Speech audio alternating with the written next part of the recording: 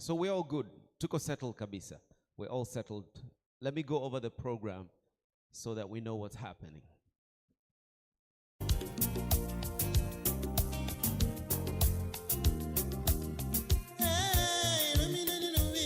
Kama hukunywa chai, umechelewa.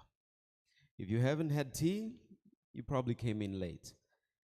We had the opportunity of having a bit of tea, and as soon as our official guests come into the room, wageni wetu wa heshima watakapoingia ndani ya ukumbi, tutawakaribisha kwa makofi. We'll welcome them with our hands, and they will begin at the booths. And I've already passed there earlier. Nimeshapita huko na nimeshawaandaa. I believe you're well prepared. All right, I'll have a mic. And so if the guest of honor enters through the right or the left, that's how we're going to start, from the beginning to the end. And hopefully everyone ready. We'll have about 2 or 3 minutes to explain what your organization does. The International Youth Fellowship. You guys also have a dance. I believe you are prepared. As soon as the booths are done, tukimaliza na mabanda, wanavokuja mbele kuja kuketi, tutaanza moja kwa moja na burudani. We'll start immediately with your dance performance. The first person to speak, mtu wa kwanza kuzungumza, atatokea UNDP, Tanzania. Na ni resident representative. Nimemwona ndugu Shigeki Komatsubara already here. And then we'll be welcoming Miss Lucy Ndungu, who's the United Nations Volunteers for East and Southern Africa, kuzungumza na yeye. And then tutamkaribisha the resident UN coordinator in Tanzania. He's also here. And then we'll have testimonies. There's been a bit of a change. James Rick Harvey from Kuso. In his place, we'll have Peter Ali, UN volunteer with UNICEF, taking your place, and Catherine Austin from My Legacy. So please prepare. We'll have a video message from the United Nations Volunteers Executive Coordinator, kutoka kwa mkuu kabisa, kwa njia ya ujumbe. Tutaiona kwenye video hapa. And then we'll welcome again volunteer testimonies. Ushuhuda huu au testimonies hizi, there will be about 2 or 3 minutes. And so naomba kwa wote ambao watakuwa wanatoa testimonies, nisiwa prompt for time. Please don't go over 3-4 minutes. Tafadhali. So you have about 2 or 3 minutes for each one of the testimonies. I'm not going to be coming over to say, all right, enough. Okay, so please time yourself, and I believe you're ready. And then we'll move to the keynote addresses. So the permanent secretary is here with us, and will be joining us at one of the panel discussions. Katibu mkuu katika wizara husika yupo, na atajiunga pia na sisi katika moja kati ya mijadala. Yeye ndo atakuwa na heshima ya kumkaribisha mgeni wetu wa heshima. And so the permanent secretary will be welcoming the guest of honor to speak. And we will have awards. Tutakuwa na tuzo hizi kama ambavyo zimepangwa hapa. And so we'll be handing over awards to the selected volunteer organizations. And Kevin is in charge of that. Na baada ya hapo, once again, the Youth International Fellowship, you'll get a chance to live perform with us. Na wale ambao wanaenda live online, please let me know what the handle is, or where we can watch this, and whether we can propagate it to our friends all over the world.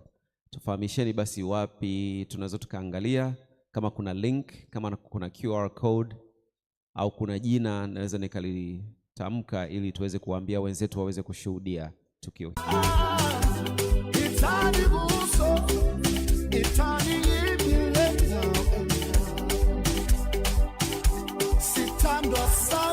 Salaishi moto masimini salaisha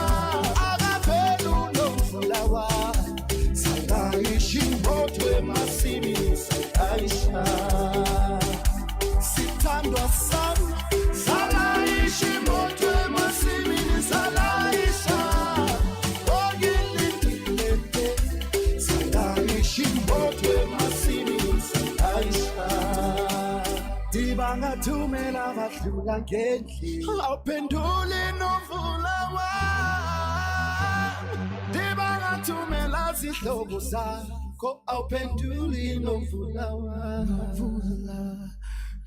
Bangathumela abadlula ngendlela awuphenduli isithandwa sami Bangathumela izihlobo zakho awuphenduli novula wami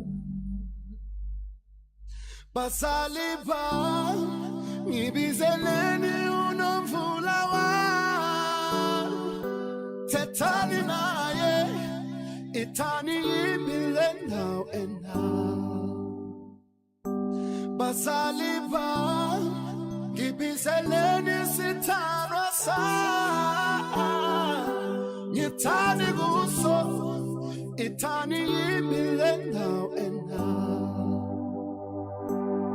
Ngeba siyathandana njalo basithandane silale emadungeni Dibanjwa nguwe njalo basithandane silale emadungeni Nguwe Lord njalo basithandane silale emadungeni Yenziwa nguwe njalo basithandane silale emadungeni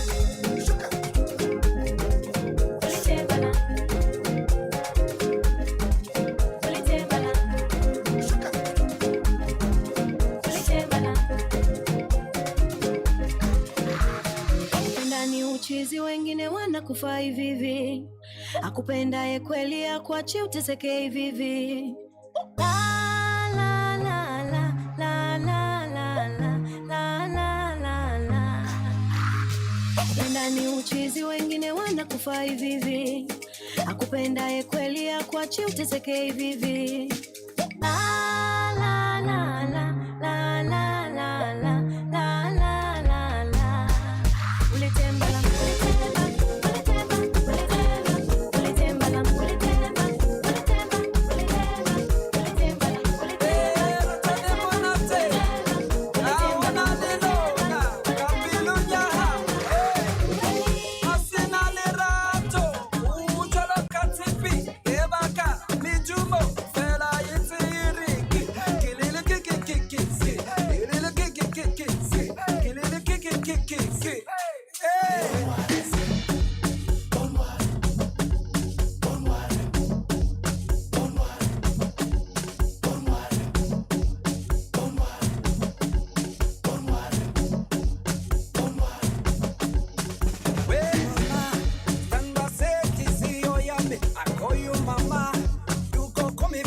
justokay.com. Hey mama, stand by safely, see you yammy. I call you mama, you go call me papa. We are the Japanese, hey, we are the Pambanese. Ah yeah, we are the Japanese, hey, we are the Pambanese. Ah yeah, make me happy, anxiety, make me happy, anxiety. Make me happy, anxiety. Make me happy, anxiety. Don't worry, don't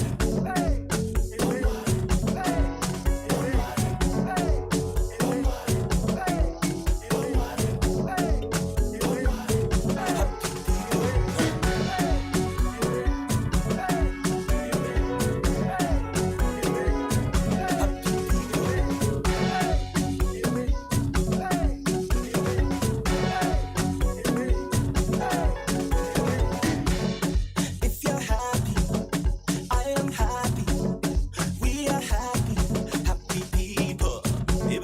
If you're happy, I am happy. We are happy, happy people. Got no worries, got no worries. We ain't got no worries, got no worries, got no worries. It's Mr. Mady, yeah. Oh my good oh, I'm in love with this man. He makes me so happy. He makes me wanna go. Boo, boo, boo, boo, boo, boo. Papa, justokay.com. Papa, my baby.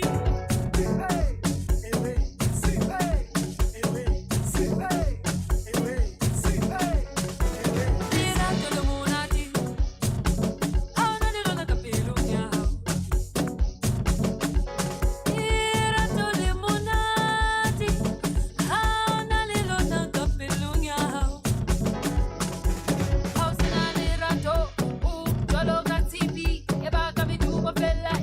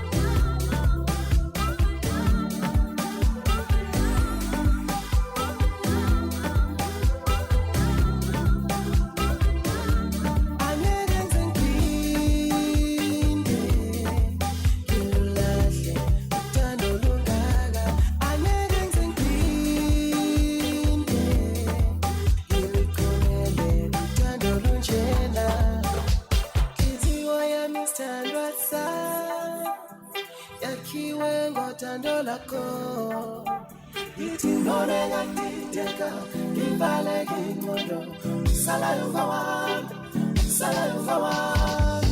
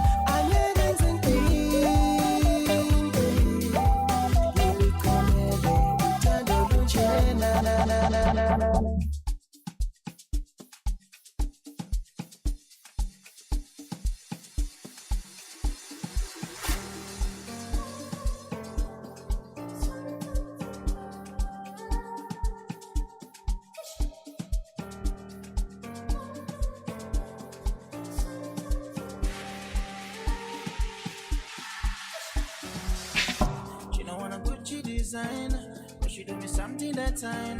See my body like your wine. But she do me something that time. She don't want Gucci design. But she do me something that time.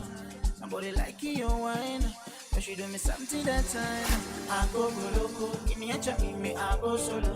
Busy like a tam tam tam tam. Jumani ma sham sham sham sham. I go loco. Give me a chop, me I go solo. Busy like a tam tam tam tam. Sham sham sham sham. My soul, my coco, to pique coco, one coco, io so.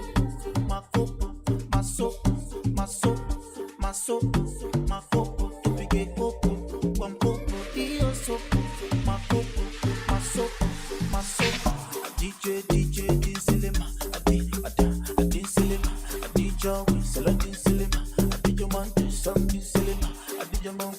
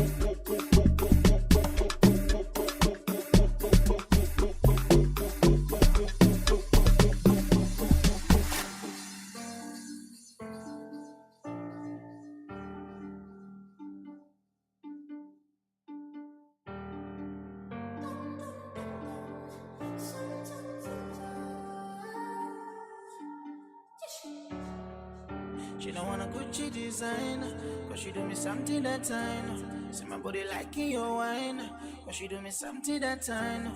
She don't want Gucci designer, cause she do me something that I know. My body liking your wine, cause she do me something that I know. I go loco, kiniacha mimi, I go solo. Bezi lako tam tam tam tam, chumani ma sham sham sham sham. I go loco, kiniacha mimi, I go solo. Bezi lako tam tam tam tam, chumani ma sham sham sham sham. DJ Dinselema, a Dinselema, a DJ Winsel, a Dinselema, a DJ Man, some Dinselema, a DJ Man, Dinselema, a DJ Man, Dinselema, DJ Dinselema, a Dinselema, a DJ Winsel, a Dinselema, a DJ Man, some Dinselema, a DJ Man, Dinselema, a DJ Man.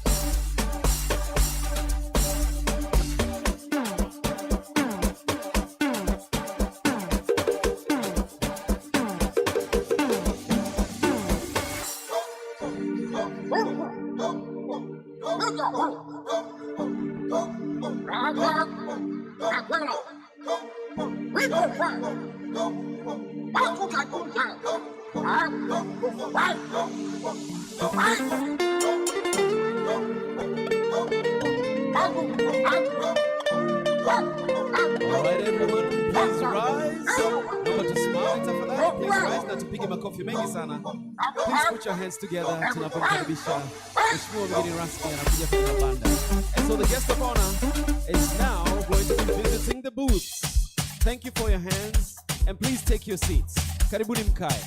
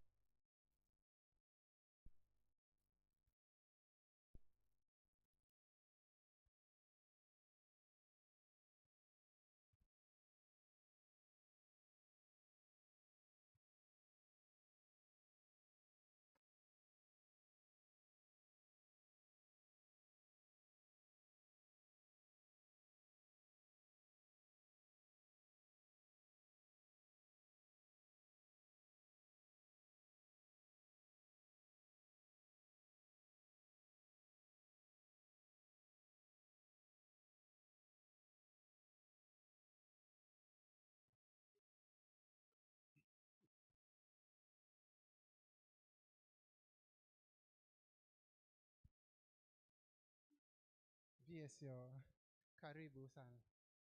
Karibu sana. Wow.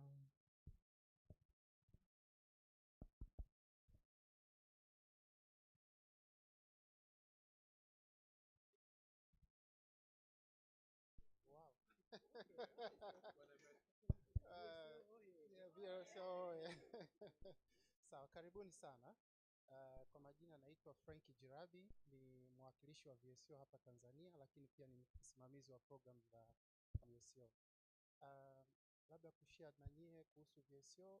VSO tumekuwa hapa nchini kwa miaka karibu 60 na uwepo wetu tulikaribishwa na rais wa kwanza wa Tanzania kama unavyoona picha pale, Julius Nyerere, na yule ndio alikuwa volunteer wetu wa kwanza. Lakini kimsingi VSO ni mdau wa shughuli za maendeleo hapa nchini, na tumekuwa tukitumia volunteers wenye ujuzi na taaluma mbalimbali kusaidia sekta za maendeleo katika jamii. Na volunteers wetu wametoa mchango mkubwa kwenye sekta ya afya, elimu, pia na shughuli za kuinua uchumi kwa wananchi. Kwa kifupi, volunteers wetu ni mjumuiko wa volunteer wa kimataifa wanaotoka mataifa mbalimbali, lakini pia tuna volunteer wa hapa nchini, na kwa sasa tumeenda chini zaidi kushirikiana na volunteers wanaotoka kwenye jamii. Kwa mfano mbele yako hawa ni vijana, ni kundi la wanaojitolea wanashirikiana na volunteers ambao ni wana ujuzi kutoka mataifa mbalimbali. Kwa sasa tuna program zinazoendelea katika kuchangia maendeleo hapa nchini. Tuna program katika mikoa karibu 9 kama ramani inavyoonyesha. Tuko Lindi, Iringa, Dodoma, mikoa ya kusini kaskazini, kusini na kaskazini, pia na Zanzibar, ambapo ndio shughuli zetu zimeendelea. Tuna program kwa kuwasaidia vijana kwenye nyanja ya uchumi, ambazo pia tunafanya kwenye afya, kusaidia afya mama na mtoto. Tumekuwa tukifanya pia kwenye elimu, kuanzia elimu ya awali, elimu ya ufundi, na kusaidia katika vijana na taifa kwa ujumla kuchangia katika maendeleo. So tunashukuru sana na tunawakaribisha VSO, na pia VSO tunaahidi tutaendelea kuchangia shughuli za maendeleo hapa nchini. Karibuni sana.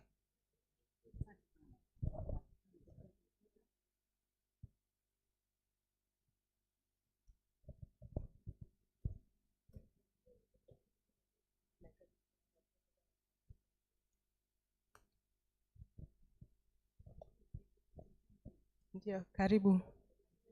Sisi ni Crossroad International, ni shirika la Kikanada ambalo tunafanya kazi barani Afrika kwenye nchi 11.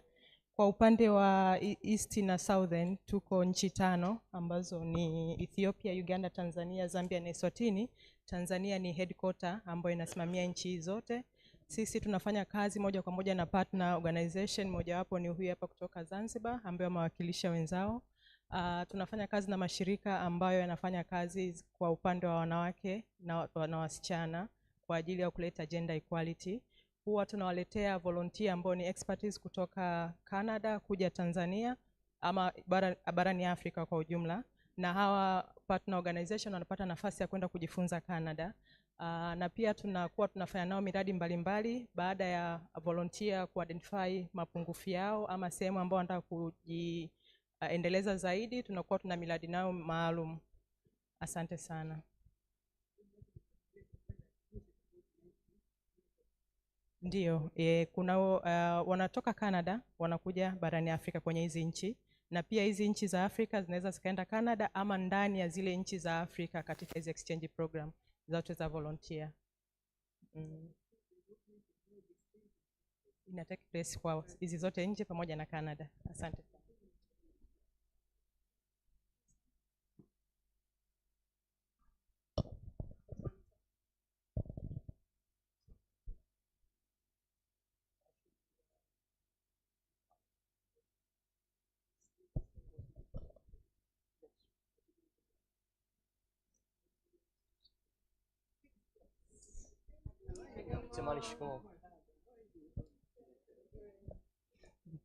Jamani, karibu Peace Corps. Nadhani mnajua tumekuwepo nchini tangu mwaka 1960 na tunatokea sehemu mbalimbali. Mimi ni mwalimu na watajieleza wenzangu. Mimi naitwa Katra na mimi ni mwalimu pia. Naitwa Sofia, mimi ni volunteer wa afya. Jina langu ni Michael, mimi ni volunteer wa elimu. Mimi ni volunteer wa kilimo. Ninaitwa Tegan, mimi ni volunteer wa elimu. Honorable Minister, on behalf of the Peace Corps team, welcome to the booth. Peace Corps was started by Mwalimu Julius Nyerere and President John F. Kennedy in 1961. We work in the most rural communities in coordination with the 3 ministries, education, health, and agriculture. And it's an honor to serve Tanzania as you achieve the Sustainable Development Goals. Asanteni sana.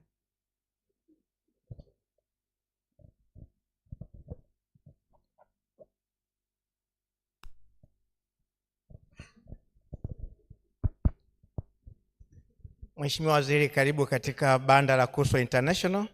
Mimi naitwa Romanus Mtunge, mkurugenzi wa Kuswa International. Kuswa International ni shirika la kimataifa la maendeleo ambalo linashughulikia masuala ya maendeleo hasa kwa jasiriamali kupitia partners wetu SIDO, TWCC, TCCIA pamoja na Sugeko. Ukiona kama mfano wa pilipiti hapo. Tunapozungumzia Wizara ya Kilimo, mambo ya BBT, basi mchimbuko ulianzia hapo Sugeko wakati wa Kizimba business model. Sasa tunafanya nao kazi ni kwamba tunachunguza wanahitaji msaada gani wa skills development, ndipo sasa tunakuwa na mavolunteer kutoka Canada. Tunaona mbele yangu hapa, nyuma yangu, wote hawa ni expert volunteers kwa ajili ya ku bridge the gap, not ku fill the gap kwa partners wetu, ili tuhakikishe kwamba maendeleo endelevu yanapatikana Tanzania. Tunashukuru. Karibu Kyuso. Kama ungependa ongeza kuwatambua haraka wakajitambulisha wenyewe. Karibu haraka. Your name? My name is James, and James Gates, and I am volunteering in Morogoro with an organization called Sugeko, helping with horticultural advisory and helping with resource mobilization. Sherry Ferguson, English teacher in Shinyanga. My name is John. I'm volunteering in SIDO in Tuara. James Harvey, volunteering for SIDO in Shinyanga, Tanzania. My name is Abby. I'm a monitoring evaluation advisor at Sugeko. Margot Ferguson, and I'm working as a science teacher at Agape Frontiers in Shinyanga. Asante sana.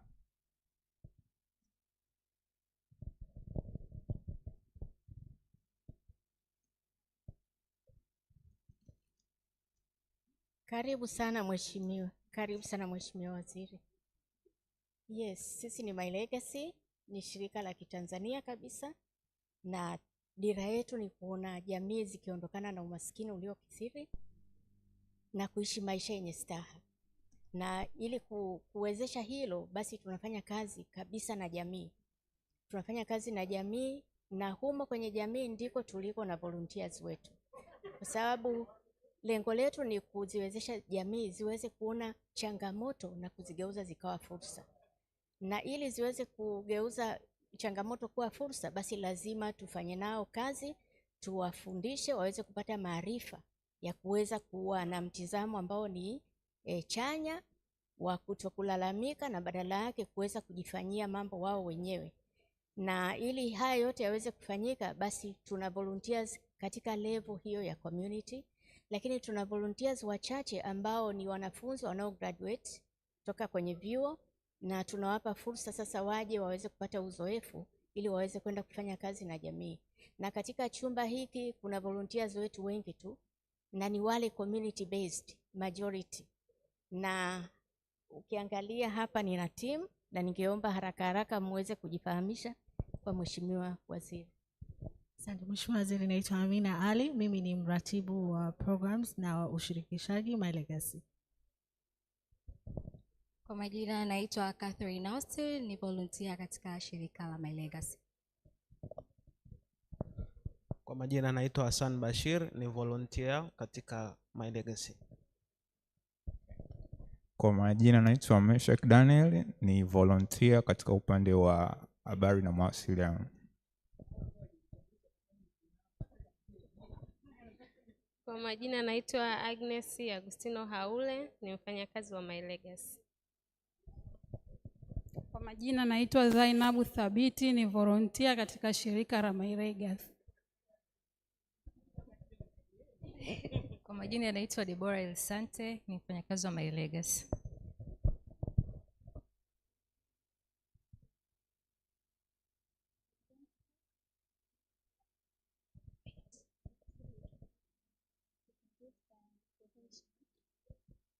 So now we are working to raise leaders with global funds.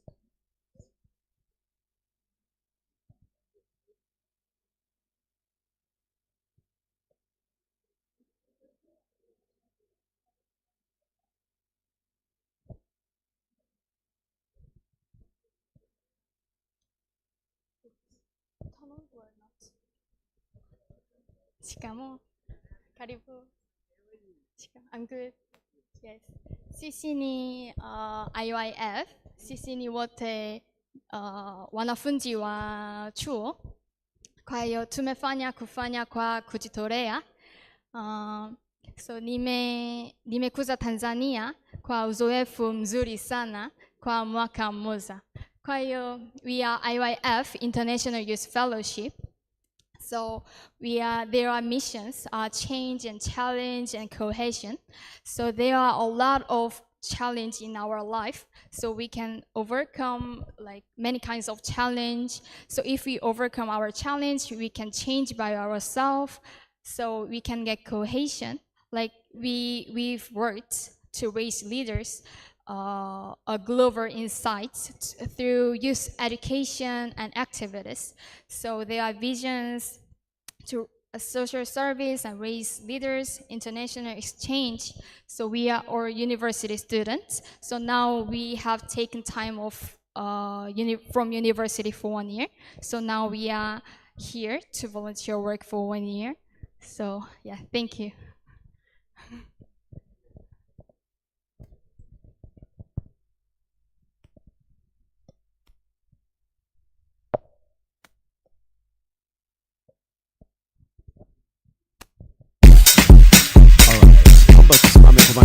Now let's stand once again. You know we've been sitting for too long. Tumekaa kwa muda mrefu.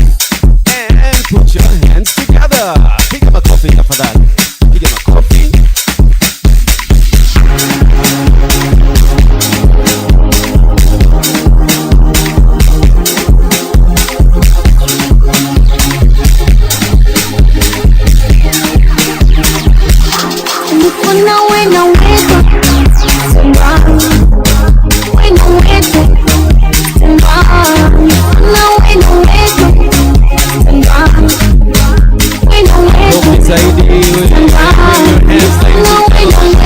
Finally, our event is ready to start. The power of everyone from a coffee zaidi. Your hands, ladies and gentlemen. Karibuni kwenye International Volunteer Day.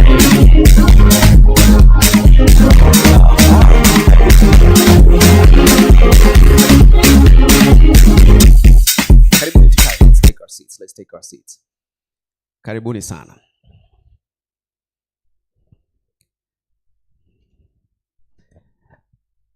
Rafiki zetu, our good friends from the International Youth Fellowship. Are you ready? Are you sure you're ready? All right, ladies and gentlemen, please put your hands together for our first performance kwa siku ya leo. Burudani yetu ya kwanza. Naomba tuwapigie makofi mengi sana tafadhali. All right, DJ, take it away. Here I am, once again, feeling lost, but now and then, I breathe it in to let it go. And you don't know where you are now, or what it would come to if only somebody could hear. When you figure out how you're lost in the moment, you disappear. You don't have to be afraid to put your dream in action. You're never gonna fade, you'll be the main attraction. Not fair to say, just remember me when I make it shine.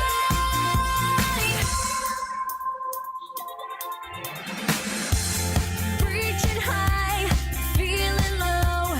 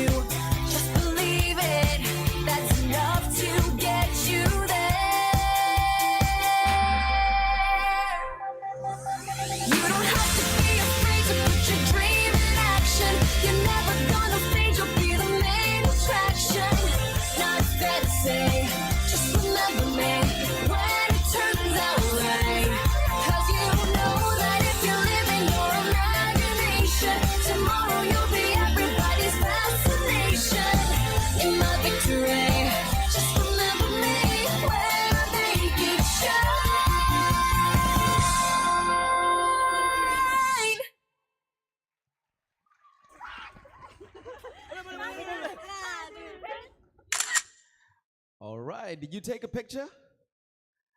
Did you take a picture? Kama tumepiga picha basi ni vizuri sana, tuendelee kuwapongeza. We'll have you back once again. So please drink your water and we look forward to your energetic dance once again. Asanteni sana. So are we ready? Should we get underway? Mheshimiwa mgeni rasmi, Honorable Professor Joyce Lazaro Ndalichako, Mheshimiwa mbunge and member of Parliament, Mheshimiwa waziri, ni furaha yetu kubwa sana kuwa nawe hapa. Wewe ni waziri wa nchi, ofisi ya waziri mkuu, kazi, ajira, vijana na walemavu. Naomba tukupigie makofi kwa mara nyingine tena. Ladies and gentlemen, let's thank the guest of honor for being here. And I say that because I realize the whole country is mobilizing towards rescue efforts, comfort efforts, volunteer efforts, in fact, from community volunteers in helping the people in Hanang. And so thank you very much for being here, because we offer that kind of support here. No matter around the room, the main question is, or the main statement would be, if everyone did, kama kila mmoja akiamua kutenda au kushiriki. Sindio? That's the key word. Kwa others, gender equality, kama unavyoona, kama kwenye mabanda ulivyosikia, volunteers in health na kadhalika. Hawa basi ndio wale wanaojitolea haswa. Na awe Mheshimiwa Waziri, natumaini kwamba unawapigia makofi ndani ya mioyo yako. You're also clapping for everyone in the room within your own heart. So karibu sana. I'd like to acknowledge your excellencies in the room, ambassadors and high commissioners. May I please acknowledge those from the Nigerian High Commission, David Akibe, from the Rwandan High Commission, Ndugu Isa Mugabutsinze, the Angolan Embassy, Samuel Monteiro Cabral, Mtita Mbunga from the DRC, Deputy Ambassador, from the Russian Embassy, Barbara Dronova, and let's also acknowledge those from the UN family in Tanzania, because we are part of that. Naomba tujipigie makofi. Let's put our hands together once again. We've come together with this fantastic event. Ladies and gentlemen, from Mr. Zlatan Milicic, Lucy Ndungu, the UNV regional manager, Mr. Shigeki Komatsubara, Mark, who's also in the room, and also all the heads of the volunteer organizations. Congratulations and welcome together, mabibi na mabwana. Vijana, wazee humu ndani, the young and the old. Let me quickly get into the program as we are behind time. Tupo nyuma ya muda. And so, ladies and gentlemen, it's my great pleasure to welcome the resident representative UNDP Tanzania, Mr. Shigeki Komatsubara. With your hands, please join me for your opening speech. Karibu sana.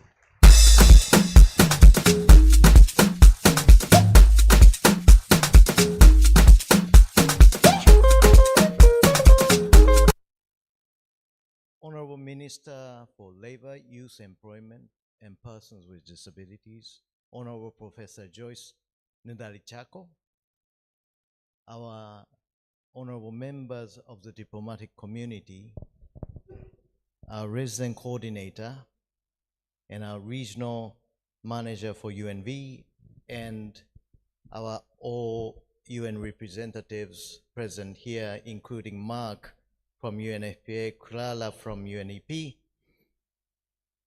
distinguished delegates, distinguished guests, volunteers, habari za asubuhi.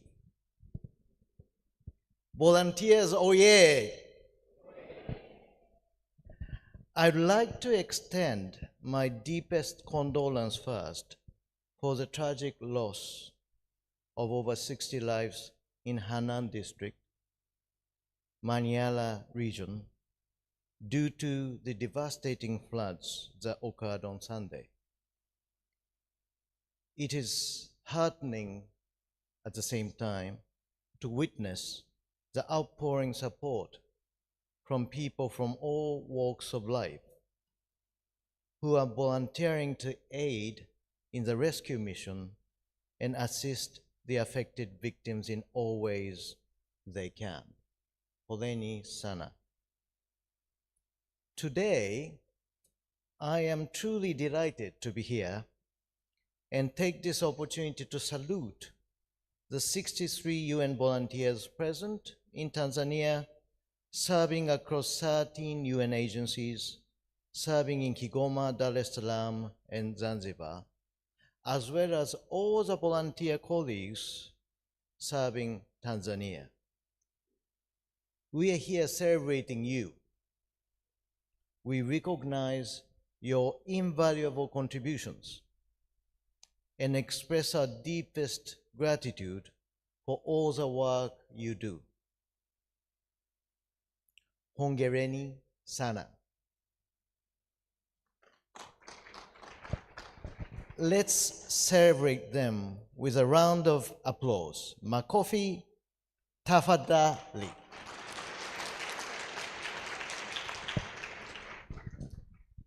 This year's theme, If Everyone Did, emphasizes the power of collective action through volunteerism. It underscores the relevance of volunteerism addressing pressing global challenges such as youth unemployment, hunger, poverty, and climate change, among many others.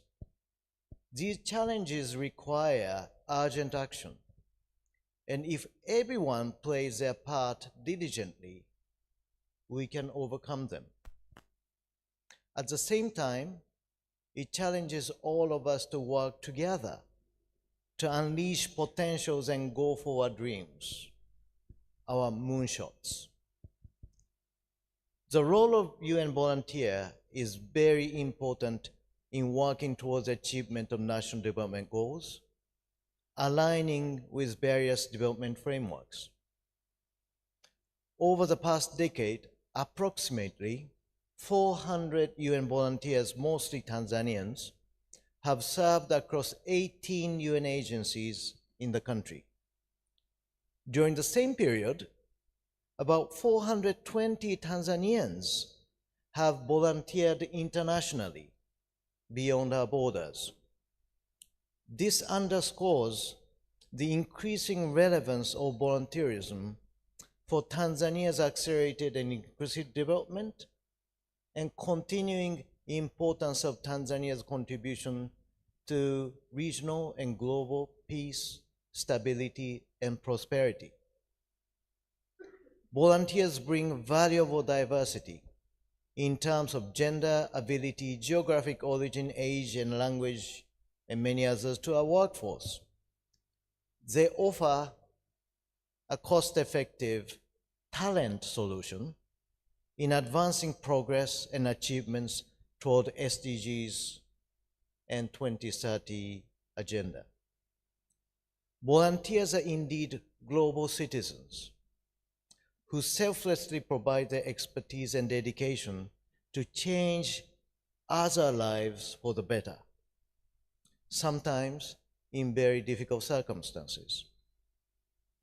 UN volunteers and volunteers in general bring a wealth of expertise, filling critical skill gaps and enabling the implementation of program and implementations for the long-term national development plan, and in doing so, contributing significantly to the achievement of SDGs. Over the years, the UN system and its partners have benefited from volunteers' contributions in various fields, ranging from architecture and governance to health, education, environment, ICT, communication, entrepreneurship, and many, many more. As UNDP supports the administration of UNV and work together with UNV to serve the United Nations system and our wider clients and stakeholders, I wish to take this opportunity to reiterate our commitment to serve UN system and our friends in Tanzania by providing effective platform for collaborations. In Tanzania, volunteerism is deeply ingrained in its culture with a rich history dating back to early 1970s when Tanzania was Africa's most literate nation.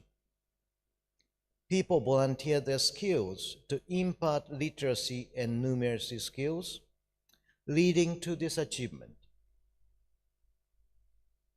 Mwalimu Nyerere called upon every literate person to find time to impart literacy and numeracy skills to those within their reach, and they did so by volunteering their skills. We should carry forward the spirit of kujitolea, volunteerism. Just as in the past, many dispensaries, schools, and community centers were built through voluntary efforts, and this spirit should continue. It can unlock young people's potentials, creating more opportunities for young professionals to contribute to Tanzania's development and the world at large. And it is against this backdrop that UNDP is actively investing in Tanzanian talents, opportunities, and potentials. For instance, our Dumisha Amani project has established ICT centers and libraries in Lindi, Mtwara, Ruvuma regions, and Zanzibar, empowering youth with information and opportunities. We work with youth volunteers as peace ambassadors to raise awareness of peace in these communities. In just 2 months since my arrival in Tanzania as new resident representative of UNDP, we have achieved following milestones. 1, we awarded 12 young women scholarships aimed at enhancing their knowledge and leadership skills, empowering them to fight climate change. 2, more than 50 future leaders have successfully graduated, equipped with the knowledge and skills necessary to expand insurance coverage to wider communities, thereby improving our ability to better cope with risks. 3, our Funguo program awarded seed funding, the second group, of 17 young entrepreneurs, with 47% of them being women, and increasingly so, helping them transform their aspiration into tangible reality.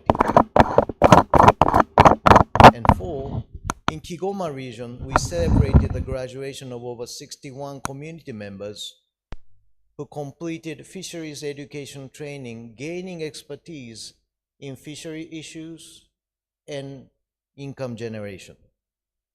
Indeed, UNDP's mission in Tanzania is clear.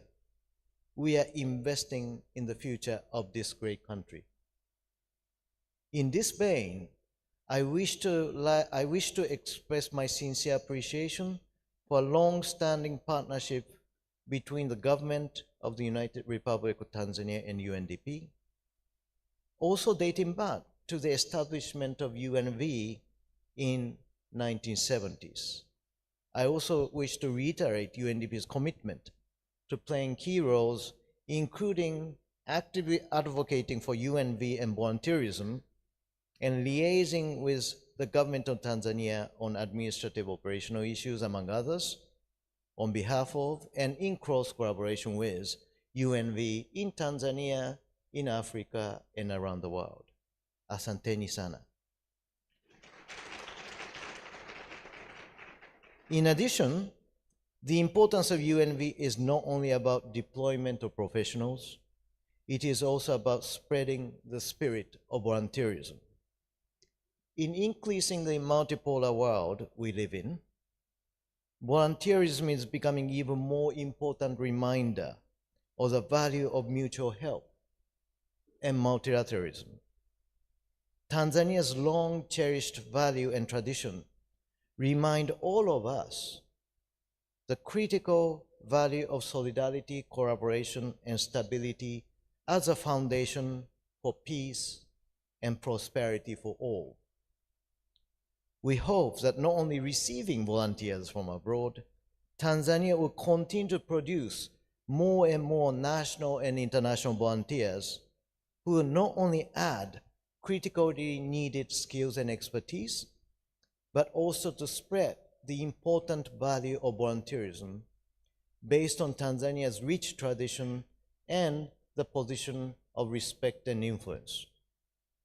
In unsettled world we live in, we have high respect and expectations for young Tanzanian volunteers, all of you, to build on the proud tradition of Tanzania and make increasing contributions to our global solidarity, peace, and prosperity. Our commitment is to build a world where collective actions through volunteerism leads to more stability, peace, and prosperity for all. We salute the government and the people of Tanzania for supporting volunteers and spreading the spirit of volunteerism. And lastly, to all volunteers and UN volunteers, asanteni sana. The work you do is truly priceless. I'm truly inspired by your commitments. Tunapenda kuanibia, tunathamini sana mchango wenu katika kila sekta.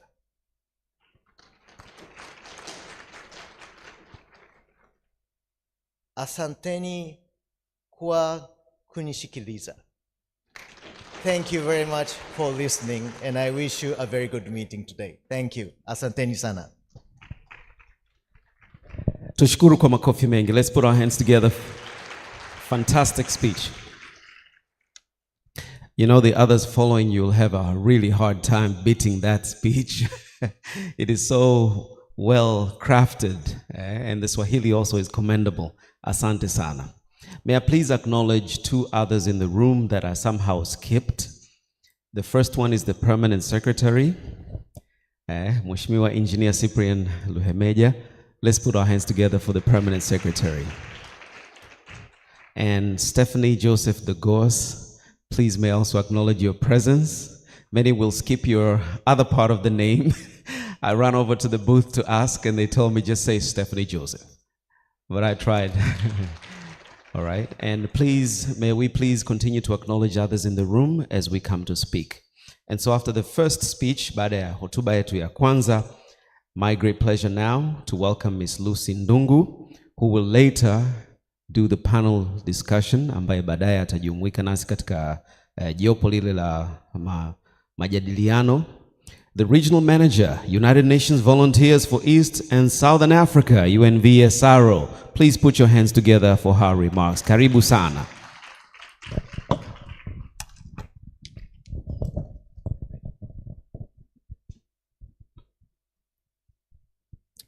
Waziri, Ofisi ya Waziri Mkuu, Kazi, Vijana, Ajira na Wenye Ulemavu, Professor Joyce Ndalichako.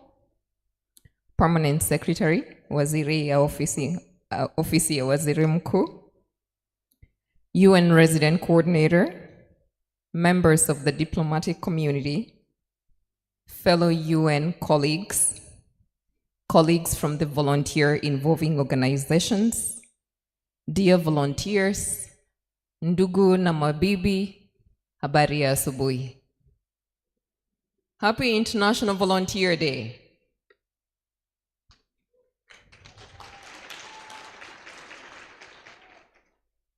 Mheshimiwa Waziri, niko na furaha sana kuungana na kuadhimisha na wewe siku ya kujitolea duniani iliyoratibiwa kwa ushirikiano kati ya serikali za Jamhuri na Umoja wa Mataifa. And for the benefit of the others in the room, I will stop my Kiswahili right there. I'm delighted to mark with you the International Volunteer Day today in Tanzania. Since the adoption by the United Nations General Assembly in 1985, the International Volunteer Day has provided an important opportunity for governments development partners, civil society, and all stakeholders to recognize volunteers and promote volunteering at local, national, and international levels. I thank the government of Tanzania for providing exceptional leadership for this year's commemoration of the International Volunteer Day in the country. This is an important pointer to the critical role that volunteer plays towards realization of the national development priorities of Tanzania, articulated in the Tanzania Development Vision 2025. I also want to note in a very special manner, Honorable Minister, that we really appreciate your presence here today in spite of the calamity that has struck part of the country with the ongoing floods. Please accept my sincere condolences for the loss of lives of those affected by the floods. Honorable Minister, this year's International Volunteer Day theme is If Everyone Did. This is a call for global collective action to restore our planet and achieve inclusive, universal prosperity. The global challenges that we face today result largely from human choices and actions, and therefore require our actions to change the course and reimagine our futures. These actions, however, must be collective, strategic, and evidence-based. This means that all of us need to get involved at the individual level. It means that we need to come together to achieve common goals by promoting public good and social capital over individual gains. It can take many forms, including advocacy, community organizing, and volunteering. As citizens, private individuals, and non-state actors accept greater voluntary responsibility for supporting public services, the unit cost of government service provision reduces, potentially freeing resources to improve the overall quality of life for citizens. Volunteerism is a driving force for collective action. As a basic expression of human relationships, volunteerism is an important driver of collective action. It facilitates people's participation in societies. It creates a sense of belonging among communities.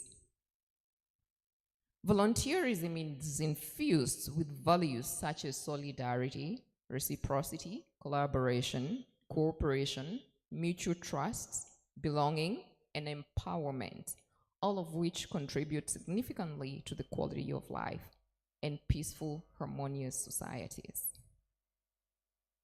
How is volunteerism in Tanzania? Volunteering facilitates cross-cultural learning and therefore accelerates development through transfer of skills, knowledge, and technology. Just yesterday, I read the story of this volunteer who's teaching in Karanga Primary School in Kilimanjaro region.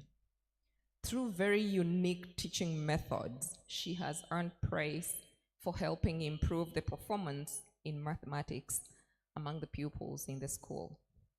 Historically, such cross-cultural exchanges were majorly from countries in the north to countries in the south. However, this is changing over the years.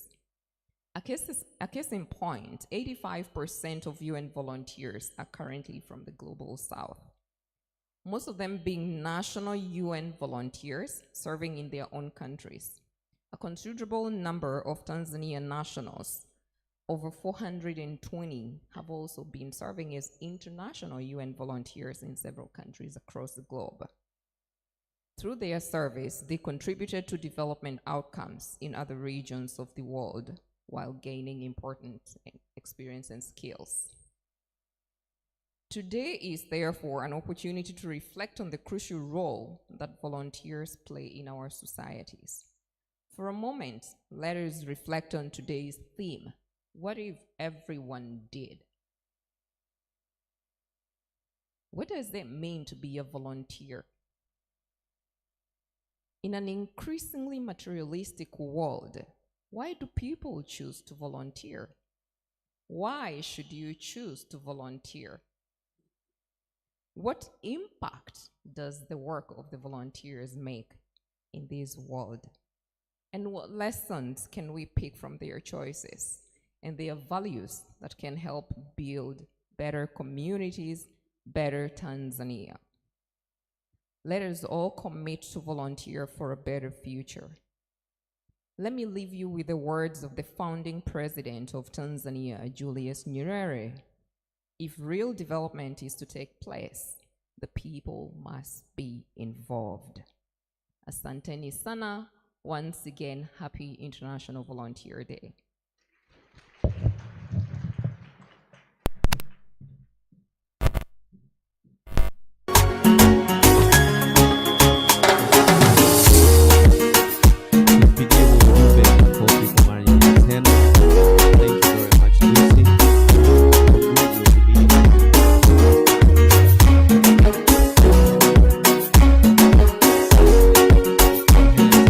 Gentlemen, na makofi mengi sana. The resident coordinator UN Tanzania. Tupige makofi mengi sana kwake ndugu Zlatan Milicic. Karibu sana. Our two volunteers with their testimonies, please stand by.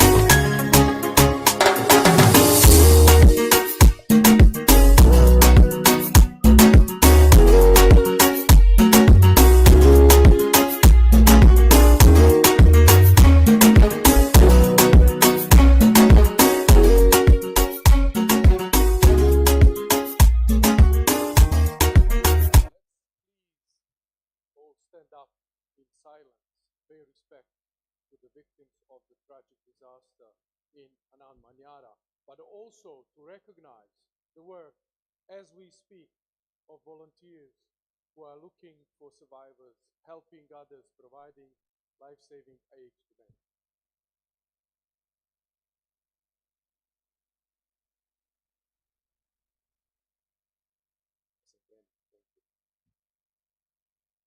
Honorable Professor Joyce Ndalichako, the Minister of State, Prime Minister's Office for Labor, Youth, Employment, and Persons with Disabilities. Permanent Secretary from the Prime Minister's Office, United Nations, representatives of United Nations organizations, United Nations Volunteer Regional Manager, members of the Diplomatic Corps, distinguished guests, volunteers, habari za asubuhi, good morning. Volunteers, oye! I'm really excited to join you today to mark the International Volunteer Day. This year's theme, as we heard, If Everyone Did, is a call for every one of us to contribute towards tackling our collective challenges. Today, humanity faces an existential choice to continue the unsustainable path or to radically change course. The choices we collectively make today will determine our shared future. To make the right choices, we will need the creativity and collective intelligence of many people to ensure that inclusion, equity, human rights, and peace define our future. To respond to these issues, the United Nations Secretary General has instructed that the UN programming be more inclusive and focused on the most vulnerable and those furthest behind. This guidance is the foundation of the current United Nations Sustainable Development Cooperation frameworks that define partnership between the United Nations, the governments, various development partners, civil society, and people in countries where we operate. Last year, the Vice President of the United Republic of Tanzania, His Excellency Dr. Philip Isdor Mpango, officiated the launch of the Tanzania's first UN Sustainable Development Cooperation framework from 22 to 27, highlighting the commitment of the government and the United Nations to work together with the communities to implement this cooperation framework. The United Nations Cooperation Framework outlines a coherent plan of action for a coordinated UN response towards realization of the 2030 Agenda of Sustainable Development and the national development priorities that have been articulated through the Third National Five-Year Development Plan and the Zanzibar Development Plan 21 to 26, ZADE. Our cooperation framework also serves as a valuable tool in supporting Tanzania's regional aspirations and commitments, including the East African Community Vision 2050 and the Africa Agenda 2063. Volunteerism provides important pathways for accelerating the achievement of these development ambitions.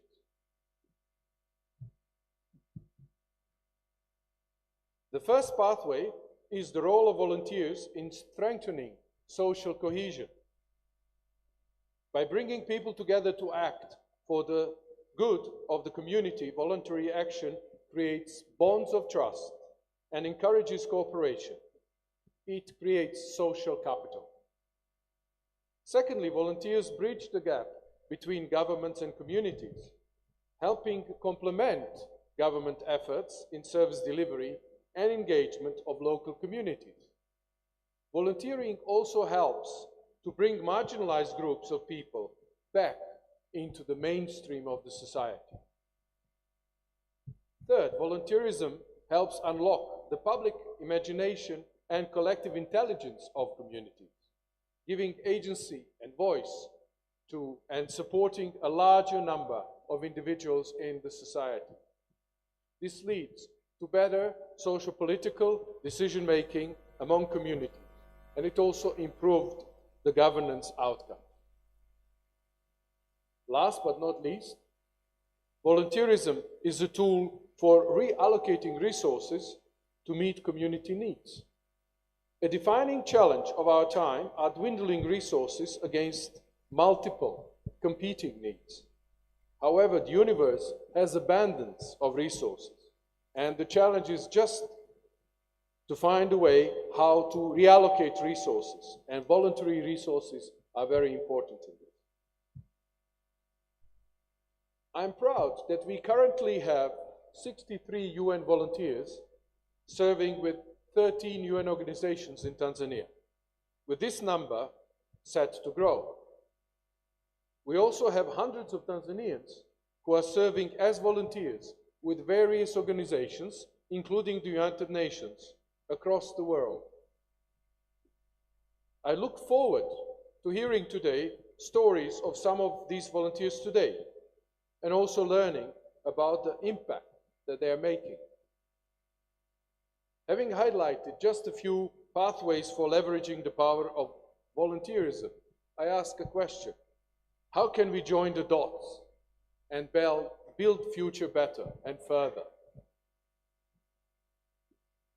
I believe that the main priority should be strong integration of volunteerism into development plans and programs.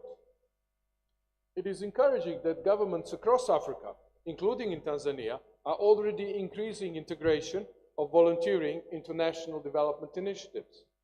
More member states are recognizing the value of volunteers and volunteerism in their voluntary national reviews of the progress towards the targets and goals of the Sustainable Development Goals. Let me conclude by saying that UN Families Tanzania stands ready to provide the necessary support for stronger engagement of volunteers towards accelerating the achievement of the national plans and the Sustainable Development Goals.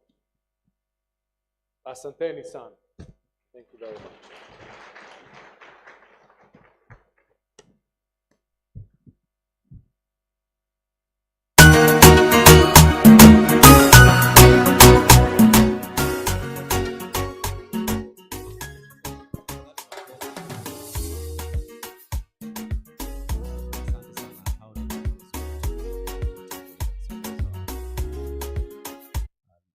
leaders who've spoken in advance. And we are anxious to hear from the volunteers themselves. Sindio? Tupo tayari kuwasikia sasa wale wanaojitolea wenyewe. Sindio? All right, ladies and gentlemen, tunaanza na the first two. But probably three. Kwa sababu James Rick Harvey from Kuso, who traveled, who arrived in the country very late.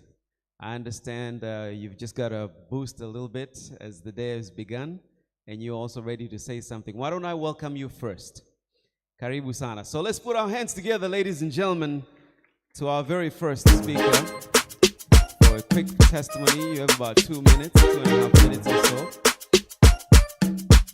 And it doesn't correlate to the many miles you traveled. But I hope you're happy to be in the country. Tumpige makofi, tafadhali. And then Peter Ali from UNICEF, stand by. And we'll round it off with Catherine Austin from My Legacy. Karibu sana. Mambo.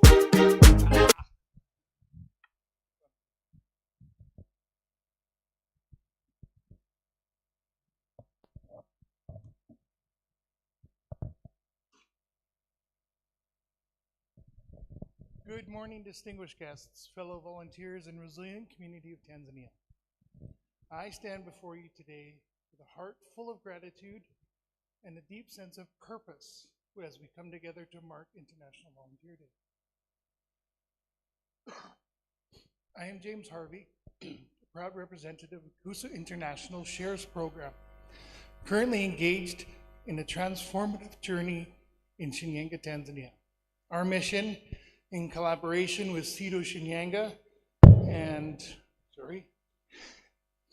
and the remarkable Agape Knowledge Open School, goes beyond the conventional. We are working towards the emancipation of lives, particularly those of young girls who face the harsh realities and gender-based violence, forced marriage, and child pregnancies. Agape Knowledge Open School is a beacon of hope for these girls. In the face of adversity, our volunteers have been unwavering in their commitment to provide a safe haven, rescuing the young souls from the clutches of despair. In doing so, we not only offer education, but also restore the belief that every girl has the right to dream, aspire, and achieve. The stories of these resilient young girls are not just tales of survival. They are narratives of triumph over adversity. Each volunteer, each act of kindness becomes a catalyst for change in the lives of those girls. It is a testament to the power of volunteering, the power of dismantle oppressive systems, to challenge norms, and to pave the way for a brighter, more inclusive future. To the volunteers, the backbone of this transformation journey, I extend my deepest gratitude. Your dedication, your compassion, and tireless efforts are a driving force behind the positive changes we witness in Shinyanga.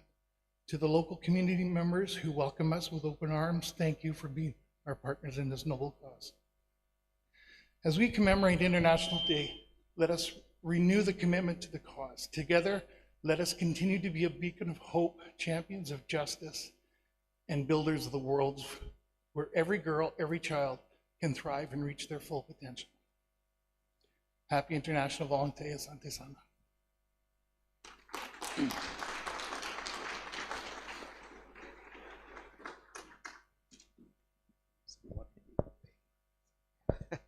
Makofi tafadhali mabibi na bwana. Volunteer wetu wa kwanza. All right, Peter. Karibu sana kutoka UNICEF. Makofi kwake tafadhali.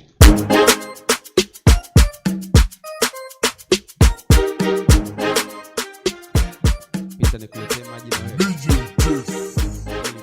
If it wasn't me, it would have been you up here. Karibu. Thank you very much. Ndugu Mheshimiwa Waziri, ndugu viongozi, wageni waalikwa, habari za asubuhi. Asante. Kwa jina naitwa Peter Emmanuel Ali, nafanya kazi ya kujitolea katika shirika Umoja wa Mataifa na inayohudumia na kutetea haki za watoto nchini maarufu kama UNICEF katika kitengo cha mawasiliano kama afisa ushiriki wa masuala ya watoto na vijana. Napenda kujitolea, na safari yangu ya kujitolea ilianza nikiwa tangu niko sekondari hapo shule ya sekondari ya Tanzania, nikiwa kama mwenyekiti wa klabu ya Fema. Wale ambao nafahamu, nilikuwa napenda kujitolea na vijana wenzangu kujifunza kuhusu masuala mbalimbali yanayotuhusu sisi, kuanzia ujasiriamali, masuala ya afya ya uzazi na kadhalika.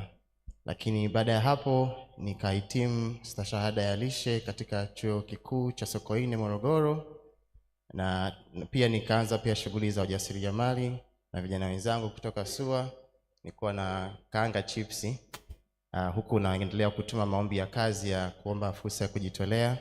Ndipo nikapigiwa simu huku nikiwa natoa karai la chipsi kwamba nimepata fursa ya kuitwa kwenye interview katika shirika la UNICEF.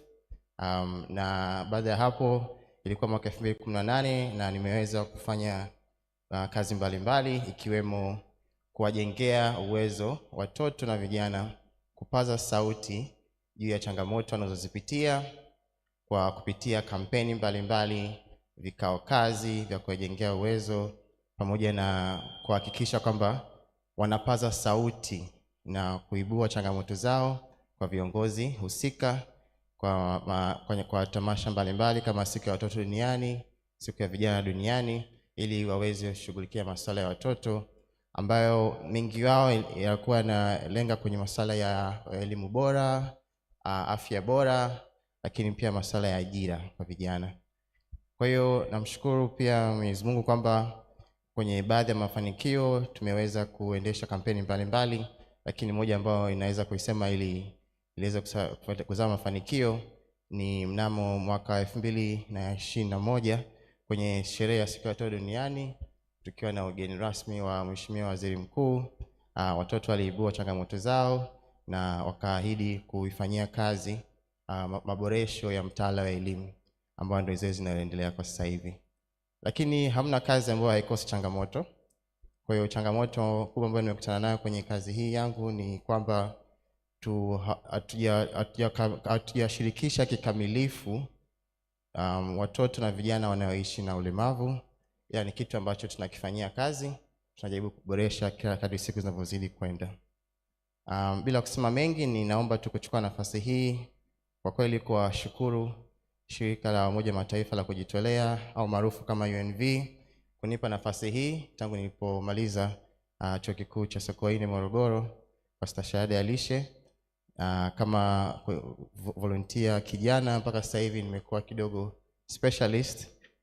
Lakini la pili, na ningependa kuwaomba vijana wenzangu, watoto waliwemo ndani, wawe na moyo wa kujitolea. Na kujitolea inaanza ngazi yoyote, kuanzia ngazi ya shule ya msingi mpaka huku unapokuja kuajiriwa na kuendelea. Heri ya siku ya wanaojitolea duniani. Asanteni.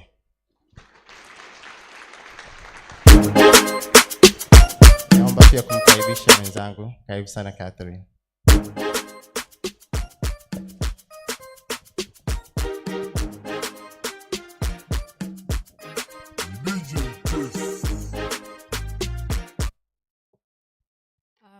Mheshimiwa mgeni rasmi Profesa Joyce Ndalichako, wawakilishi kutoka wizara na idara mbalimbali za serikalini, ndugu wageni waalikwa, habarini za asubuhi. Kwa majina naitwa Catherine Austin, ni volunteer kutoka katika shirika la My Legacy. Nipo katika nafasi kama afisa mradi msaidizi katika shirika. Before I officially started to volunteer katika My Legacy, nilikuwa ninafanya community service katika jamii iliyokuwa inanizunguka. And I remember by the time mkuu wa mkoa alikuwa Paul Makonda, alianzisha ile ratiba katika mkoa wa Dar es Salaam kufanya usafi kila mwanzo wa mwezi. So I started from there. Katika mtaa nilikuwa nakaa, nilitengeneza group la vijana kuhamasisha usafi kila mwanzo wa mwezi, kuwa boost ili kuweza kutengeneza mazingira yetu. and from that nikaona kwamba it was a good thing kwa sababu mwitikio ulikuwa mkubwa. Nikaona kabisa kuna changes zimefanyika katika mtaa wetu. Nilivyomaliza masomo yangu ya chuo kikuu from University of Dar es Salaam, nimesoma social work, idara ya social science. Nikapata sasa fursa ama nafasi kujitolea katika shirika la My Legacy, and I always had a passion kufanya kazi katika jamii, hususan kwa watoto wadogo ambao I believe na nilikuwa naona kwamba ni group ambalo liko left out and they need support kutoka katika jamii. So it was a great chance for me to fulfill ama kuelekea kwenye ile passion niliyokuwa nayo. And katika miradi mbalimbali niliyofanya katika My Legacy, the impact ambayo niliweza kuipata ama kuifanya, niliweza kufikia mabinti takriban 4,000 wa kike katika wilaya ya Kinondoni, ambapo mabinti hao niliweza kuwapa elimu kuhusu masuala ya hedhi pamoja na gender based violence, GBV. Lakini pia I didn't end there. Kupitia hapo My Legacy kujitolea, nikapata nafasi ya kufanya media advocacy katika East Africa Radio, ambapo kulikuwa kuna mjadala kuongelea masuala ya ukatili wa kijinsia kwa mabinti ni namna gani inawa affect. So kupitia hicho kipindi nilifikia jamii kubwa sana kwa ujumla. Approximately ninaweza nikasema kama 300,000 hivi na zaidi, because it was ilikuwa ni session ya radio. So I was able to reach wazazi na pamoja na walezi katika jamii kuongelea ni namna gani parents and communities wana nafasi kubwa sana and they are responsible kutengeneza mazingira rafiki kwa watoto wetu wakiwa majumbani lakini pia mashuleni. Without forgetting, kuna ule msemo niliongelea nikasema mtoto wa mwenzio ni wako. So that huo msemo unabeba maana kubwa sana. Kwa hiyo by that nimeona ni namna gani volunteering ina impact kubwa katika jamii yetu. So what if everyone did? Kwa maana kama mimi nimeweza kufikia watu wengi, so what if watu wengine zaidi na zaidi wakaenda kujitolea? Kwa ningependa kuomba serikali yetu iendelee kutilia mkazo na uchechemuzi kwenye elimu ya kujitolea, kwa maana bado mwitikio ni upo, lakini bado mwitikio hauna nguvu au hauna ule uzito zaidi. Lakini pia katika jamii hizi zetu kuna watu wanapenda kweli kujitolea, wapo vijana, wanajamii, lakini wanakosa ile potential ama strategies namna gani wanaweza kuapproach jamii zao.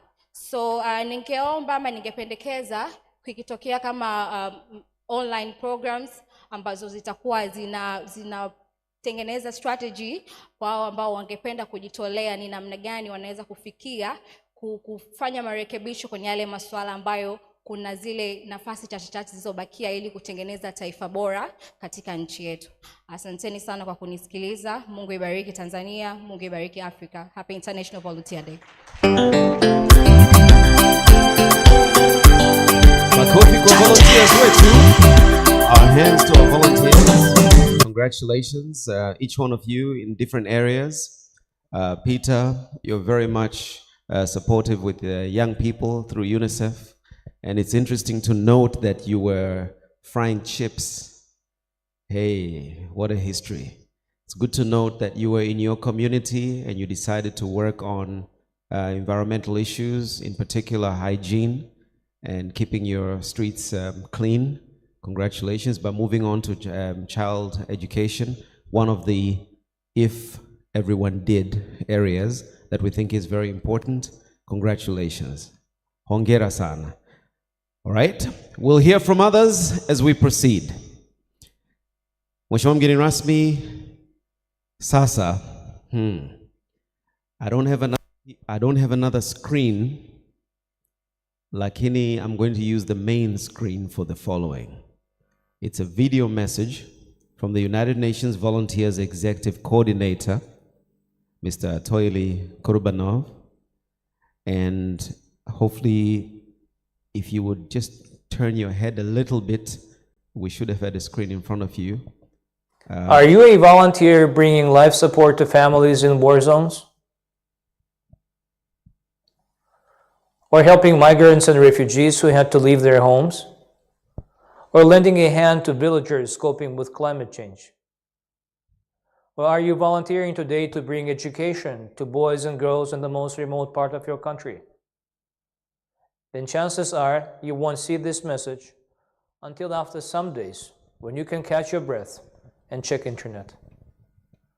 But I wanted you to know, wherever you are, whatever is the social cause that you volunteer for, the people around will be forever grateful for what you do. Today, I say to all volunteers around the globe, thank you for choosing to improve the world, for finding inspiration to act, for creating solutions, for keeping our hopes alive. And to the world, our message is, imagine what we could achieve if all joined in and volunteered. What would the world look like if everyone did?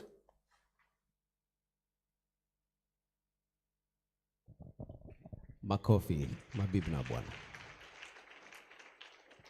Fantastic message. Some more volunteers. Tegan McRoberts, where are you?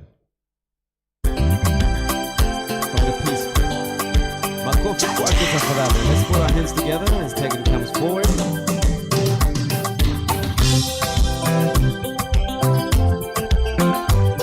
We'll also hear from DSO. Tegan, karibu sana. Mambo. Najua unajua Kiswahili sana. Kidogo tu. I heard you speak Kiswahili kizuri sana kule. Congratulations. Karibu. Good morning. My name is Tegan McRoberts. I'm an American Peace Corps volunteer. The Peace Corps is an American government organization where we send thousands of volunteers to other countries to live in communities for 2 years, and we work on projects in many sectors. Here in Tanzania, we focus on projects in health, education, and agriculture.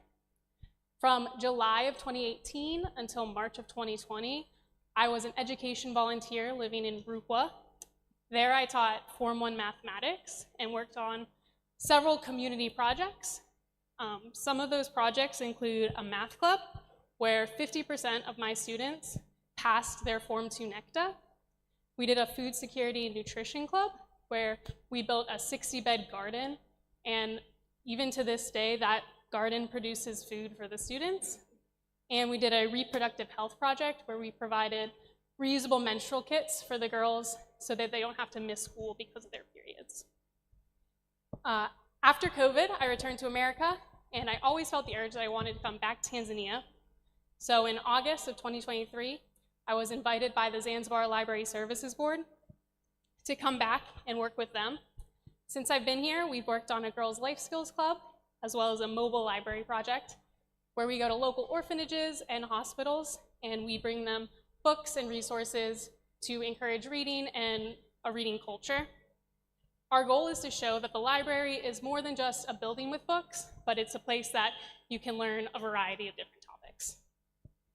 People always ask me why I chose to come to Tanzania again, why I've spent so much time here working. And for me, I've really come to love the Tanzanian culture, and I've really built strong relationships with the people that I've had the opportunity to work with. I think that volunteering can give an individual the opportunity to uplift those around you, and I value spending my time helping others, as I imagine all the people in this room do as well. As volunteers, our goal is often to have as big of an impact as possible.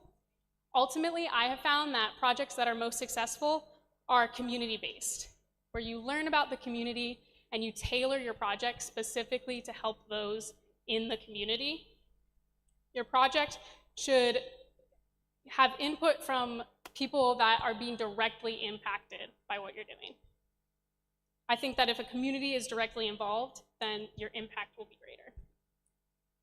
As we come together today, I want you guys to share your successes and your failures, your ideas and your experiences, and we can collaborate together and help each other volunteer as effectively as possible. So Thank you.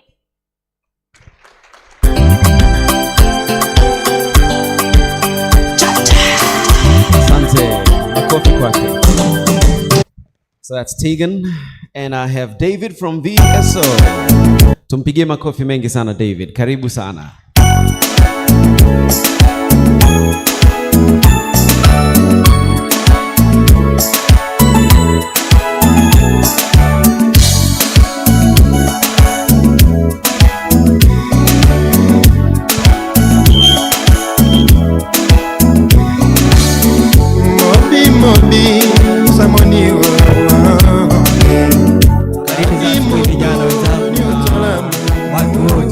Wenye moyo wa kujitolea. Habari za asubuhi. Na pia hongereni kwa siku hii maalum na siku muhimu sana kwetu sisi wote watu wenye kujitolea. Na hapa pongezi za moyo wa dhati kabisa. Kongole kwenu. Kwa majina mimi naitwa David Lauliani Kitinya, ni National Volunteer wa shirika la VSO kutoka mkoa wa Dodoma. Mimi safari yangu ya kuvolunteer bwana imesukumwa sana na jamii yangu na marafiki hasa kutoka katika mkoa wangu wa Dodoma. Zamani nilikuwa nafanya kama kuwajibika na kutimiza wajibu nilipokuwa nasoma, nilikuwa nafanya kama kusukumwa kwa sababu tu nilikuwa kama ni na dira ya uongozi. Ila baadaye nilipomaliza form 6, wakati namaliza form 6 nilitembelewa na vijana ambao walikuwa wamekwisha kuvolunteer shirika la VSO. Pale ndipo dhamira yangu ikabadilika na nikawa na moyo wa kujitolea, ndio nilipoona commitment kubwa sana. Na toka kipindi kile hakika moyo wangu ulibadilika na nimekuwa nikifanya vitu kwanza mimi ni kutimiza dhamira, na nimetengeneza kama na moyo wangu wao unasukumwa sana kufanya jambo pasipo kuangalia maslahi ya baadaye, ila napenda kuangalia maslahi ya wale wanaohitaji hilo jambo. Na tokea kipindi kile mwaka 2016 mpaka sasa hakika nimeweza na kitu cha kujivunia na najisikia sana ninapofanya shughuli ya kujitolea kuliko kitu kingine. Na kupitia kujitolea kwangu binafsi imeweza kunijenga sana, hasa kupitia shirika langu la VSO linavyonilea. Ina miradi mbalimbali. Shirika la VSO linafanya miradi yake ya afya, elimu na kukuza uchumi kwa vijana. Sasa kwa namna inavyotushirikisha si vijana kujitolea, inatupa nafasi ya kujivuna na kuonekana na kuthaminika. Na kupitia huu mwamvuli wa shirika imenisaidia hata kwenye jamii yangu, hasa kwenye eneo la wilaya ambayo nipo mkoa wa Dodoma. Napata connection ya karibu sana na viongozi wa serikali pamoja na viongozi wa serikali za mitaa pia na viongozi wa kitamaduni. Wananipa ushirikiano mkubwa sana, lakini dhana iliyopo kubwa ni ya kujitolea. Na pale nafanya na kila jambo nalolifanya sio kwamba nalipo, lakini jinsi wanavyonishirikisha na wanavyonijenga katika eneo la kuleta usuluhishi na kuleta maamuzi azifu, kweli ni kiongozi niliyeiva. Lakini yote hii imetengenezwa kupitia dhana ya kujitolea. Na kupitia kujitolea kumenifanya kwa mkoa wa Dodoma toka mwaka 2017 tuna mradi mmoja wa masuala ya afya. Ule mradi jinsi unavyoendeshwa, mtu mwingine anaweza akafikiri ni mradi ambao umewekezwa billions of money, lakini tunafanya kwa njia ya kujitolea mimi pamoja na vijana wangu, kwa sababu mimi kwa sasa naongoza mtandao wa vijana. Huo mtandao una vijana zaidi ya 3000 Tanzania nzima, lakini kwa kanda yangu pale hasa mkoa wa Dodoma tupo vijana zaidi ya 400.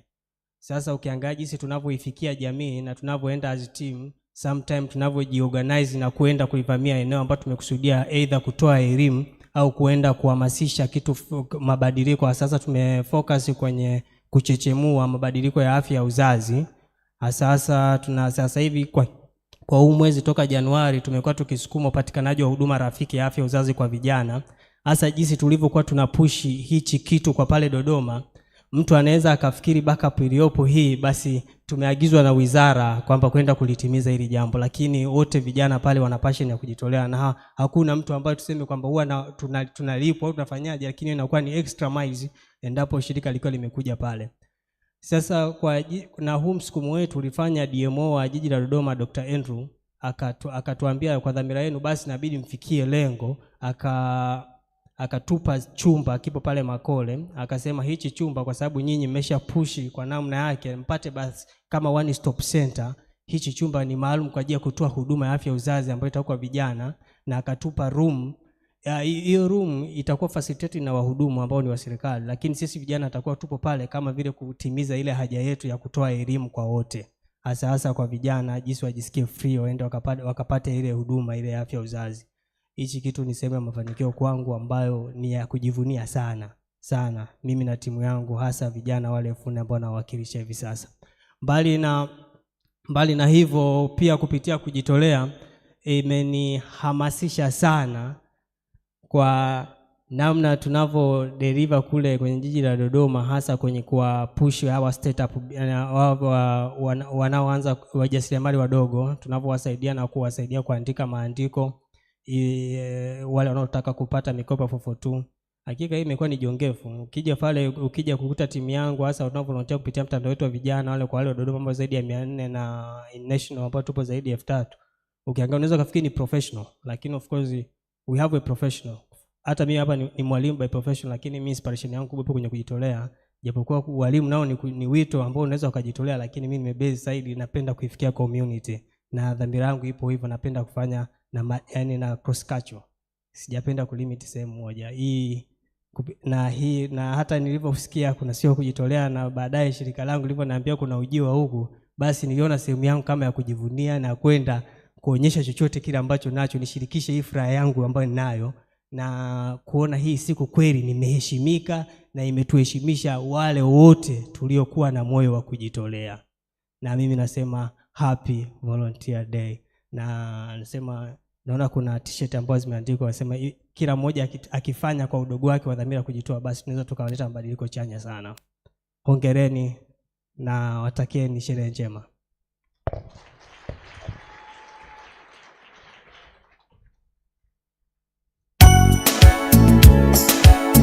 A teacher by profession, loves to volunteer, has a group of over 400 within the region, actually the capital city of the country in Dodoma, and 400 within the 4,000 within the network. Let's put our hands together to our volunteers. Tuwapigie makofi wanaojitolea wetu. Safi sana. Sasa, ladies and gentlemen, mabibi na mabwana, are you ready for the guest of honor? Tupo tayari kwa ajili ya mgeni wa heshima. Just before her, atakuja kwanza katibu mkuu. We'll start with the permanent secretary. A message from the ministry, and then thereafter atamkaribisha the guest of honor. And so from the permanent secretary, we'll welcome the guest of honor. Mheshimiwa mgeni rasmi, kuna vitendo kadhaa vitakufuatia, naomba nivitamke. Moja baada ya hotuba yako ambayo tunaisubiri kwa hamu sana ni kuelekea kwenye kutoa tuzo kwa the volunteer organizations ambazo umezitembelea. And so we're going to, after your speech, we're going to invite on stage and hand over awards to the participating volunteer organizations. Thereafter, from here, we'll step down. We'll go over to the elaborate place over there with a curtain. We'll draw that and we'll give you a pen, and with other dignitaries, we will write our commitments. Kwa hiyo tutaweka sign zetu pale, si ndio Na kisha baada ya hapo nitakukaribisha tuweze kuketi na kuangalia burudani, na pia vile vile tutaomba tafadhali uweze kusikiliza mada maalum iliyoandaliwa. Kwa hiyo, without wasting time, the guest of honor knows exactly what happens next. It's my great pleasure to welcome the permanent secretary, Engineer Cyprian Luhemeja. Naomba tafadhali sana tumpigie makofi. Karibu sana. Nawe una heshima ya kumkaribisha mgeni rasmi kutuhutubia, na tutaongozana naye pamoja katika matukio hayo ya kuadhimisha Manulima kutumbola ngaite. Ele kakanango le grand ninja. Tusimame kwanza, hii sio tabia ya vijana. Mmepoa sana. Mwambie jirani yako, vijana tu huku meza kuwa hapana. Vijana tumwambie jirani yako heri ya siku ya kujitolea. Bado. Anza na wa kushoto, baadaye wa kulia.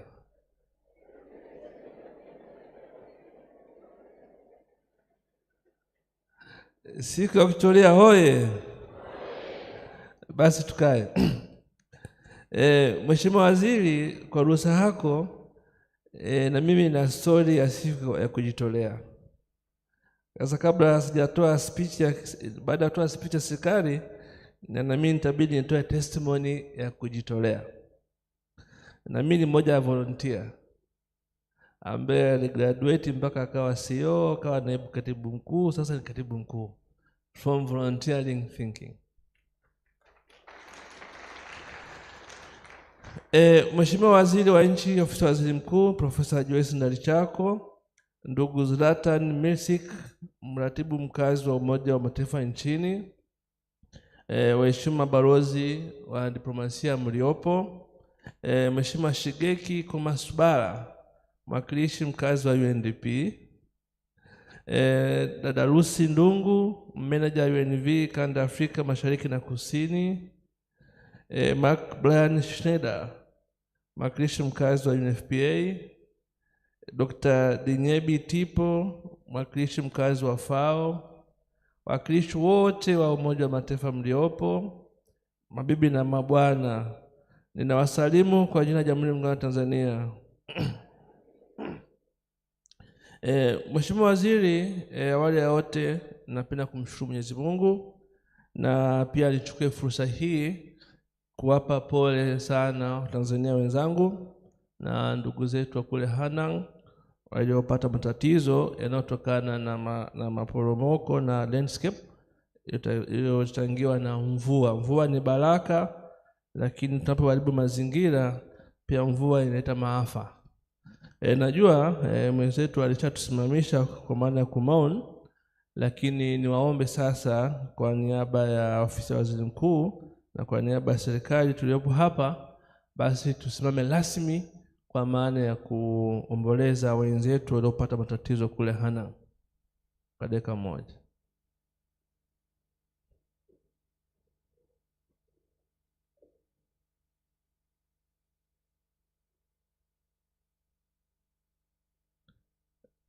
Asante.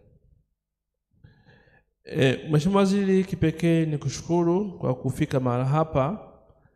Nafahamu ratiba zako ni ngumu, ni ndefu na unasimamia portfolio kubwa 4 ambazo kila portfolio inasimama kama muhimili, lakini umeridhia kufika mahali hapa na kuungana na wenzetu hawa walioandaa shughuli hii kubwa.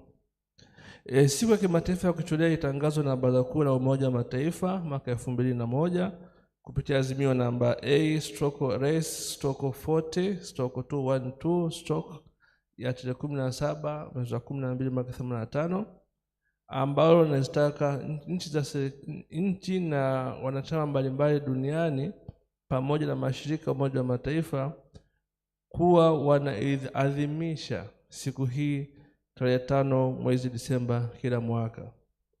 Maadhimisho haya yalianzishwa mwaka 2001 ambao ulikuwa ni mwaka wa kimataifa ya wanaojitolea, mwaka ambao Baraza Kuu la Umoja wa Mataifa lilitoa mapendekezo kadhaa kuhusu namna ya Umoja wa Mataifa na serikali za nchi wanachama zinavyoweza kuwasaidia watu wanaojitolea duniani.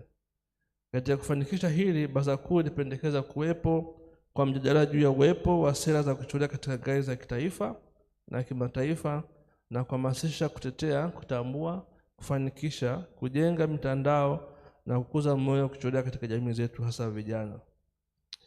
Tokea mwaka 2001 serikali ya Jamhuri ya Muungano wa Tanzania imekuwa ikishirikiana na Umoja wa Mataifa na pia kujumuisha wadau mbalimbali wanaojihusisha na masuala au kujitolea kuandaa maadhimisho ya siku hii kila mwaka kwa kufanya shughuli mbalimbali za kujitolea kama vile shughuli za usafi wa mazingira, upandaji miti, usafi katika hospitali, masoko na katika maeneo ya umma, makongamano, uchangiaji damu na shughuli nyingine mbalimbali.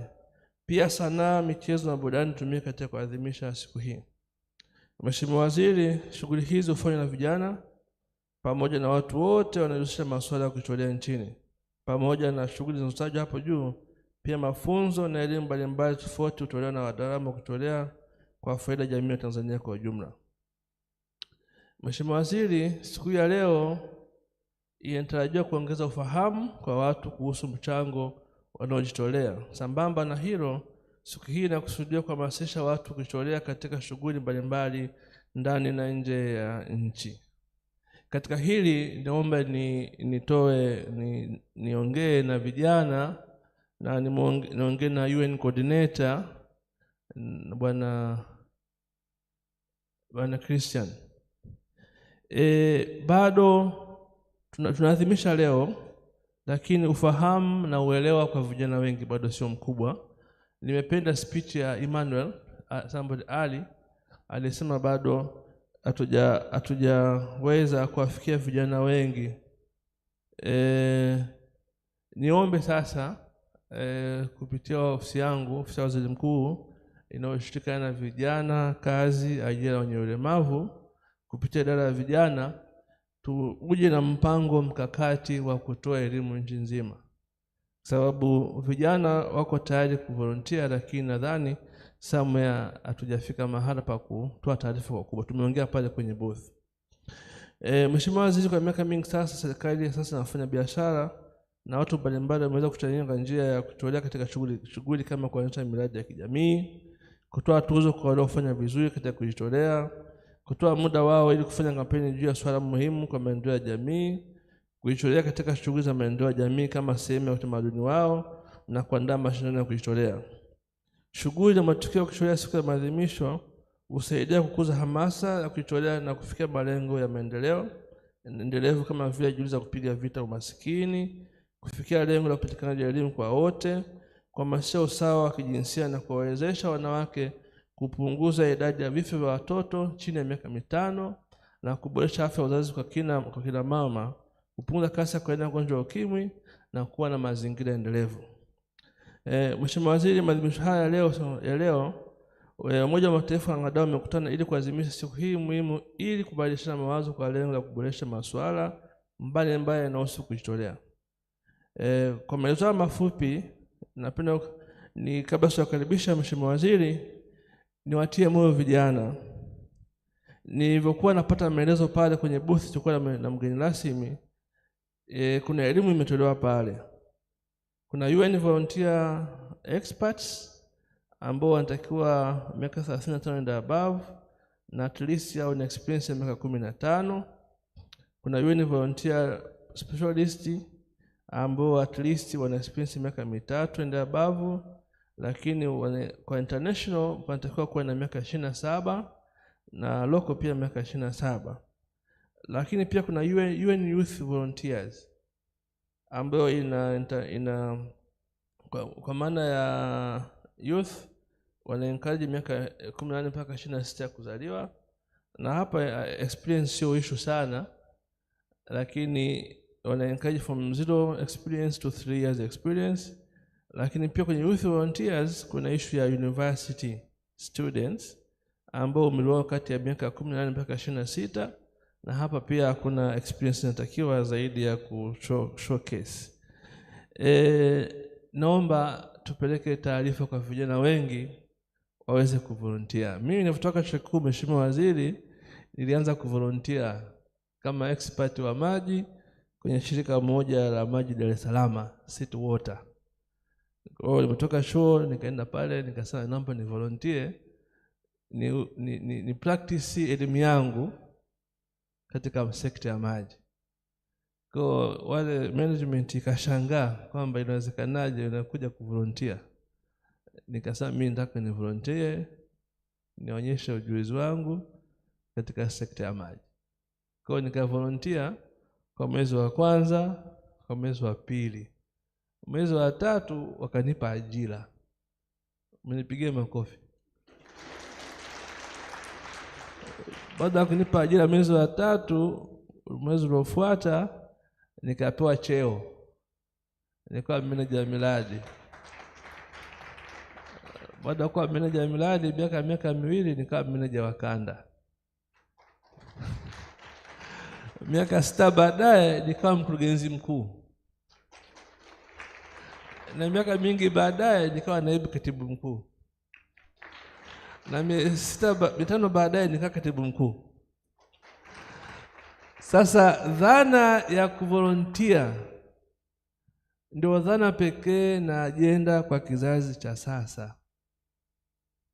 Yako mambo mengi Mheshimiwa Rais kafanya, iko miradi mingi Mheshimiwa Rais kafanya.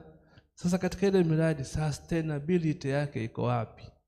Sasa kupitia hizi windows za volunteering na wizara yetu, Mheshimiwa Waziri ameelekeza kwamba sasa ijiform iwe champions wa kumotivate vijana, iwe champions wa kumotivate ajira, iko champion wa kumotivate wenzetu wenye ulemavu, lakini iwe champion kuondoa kero mbali kwenye mifuko ya hifadhi za jamii.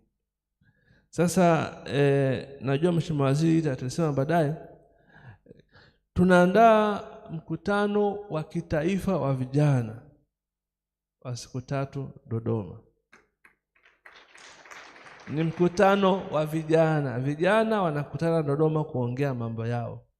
Na moja ya agenda nimefurahi kualikwa leo kuhusiana na UN volunteers.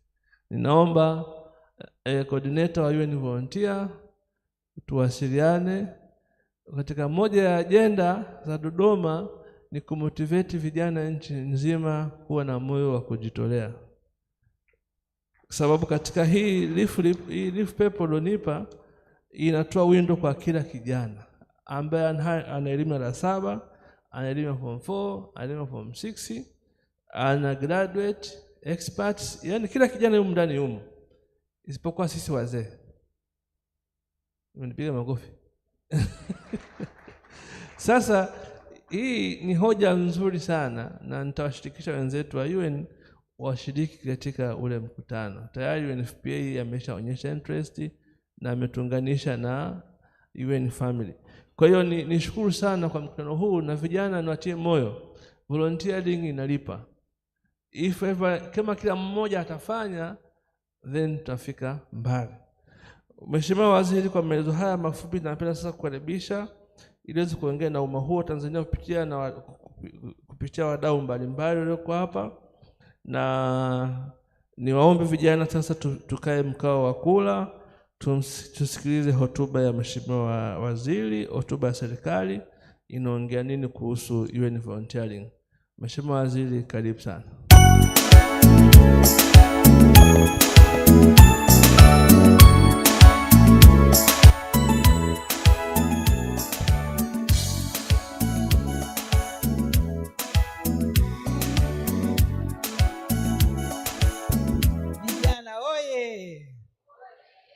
Volunteers, oye! Okay, thank you. We may take our seats.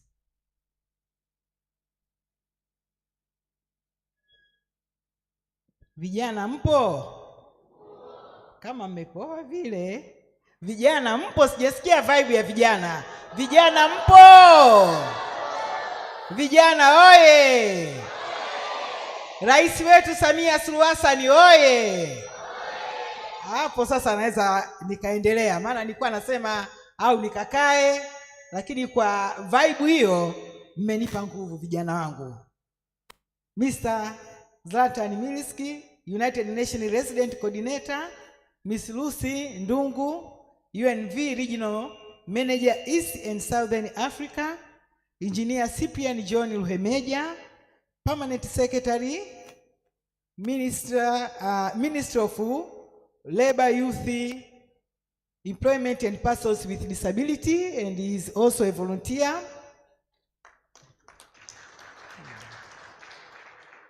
Mr. Shigeki Komatsbara, UNDP Resident Representative Tanzania. Mr. Christian Lunda Mwamanga, UNV Country Coordinator. Mr. Mark Brian Schreiner, UNFPA Representative Tanzania. Officials from the Prime Minister's Office and the Ministry of Foreign Affairs and East African Cooperation, members of the diplomatic community, all volunteers present here, media team, distinguished guests, ladies and gentlemen, happy Volunteer Day. A very good morning to you all. It is my great honor and privilege for me to be here on behalf of Honorable Kassim Majaliwa Majaliwa, the Prime Minister of the United Republic of Tanzania. who wished to personally address this August gathering, but due to other national commitments, he could not be here. Considering the importance of the International Volunteer Day, he asked me to stand for him. We all know what is happening in Hanang. So the Prime Minister is there to coordinate responses which are taking place in Hanang. We have experienced very devastating floods which has claimed the life of 63 people so far. And there are many survivors who are getting treatment. So I would like to express my sincere condolences to the people of Hanang, and we pray for a quick recovery to all the survivors. Esteemed guests, ladies and gentlemen, I would like to thank the Almighty God for His grace and mercy that enabled us to be part of this special and important event, which marks the token of appreciation for the good work done by volunteers here in Dar es Salaam city. Let me take this opportunity to express my gratitude to all the organizers of this event, and especially the Office of the Resident Coordinator of the United Nations System that has facilitated the preparations. I also commend the successful coordination between the Prime Minister's Office and the Minister of Foreign Affairs, which ensured the event's success. Esteemed guests, let me also extend my warm congratulations to all participants. Your presence is a symbol of appreciation for the hard work done by volunteers around the world. Let us give ourselves a round of applause. At this juncture, I congratulate all volunteers who have tirelessly worked in a harsh and challenging environments to bring positive impacts to the needy communities. Your dedication and perseverance have been truly inspiring. Even in the face of difficulties, you have remained steadfast in your commitment to making a difference and uplifting those around you. We have heard the testimony from some of the volunteers which express how determined and commitment they are to make sure that they make a difference. Your efforts are greatly appreciated and have surely made a significant difference in the lives of many. Distinguished guests, before I begin my speech, I would like to extend heartfelt greetings from Her Excellency Dr. Samia Suluhu Hassan, the President of the United Republic of Tanzania, and His Excellency Dr. Philip Isidori Mpango, the Vice President of the United Republic of Tanzania, to all participants. They highly appreciate the excellent work done by the volunteers, and they extend their warmest congratulations to you all on this celebration of International Volunteer Day. Please accept greetings from the heads of the state.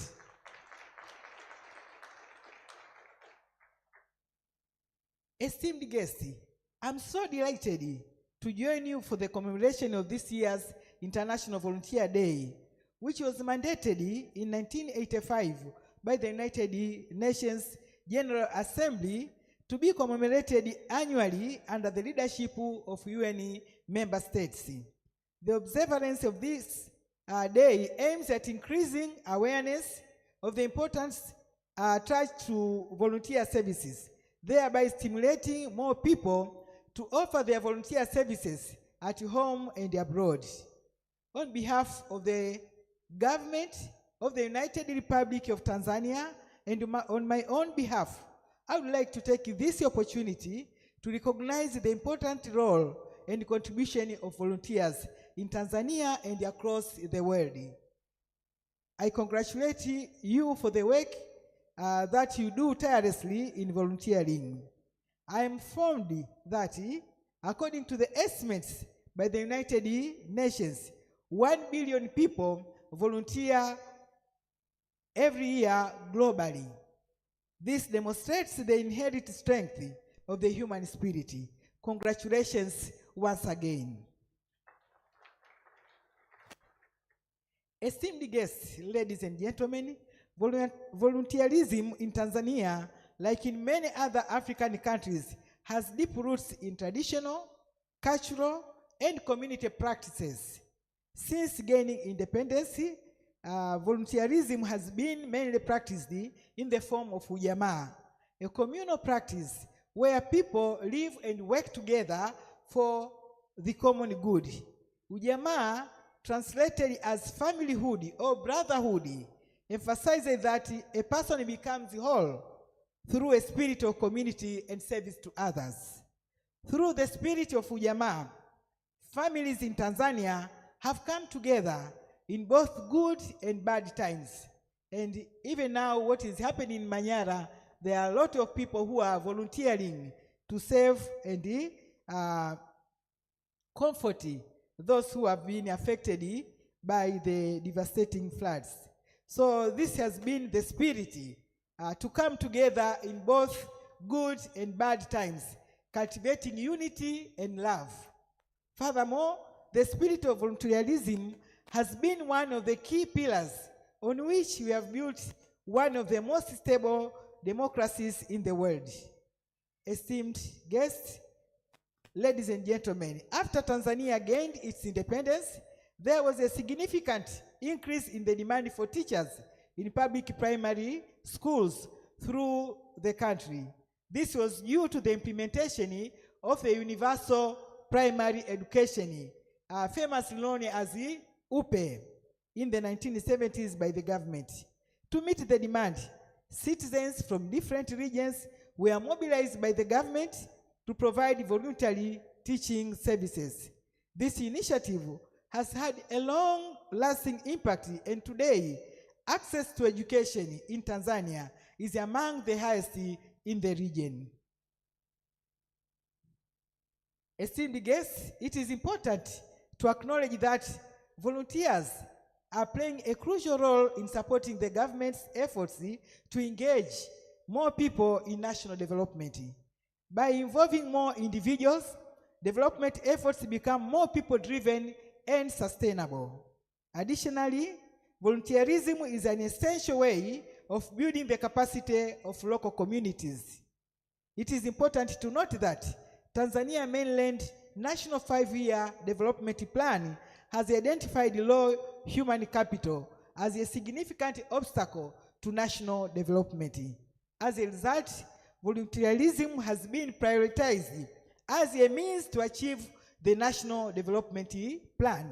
In Zanzibar, the Zanzibar Development Plan 2021-2026 identifies community health volunteers as key facilitators of the community health systems. The government of the United Republic of Tanzania is committed to continue fostering a conducive environment for volunteerism in activities. We do not have a standalone volunteering policy, but rather focus on integrating volunteers across various economic sectors.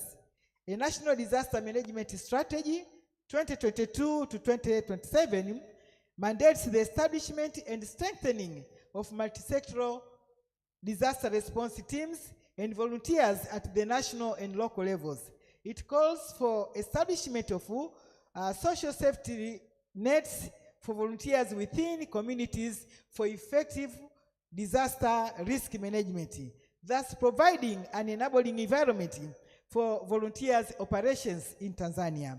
Again, the Health Sector Strategic Plan 2021 to 2026 has integrated volunteerism into its implementation through the National Health Workforce Volunteering Guidelines. Through these guidelines, the engagement of community health volunteers in the implementation of the plan has played a major role in increasing access to health services in the country. Moreover, our 2023 Voluntary National Review Report acknowledges the contributions of volunteers in the implementation of the 2030 Agenda for Sustainable Development and our national development priorities. The report highlights the government's support for the National Skills Development Program, through which more than 90,000 youth have benefited from apprenticeships and internships. Ladies and gentlemen, overall, volunteerism continues to be a key cross-cutting enabler and an accelerator in the journey towards achieving the National Development Agenda in Tanzania. It fosters important channels for interaction between governments and citizens. This inclusive approach to governance is vital to the functioning of a democratic society.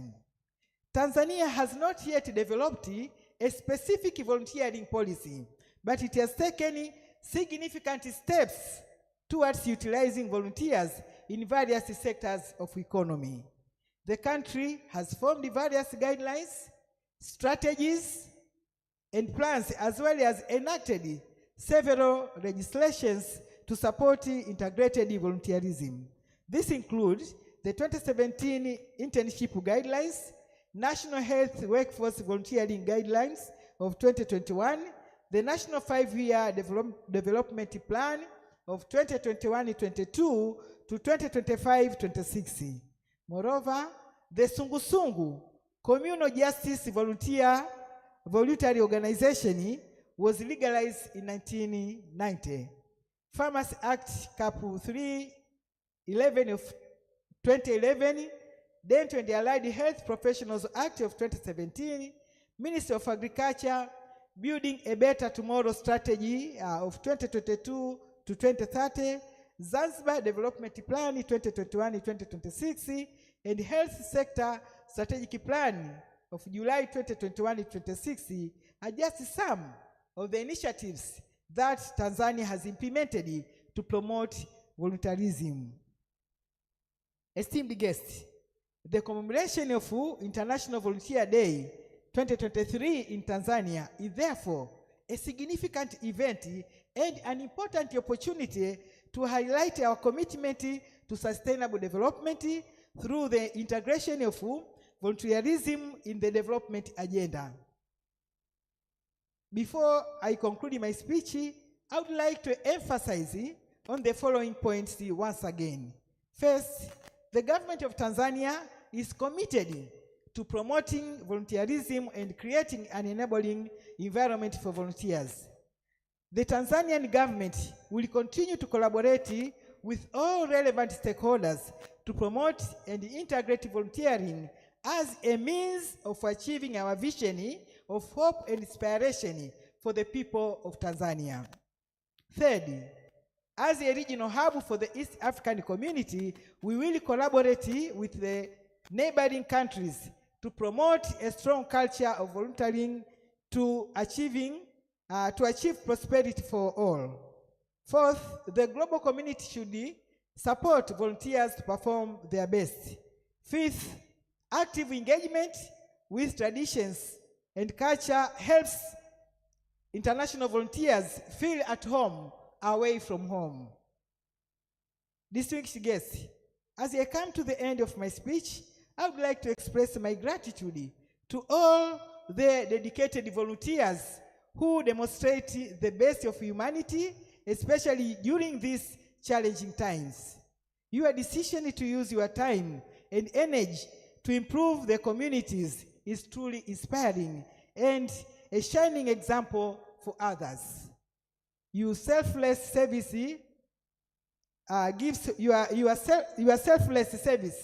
gives hope and shows that a better world is possible. Despite working in a harsh and challenging environment at times, you are not discouraged. Your commitment to bringing positive impacts to needy community lifted your spirits and gave you the strength and courage to continue working tirelessly. Once again, I would like to congratulate all volunteers for the memorial of the International Volunteer Day. Happy International Volunteer Day. Now that today is a volunteer day, I'll volunteer to translate my speech in Kiswahili because today we are celebrating Volunteer Days, so I'll also volunteer to translate my speech in Kiswahili in brief, so that maybe others who were not following me, they can also benefit from what I'm saying. So in brief, napenda kushukuru kwa nafasi hii ya kumwakilisha Waziri Mkuu wa Jamhuri ya Muungano wa Tanzania, ambaye ndiye alikuwa amekaribisha kuwa mgeni rasmi katika siku hii ambapo tunaadhimisha siku ya wanaojitolea duniani. Mheshimiwa Waziri Mkuu Kassim Majaliwa alikuwa amependa na alitamani sana kuwepo hapa yeye mwenyewe siku ya leo, lakini kwa bahati mbaya sana tunafahamu changamoto ambayo imejitokeza katika mkoa wa Manyara, wilaya ya Hanang, ambapo tumepata mafuriko mabaya ambayo yameambatana na maporomoko ya mlima ambayo kwa kweli yamesababisha vifo vya Watanzania wenzetu. Na Waziri Mkuu alikuwa kule jana, tumeshuhudia miili ya watu 63 ikiagwa, lakini pia wapo Watanzania ambao wanaendelea na matibabu. Kwa hiyo yeye Waziri Mkuu kama msimamizi mkuu wa shughuli za serikali aliona ni vizuri na ni busara na ni utu kwenda katika eneo ambalo watu wameathirika na mafuriko ili akasimamie shughuli za uokoaji na kuendelea kuhakikisha kwamba wale ambao wametoka salama wanahitaji matibabu wanapata matibabu yao vizuri. Kwa hiyo naomba niungane na Watanzania wote kutoa pole nyingi kwa ndugu zetu wa Hanang ambao wamepoteza ndugu zao, marafiki zao, wapendwa wao, na niungane na Watanzania wenzangu kwa ujumla, kwa sababu tumepoteza ndugu zetu wa Tanzania wenzetu katika tukio hilo la kusikitisha sana. Tunaomba kwa Mwenyezi Mungu azilaze mahali pema roho za poni, lakini tunawaombea wale ambao wametoka wakiwa wazima lakini wanahitaji matibabu, basi wapone haraka ili waweze kurejea katika majukumu yao. Kwa hiyo kutokana na changamoto hiyo, basi Mheshimiwa Waziri Mkuu alinituma mimi niweze kumwakilisha katika siku hii muhimu ya kimataifa ya watu wanaojitolea. Kwa hiyo Mheshimiwa Waziri Mkuu kwanza ameniomba niwapongeze sana wote mnaojitolea, naomba tujipigie makofi. Lakini Mheshimiwa Waziri Mkuu amenituma niwafikishie salamu za rais wetu mpendwa Mheshimiwa Dr. Samia Suluhu Hassan, Rais wa Jamhuri ya Muungano wa Tanzania, pamoja na Makamu wa Rais Mheshimiwa Dr. Philip Isdori Mpango, ambao kwa pamoja wanapongeza na kushukuru sana kwa kazi nzuri ya watu wanaojitolea ambao wanaifanya katika nchi yetu ya Tanzania. Na viongozi wetu hawa wawili wote kwa pamoja wanasema hongereni sana katika siku hii ya kimataifa ya watu wanaojitolea na wanawatakia maadhimisho mema.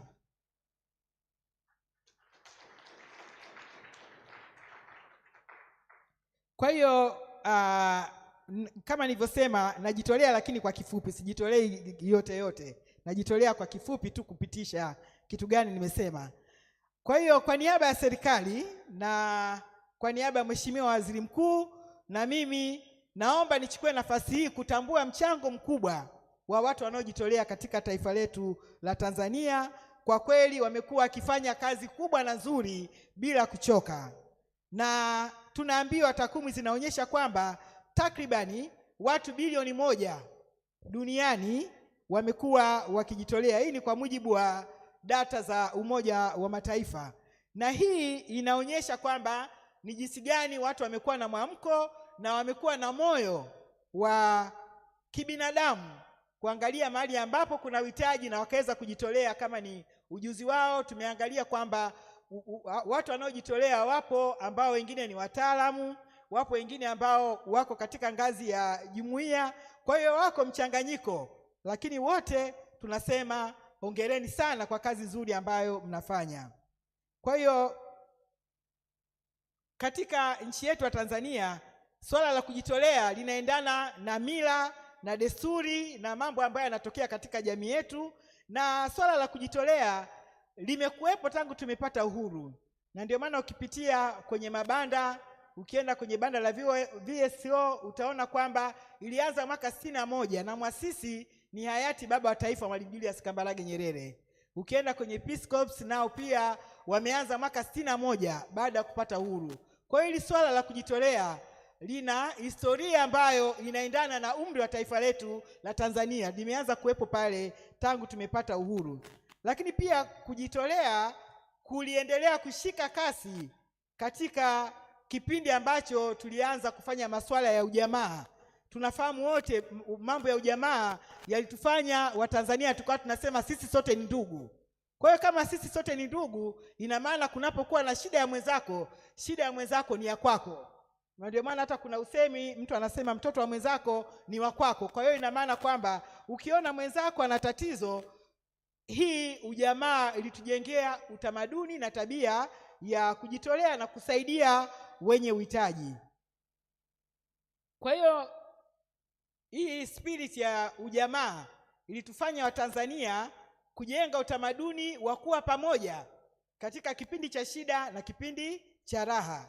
Kwa hiyo ilitusaidia kujenga umoja, lakini ilitusaidia kujenga pia upendo miongoni mwetu. Ndio maana wanasema Tanzania ni nchi ambayo kwa kweli tuna upendo. Ni ile spirit ya ujamaa ilitufanya tuwe pamoja, na hii imeendelea kuwa misingi ya taifa letu.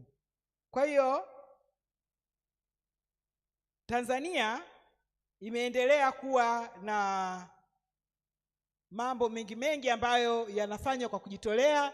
Tukiangalia ile elimu kwa wote upe ilianza kwenye miaka 70, serikali ikasema kwamba watoto wote waende shule. Hatukuwa na walimu wa kutosha, hatukuwa na madarasa ya kutosha, lakini walipatikana watu ambao walijitolea pamoja na taratibu nyingine zilizowekwa, ambao kwa kweli walifanya zoezi hilo lilienda kwa ufanisi, na leo nchi yetu ya Tanzania inajivunia kuwa ni miongoni mwa nchi katika ukanda huu wa Afrika, miongoni mwa nchi ambazo zinafanya vizuri sana katika elimu. Lakini mafanikio hayo chimbuko lake ni katika dhana ya kujitolea, kwa sababu tusingefanya maamuzi mwaka 1970, pengine leo hii tusingekuwa nchi ambayo tunajivunia mafanikio katika sekta ya elimu. Lakini tumeona swala hili pia katika sekta ya afya.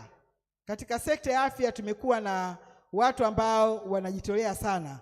Kwa hiyo kwa kifupi, nchi yetu ya Tanzania inatambua na kuthamini watu wanaojitolea kama watu muhimu ambao wanaiunga mkono serikali katika kufikia malengo yake. Ukiangalia mpango wetu wa maendeleo wa miaka 5 unaonyesha kabisa wazi kwamba mojawapo ya kihatarishi cha kutofikia malengo ambayo yameainishwa katika mpango wa miaka 5 ni kutokuwa na nguvu kazi ya kutosha kutekeleza malengo yaliyopo. Kwa hiyo sasa swala la kujitolea linakuwa ni muhimu, kwa sababu linasaidia kupunguza ule uhitaji uliopo wa rasilimali watu ambayo inahitajika katika kutekeleza malengo yetu. Kwa hiyo ndugu zangu, hayo ndio mambo ambayo kwa kifupi nimeyazungumza, lakini nimalizie kwa kueleza mambo 5 ambayo Mheshimiwa Waziri Mkuu alitaka kuyasisitiza kwenye mkutano huu. Jambo la kwanza, serikali ya Tanzania inathamini na itaendelea kuunga mkono kazi za kujitolea na itaweka mazingira wezeshi kwa watu wanaotaka kujitolea katika nchi yetu. Jambo la pili, makofi kwa serikali yetu. Naona hiyo mmeipenda. Narudia, serikali ya Jamhuri ya Muungano wa Tanzania inathamini na itaendelea kuweka mazingira wezeshi kwa watu wanaojitolea katika nchi yetu ya Tanzania. Jambo la pili, serikali ya Tanzania itaendelea kushirikiana na wadau wote muhimu katika kuhakikisha kwamba kujitolea kunakuwa nayo ni sehemu ya kufikia mafanikio na malengo ambayo yamewekwa na serikali, lakini pia inakuwa ni sehemu ya kuvutia watu, yaani kuwajengea utamaduni, waone fahari kwamba kujitolea ni jambo la muhimu. Na wakati mwingine kujitolea inalipa. Pengine katibu mkuu asingejitolea sasa hivi sijui angekuwa wapi, lakini amejitolea, tumesikia success story yake. Tungekuwa na muda wa kutosha tungeweza kuelezea kwamba kila mmoja amefanya nini. Hata mimi mwenyewe nimejitolea kidogo, lakini mimi kujitolea kwangu ilikuwa ni baada ya PhD yangu. Kwa hiyo watu walikuwa wakitaka skills, sababu mimi nimefanya educational statistics. Nilikuwa nafanya bure na wasaidia. Baada ya hapo nilikuwa napata consultants from UN organization, from international organization, and I was awesomely paid. Yani nilikuwa napata mshiko, maokoto ya nguvu. Lakini pengine nisingeanza kujitolea, labda wasingenijua. Wameanza kunijua kupitia kujitolea. Kwa hiyo ndugu zangu, kujitolea kunalipa. Wakati mwingine sio kila kitu upate malipo hapo hapo, si ndio ndugu zangu? Jambo la tatu ambalo Mheshimiwa Waziri Mkuu amenituma ni kwamba sisi Tanzania kama mwanachama wa Jumuiya ya Afrika Mashariki tutaendelea kushirikiana na nchi wanachama kuhakikisha pia kwamba tunakuwa na utamaduni wa watu wanaojitolea ili kuweza kufikia malengo ya Jumuiya ya Afrika Mashariki. Namba 4, serikali itahakikisha kwamba jumuiya na mahali ambako wanaojitolea wanaenda kufanya kazi wanaungwa mkono ili waweze kufanya vizuri zaidi. Na 5 na mwisho, Mheshimiwa Waziri Mkuu anataka kuhakikisha kwamba ushirikishwaji wa watu katika ngazi ya chini huko ambako mnaenda kufanya kazi, kwenye vitongoji, kwenye vijiji, na utamaduni wa kujitolea ni muhimu sana ili kuhakikisha kwamba wale wanaojitolea wakipewa ushirikiano mzuri, basi waweze kujisikia nyumbani mbali kutoka nyumbani kwao halisi. Kwa hiyo ndugu zangu, hayo ndio kwa uchache ambayo Mheshimiwa Waziri Mkuu amenituma ni yaseme mbele yenu, na kwa niaba yake naomba niwatakie heri ya siku ya kujitolea duniani. Asanteni sana.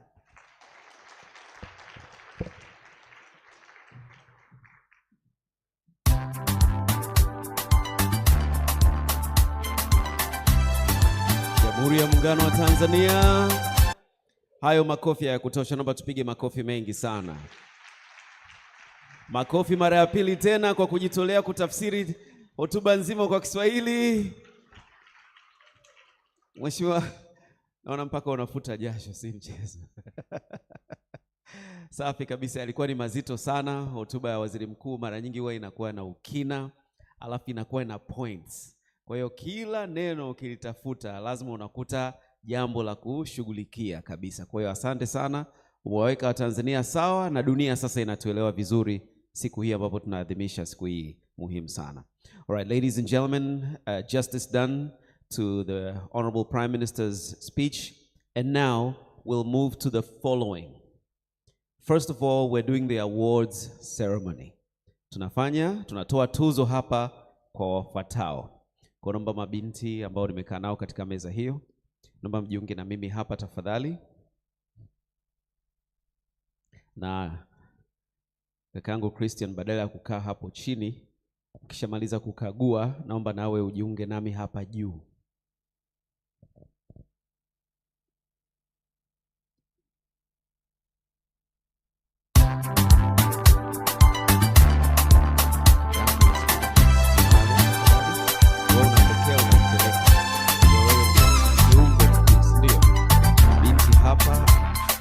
Mimi natangaza, binti hapa anachukua, anakuletea wewe, unaendelea kuipeleka.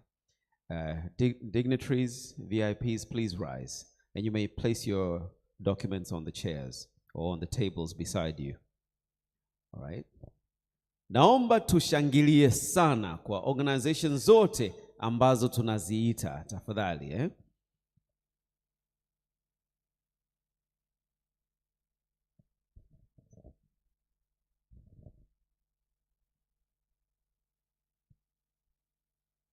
Are we ready? The first one.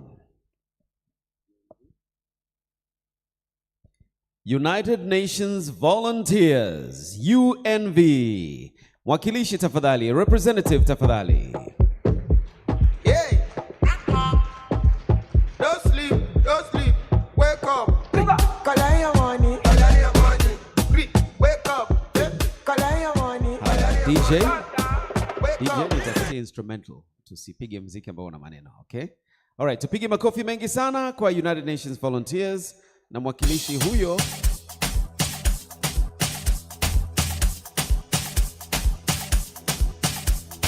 Ndio wewe mwenyewe.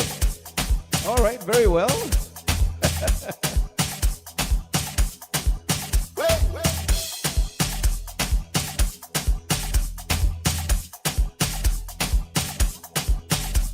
Sasa kaka yangu, naomba usimame pia ndani ya picha kati ya Mheshimiwa Waziri na Mheshimiwa UN Resident. Just stand in the space and then take a picture. Yeah, but see the photographers, they are rushing for that one. Na unaweza ukairudisha huku ili uchukue nafasi yako tena. All right, so I'm going to request that you come back this way so that we pick it from you, and thank you for representing. Karibu sana. Rudie huku. Haya, naomba uichukue hiyo tafadhali, alafu mpelekea Kuso. Haya, quick switch over. Chukua Kuso sasa. Ladies and gentlemen, Kuso International.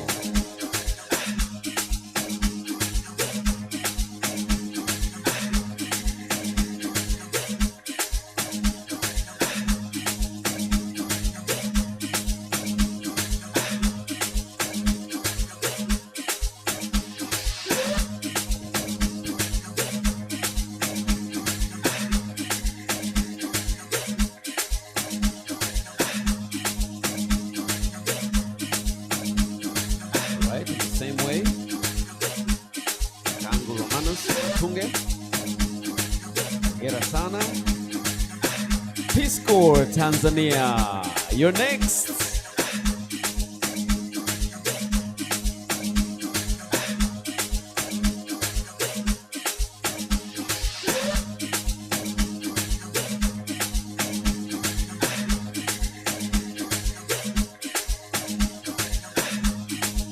Hongera sana Peace Corps Tanzania.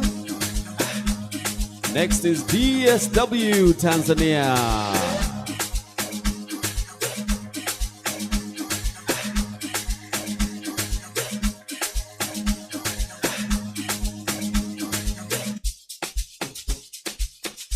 Makofi kwao DSW Tanzania.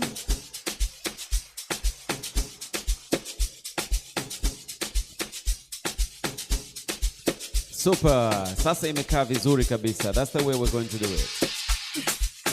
Crossroads International. Tafadhali. Makofi kwao Crossroads International.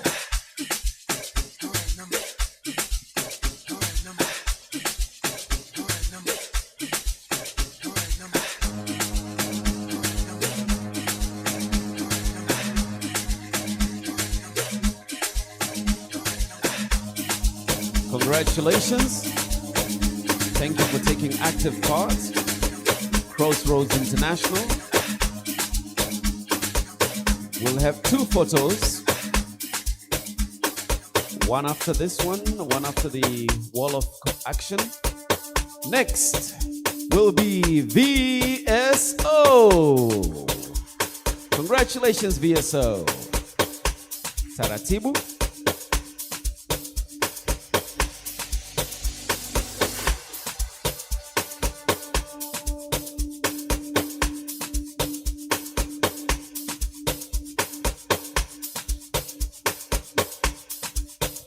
Congratulations, VSO. Next is JICA. Tafadhali. JICA. Wakilishi. Is there a representative from JICA?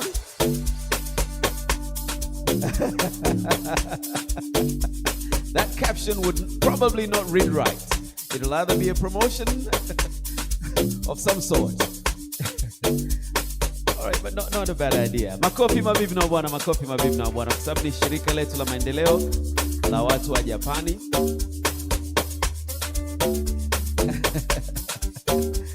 Okay, we'll help you with the courier services. Tanzania Red Cross Society, makofi tafadhali. And the Tanzania Red Cross Society, we know. First responders, bila shaka kabisa. Nani mwakilishi anatoka kutoka Tanzania Red Cross Society? First responders. Hongereni sana.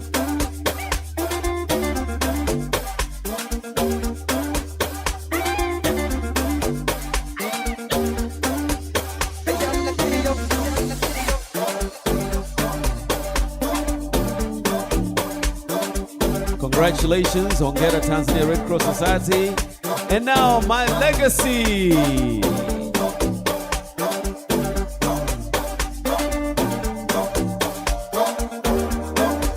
Makofi mpaka afike.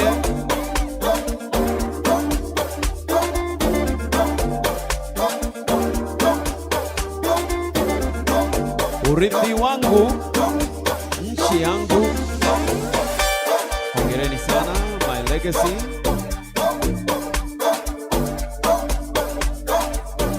Kila mmoja wetu, kila volunteer anaacha alama chanya katika nchi yake.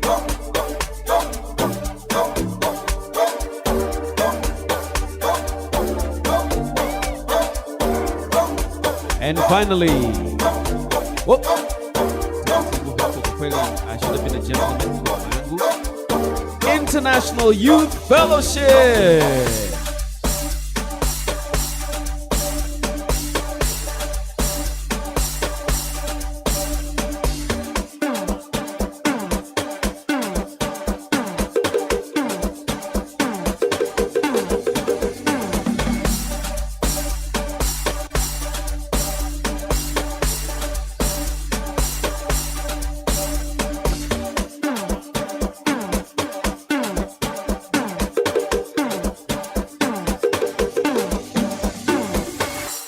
Na sasa nitaomba Mama Lucy Ndungu upokee kitabu hiki, this book, ambacho tunamkabidhi mheshimiwa mgeni rasmi.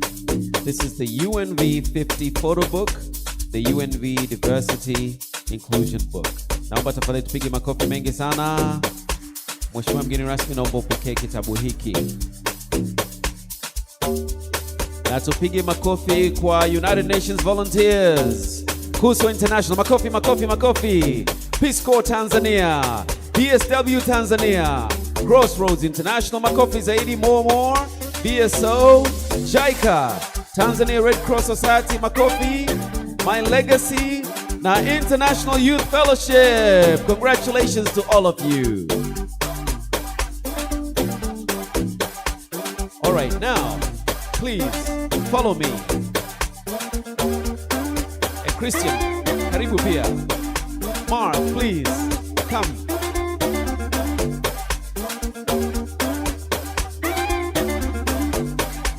Are we all together?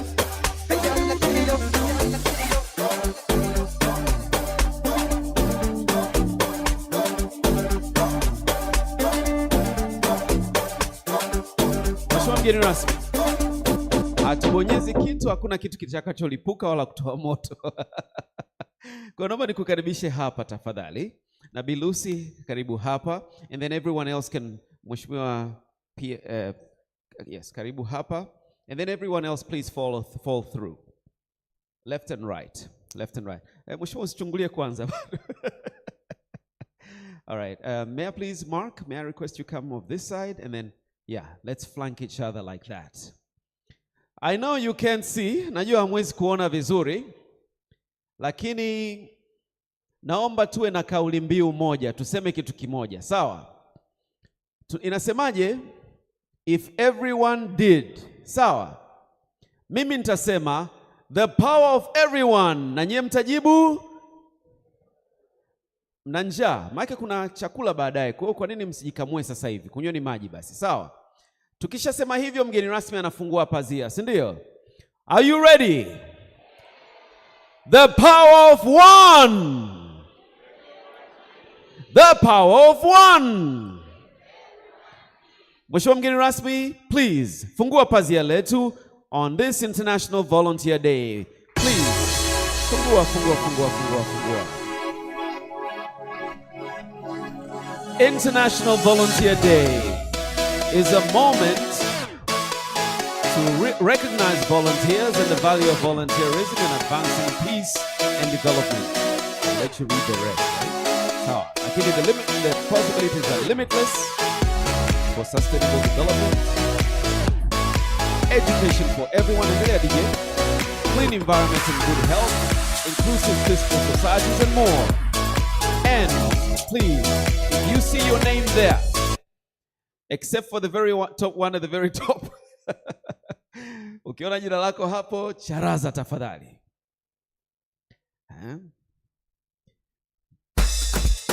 Mheshimiwa Waziri, na wewe tayari signature yako au unasubiri wengine wote wamalize kwanza?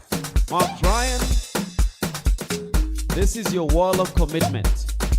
Inasema today we commit to support, integrate and promote volunteer action for the Agenda 2030 for Sustainable Development Goals SDGs and National Development Priorities in Tanzania. Are all the signatures there? And so, to you, the UN volunteers, you have the task of taking this wall of action all the way to the Prime Minister's office for him to sign. Mheshimiwa Katibu Mkuu, kazi kwenu. Naamini mtapokea vizuri sana huu ukuta, ili siku hiyo na wawakilishi wachache mweze kutia saini yenu hapo katika eneo lake. Tupige makofi mengi sana. Let's put our hands together, ladies and gentlemen. Sasa, wewe umesha commit na wewe umehakiki unapiga signature yako? Ebu tafadhali sana, kuna QR code imewekwa mezani. Is it there? The QR code, is it at the table? I'm taking the dignitaries not back up. They're going to be taking their seats for a photo.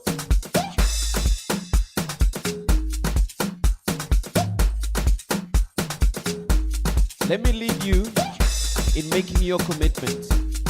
Nikuelekeze na wewe kwenye kutia saini pia. Meza hii pia ambayo ina QR code. Did we get the QR code? Did you get it on table? As I call out the photo groups. Yes, there it is. Is it on everybody's table? Ngoja nichukue hii hapa. I think we can increase that picture, Mark, right? It's okay to increase the picture. Christian, viti vingine, 2 more chairs, yes.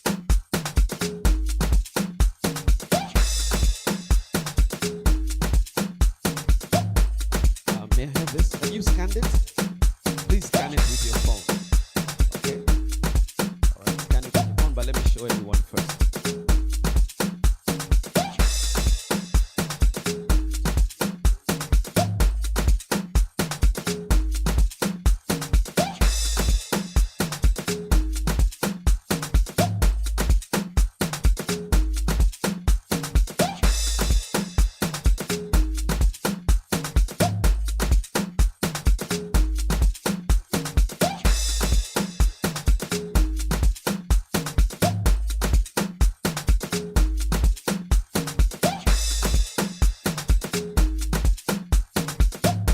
Kristen, please join the picture so we can have a protocol chairs, 7 protocol chairs.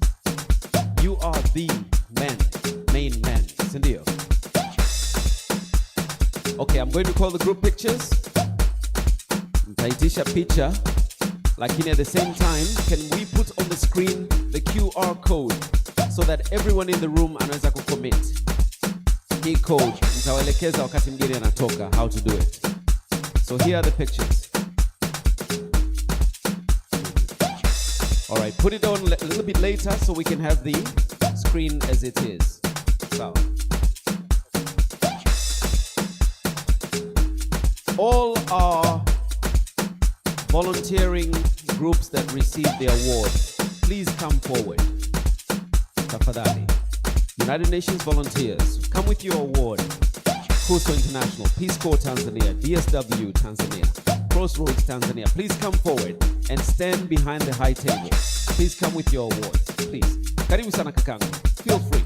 Hima, let's move a little bit fast on our feet.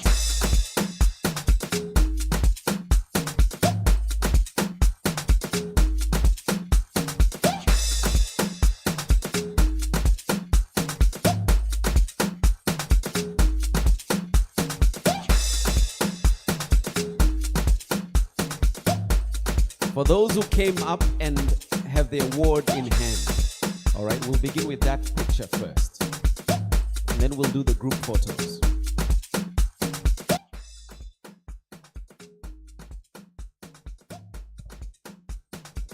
Yes, Peter, come up.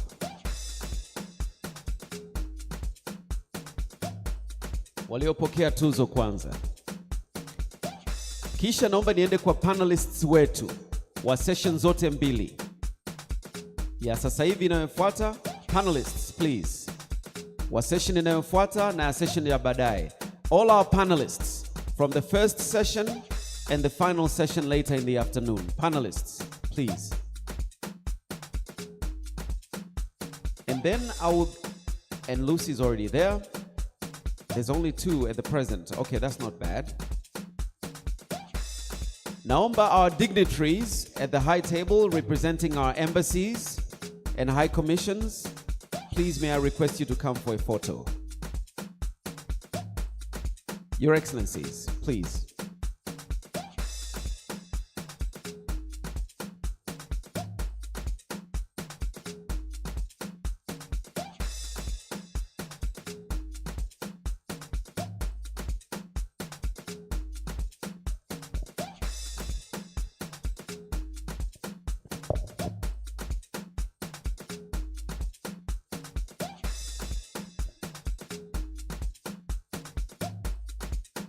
Now I'm going to be calling different groups. Naita makundi tofauti.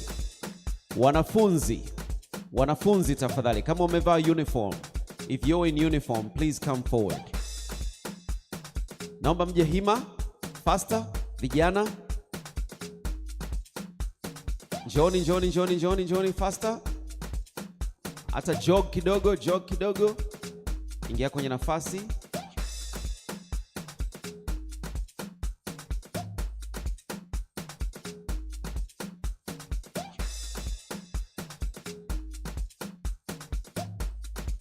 Ya wengine mnaweza mkapanda mpaka jukwani. Kwa wale wafupi kama mimi, pandeni jukwani. Twende Hima, twende, usimwelekeze mwenzako, taratibu.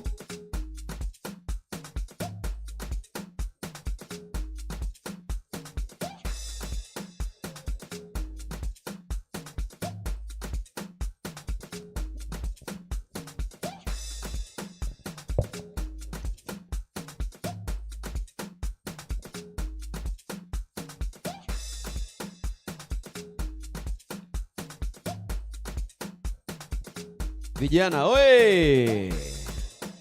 Mikono juu basi vijana oye! Safi kabisa vijana oye katika kujitolea, si ndio? Asante sana. Kuna makundi mbalimbali kama Simaujata, tafadhali. Simaujata please rise. Simameni. Na pia kuna yes, Simaujata.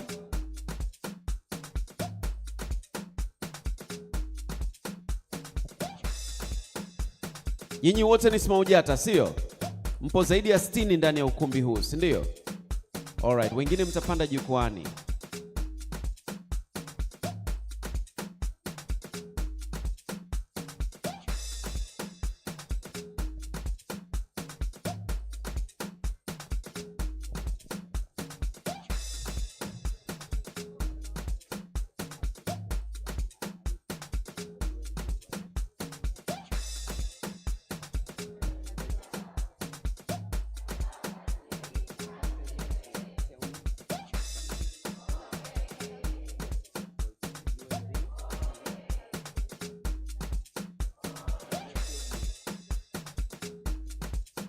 UNV, SRO, and Tanzania Field Unit.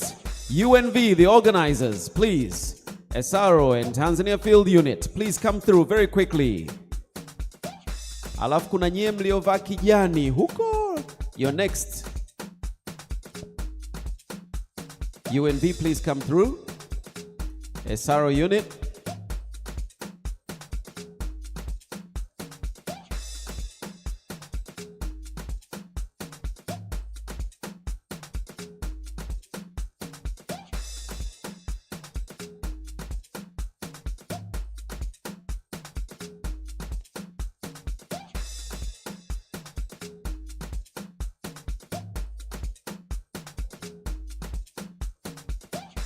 Yes, ni sahihi kumpa heshima ya kumwekea kiti hapo dada yetu.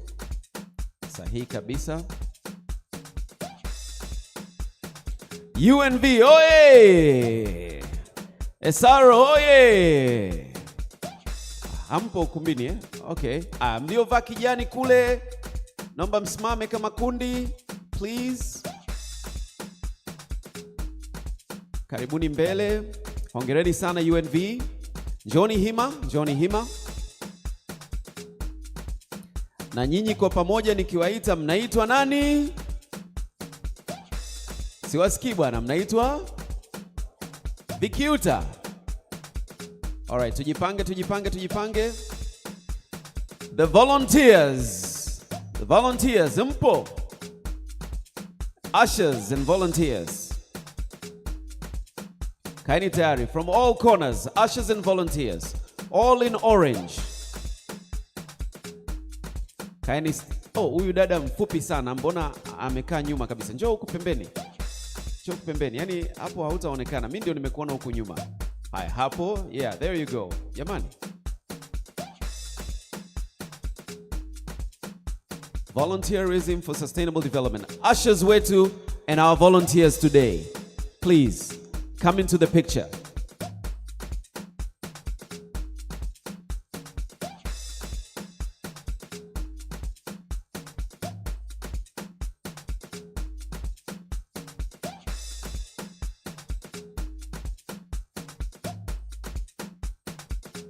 Tupige makofi kwa volunteers wetu. Asanteni sana kwa ukaribisho mzuri. You received us at the reception in the hall. You've directed us to tea. Yeah, we mrefu nenda katikati ya watu Bado mmoja hapo anakuja, msije mkamkosa. And a final picture for everyone I haven't called. Kwa yote ambaye sijawaita kwa makundi. Hebu anzeni kuinuka, njoni mbele. Tujaze jukwaa hili kabisa hapa. Na Mheshimiwa Waziri. Njoni picha yetu ya mwisho kabisa. Everyone that I haven't called. If you want a picture back in your office, kwenye ofisi zenu, njooni sasa. Tuwape nafasi watu wazima wakae mbele ya viti, if possible. To our elderly, mpaka juu ya jukwaa huku. Let's have a big family photo. Wengine pandeni jukwani, mtaonekana vizuri zaidi.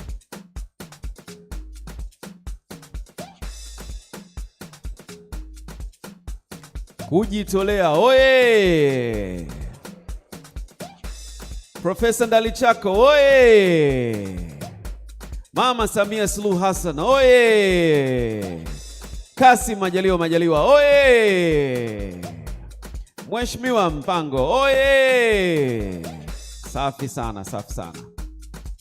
Asanteni sana kwa kujishiriki, kwa kuja kwenye picha hii wote.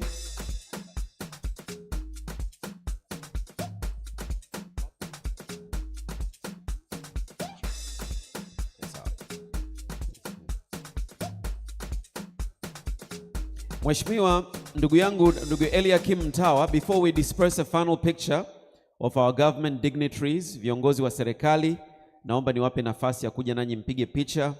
Naamini kwamba tutabaki nawe mkurugenzi wa idara ya vijana, ofisi ya Waziri Mkuu. Karibu sana ndugu Eliakim Mtawa na viongozi wengine kutoka serikalini. Naomba mpate picha na mheshimiwa sasa. Karibuni mbele tafadhali.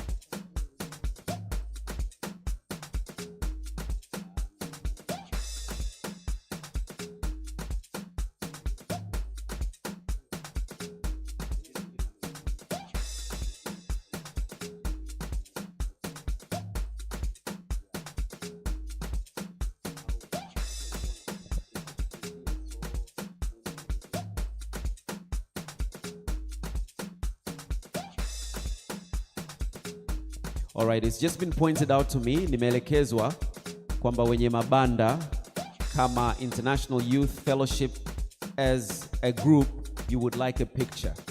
Can we do that very quickly? All right, please stand up.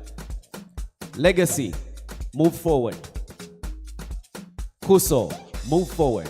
So we begin with International Youth Fellowship and prepare for your dance. Legacy, karibuni mbele, faster. Legacy, please stand on the sides. Legacy, simameni pembeni.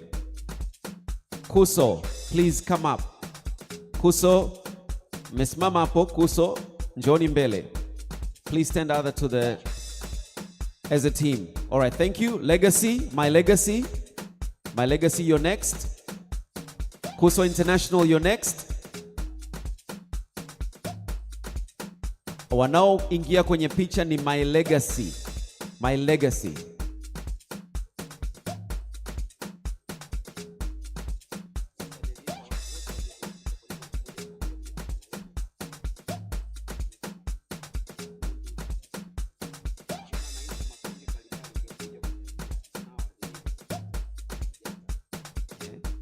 Kuso, karibuni kwenye picha.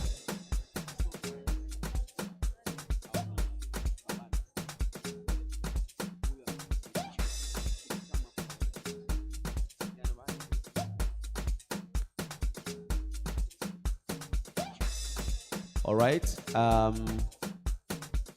Crossroads. Crossroads International, please come up.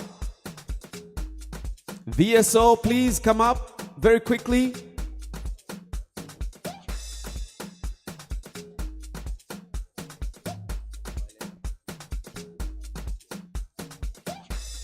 Come up, guys. We're taking a group picture.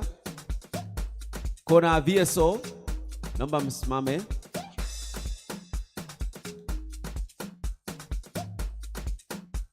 Peace Corps, where are you? Are you in the picture now? Yes, you are.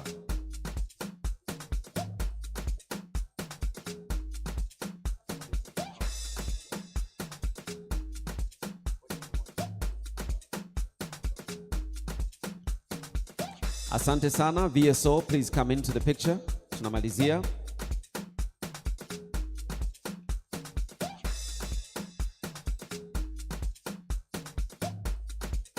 Crossroads International tayari?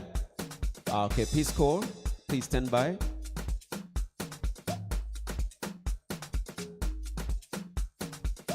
Alright, tunapata picha hizi maalum kwa makundi maalum mbali na wale wawakilishi wenu wa tuzo.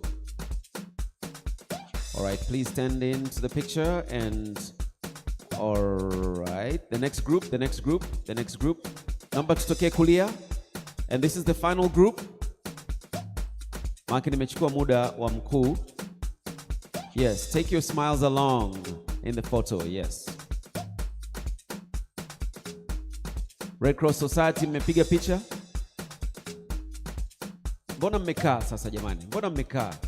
Maki nyinyi ni muhimu sana jamani kwa shughuli za serikali hasa kwenye maafa yaliyotokea. Bila Red Cross kupata picha na mkuu sio ukweli kabisa. Kwa naomba Red Cross, karibuni tushangamke tafadhali.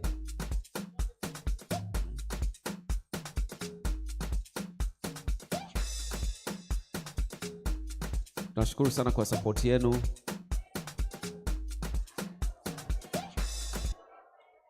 All right.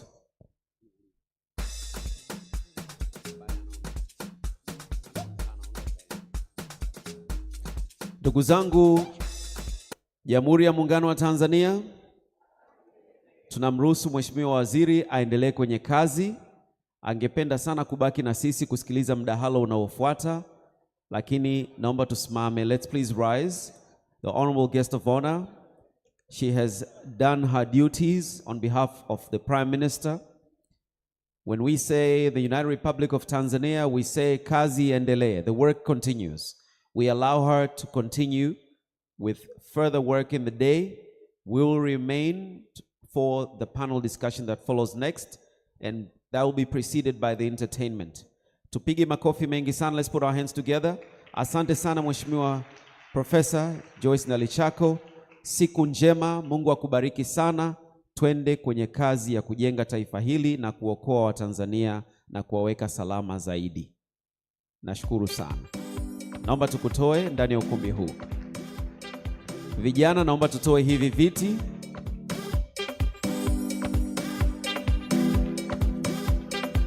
To rearrange for the panel discussion.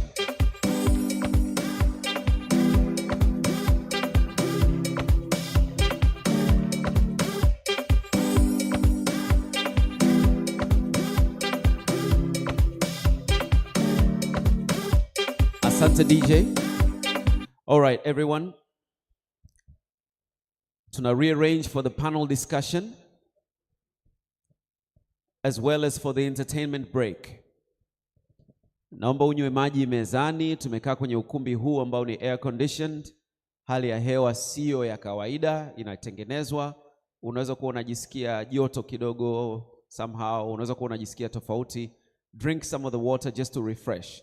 If you wish, sometimes unaweza ukasimama on the sides, ukawa unasikiliza damu itembee vizuri, usikae tu kwenye kiti. Just don't sit down. So we are rearranging the stage, tunaibadilisha for the panel discussion, but we have a QR code hii hapa. Kama hujawahi kuiscan, let me tell you what to do. Kwenye simu yako ya kiganjani,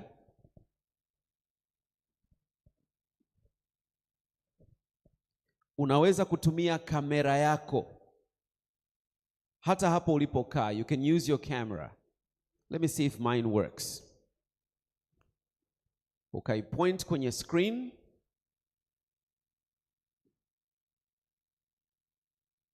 And probably kamera yako itakusaidia, itakuonyesha wale watu pale wanaizuia kidogo. Lakini wale wenye karatasi mezani mko wapi? Nani amesha nini? Have you done it? Show the other, everybody. Tunataka action zenu. Pia kwa urahisi zaidi, kama unakuwa unatafuta vitu kwenye Google na una Google bar hii hapa, kwa pembeni kuna microphone, unaweza kuitumia kutamka kitu. Ukiibonyeza hiyo microphone, unaweza kusema unatafuta chochote kile kwa Kiingereza, hata kwa Kiswahili itakuletea. Na kwa pembeni zaidi kuna kamera. Kuna kamera. Bonyeza hiyo kamera yenye kwenye Google. Itatokea kamera ambayo itakwambia search, tafuta. Basi scan hiyo, iingize hiyo code. Have you done it? Have you done it? You're successful. So for example right there, itatokea kama link. Ukibonyeza link itakupeleka kwenye hiyo nini. Naomba tusaidiane. Kwa ambaye ameweza kufanya hivyo. Wewe bado? Nani ameweza hapa? Hapa na wazee wangu hapa. Vijana, mmeweza? Njoni mwasaidie wazee. Volunteer. Volunteer to assist another with technology. Nyinyi mmeweza vijana? Au nyinyi mnatumia kamera za Snapchat? Ila haiwezi kufanya kazi. Wewe unacheka. Umeweza? Volunteer. Nani hajaweza? Volunteer to help another. Wewe umekwenda kwenye opera. Kwenye opera utakuta umbea tu. Nakutania bwana. So mmeweza eh? All of you are good? This is a good table. Hapa je jamani? Mmeweza? Are you good? Bado. Ndio hii sasa hii. Iko wapi ile karatasi? Hebu onyesha kule kwenye screen. Piga picha ile screen kule.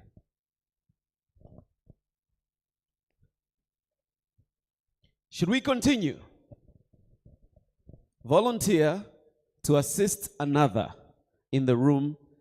And in this age of technology, kwa kweli, we really truly need. Are you guys ready? Have you had your water? DJ, are you ready?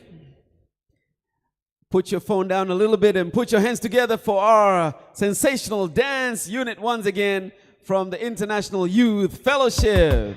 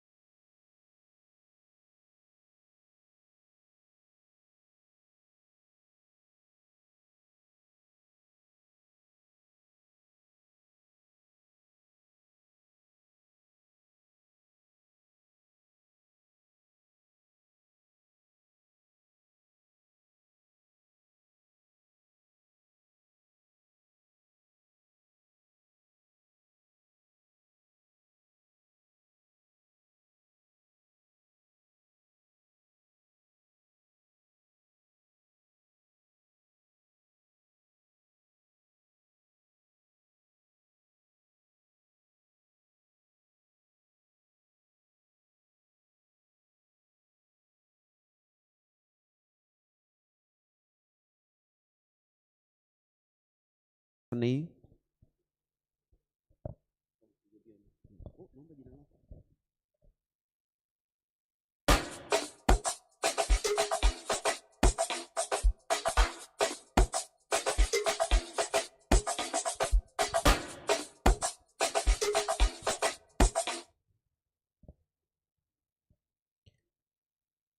Our Regional Manager, United Nations Volunteers for East and Southern Africa, Ms. Lucy Ndungu, I wish to hand over this next session to you. We do have Dr. Coleman, Team Soccer, PhD, from the Director of Institute of Development Studies, University of Dar es Salaam, here with us. Ms. Stephanie Joseph, yes, you're there. And Mr. Zlatan Milicic is right there. And in the place of Engineer Cyprian Luhemeja is the Director of Youth in the Prime Minister's Office, Eliakim Mtao. And with great honor, I wish to welcome you to proceed. Tumpigie makofi mengi sana. Mama dada yetu Lucy Ndungu, tafadhali makofi kwake tafadhali. And may I please welcome the panelists to take your seats. Lucy may have perhaps do further introductions, proper introductions into your bios. Karibuni sana wakuu, jiunge nasi, and I'll be handing over the microphones to you. DJ, kama kuna mic zaidi, naomba volunteer moja atuletee, tuziongeze hapa, ili Lucy awe na yake pekee. Tafadhali. Vijana, nendeni kwa DJ, nendeni mkamwambia mnataka nini tuweze kupata burudani baadaye.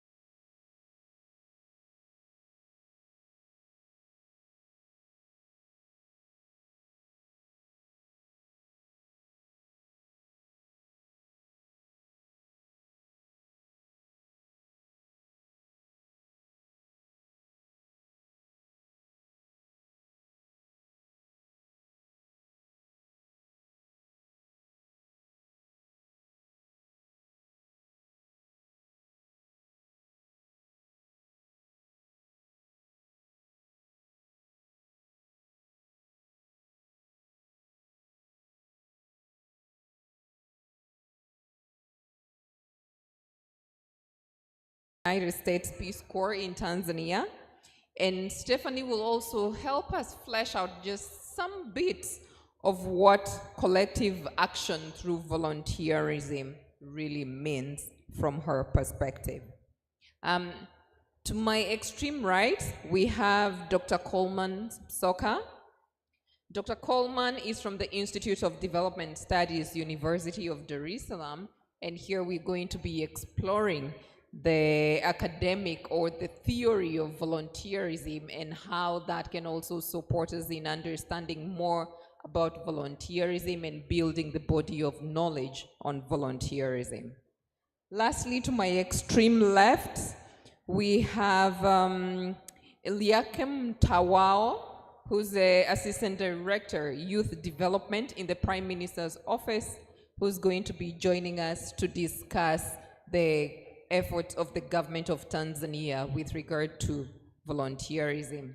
I would really appreciate if we could have your attention, people. There is quite a lot of conversations happening in the room. If you could give us your attention for just a short while, that would really be appreciated. And to kick off the panel, I will start with Zlatan. Within the internal UN documents, and I won't name some of them, but quite a few, whether it's the UN General Assembly resolution regarding the contribution of volunteerism to sustainable development goals, or whether it's our own policy documents,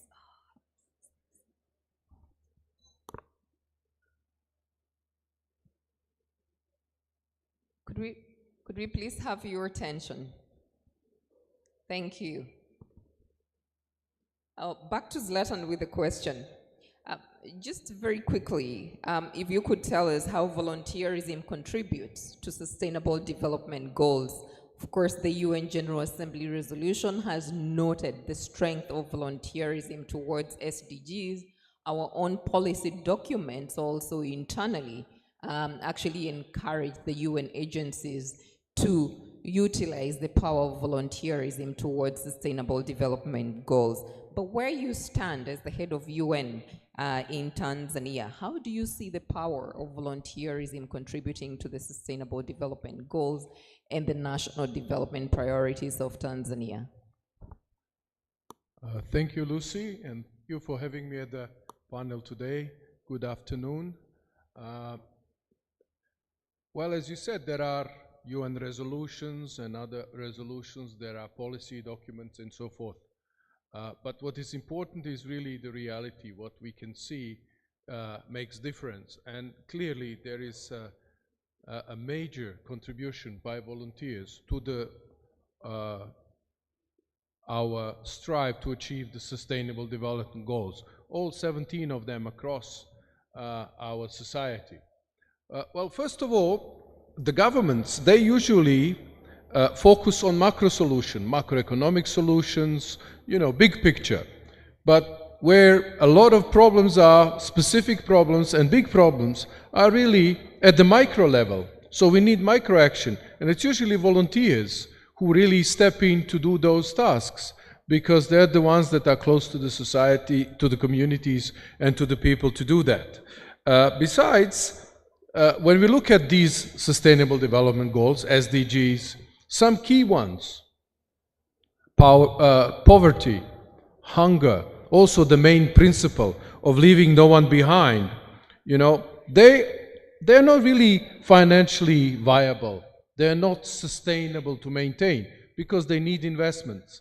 Again, many governments, private sector, they usually invest in something that's more sustainable. So some important work is being done precisely by the volunteers who don't look at that. They just simply look to help people and to support a good cause.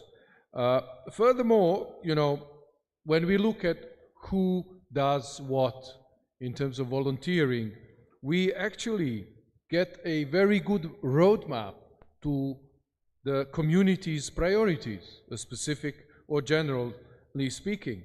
And it's kind of a gauge very often where the most critical needs are. Look at where volunteers are, what they're doing, and you will know what is important in that community. You'll know what's quite a high priority to achieve. Besides, as I mentioned earlier when I was speaking, you know, volunteering really strengthens the social cohesions. It brings people together. It strengthens the bond among the people, among the communities. It also enhances trust, as well as enables localization of specific priorities, because it's really close to the people, close to the ground. Furthermore, it also bridges the link between the government and the communities, and brings the people and the recipients, brings people to be not recipients but partners of these development processes which aim at reaching those targets. volunteers are also the most responsive respondents now. As we speak here, we have a major crisis in Manyara, in Hanang. There are major efforts by volunteers, so they're close to the ground and they're clearly contributing quite significantly. Finally, as I mentioned as well, they are a resource, they are a human resource. So in today's world where we talk about resources not being sufficient, we always have abundance of these volunteering resources that we could deploy where they're needed, especially where there are gaps. And finally, you know, it's maybe important to say that volunteering enables co-creation of solutions and really brings people to the decision making. I could go on and on, but you have a limited thing and we are reaching lunchtime, so I'll stop here. Thank you very much, Zlatan. And I think you can already start gleaning the power of volunteerism from submissions that Zlatan has given, right from being the first responders, even in cases of crisis as we are experiencing right now in Tanzania with the floods. Zlatan has talked about creation and building of trust between the community and the society and the government. And of course, as I shift my attention now to Stephanie, just trying to look at how volunteerism creates trust in the society and how volunteerism has also brought the question of development from the macro to the micro level. How do you think the power of collective action again can be harnessed even within the volunteer involving organizations like Peace Corps, which you had in Tanzania? Hello, can you hear me okay? So before I answer that question, I have a question for the audience. What is the population of Tanzania right now, estimated? No, the panelists cannot respond. Young people in the audience, between 15 and 35. What is the population of Tanzania?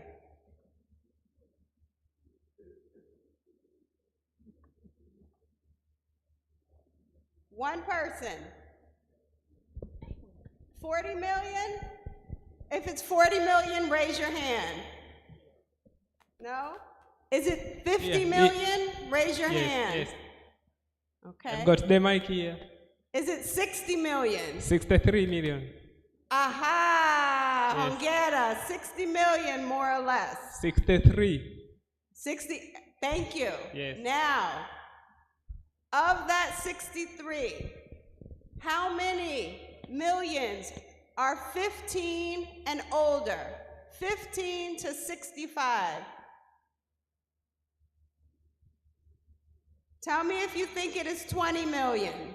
Raise your hand. 25 million. 30 million. Hongera. 30 million Tanzanians, 15 to 65. Stand up in this room if you are 15 to 65 years old. Everyone 15 and older, stand up. Stand up. Minis, please, everyone. 15 to 65. What do we have?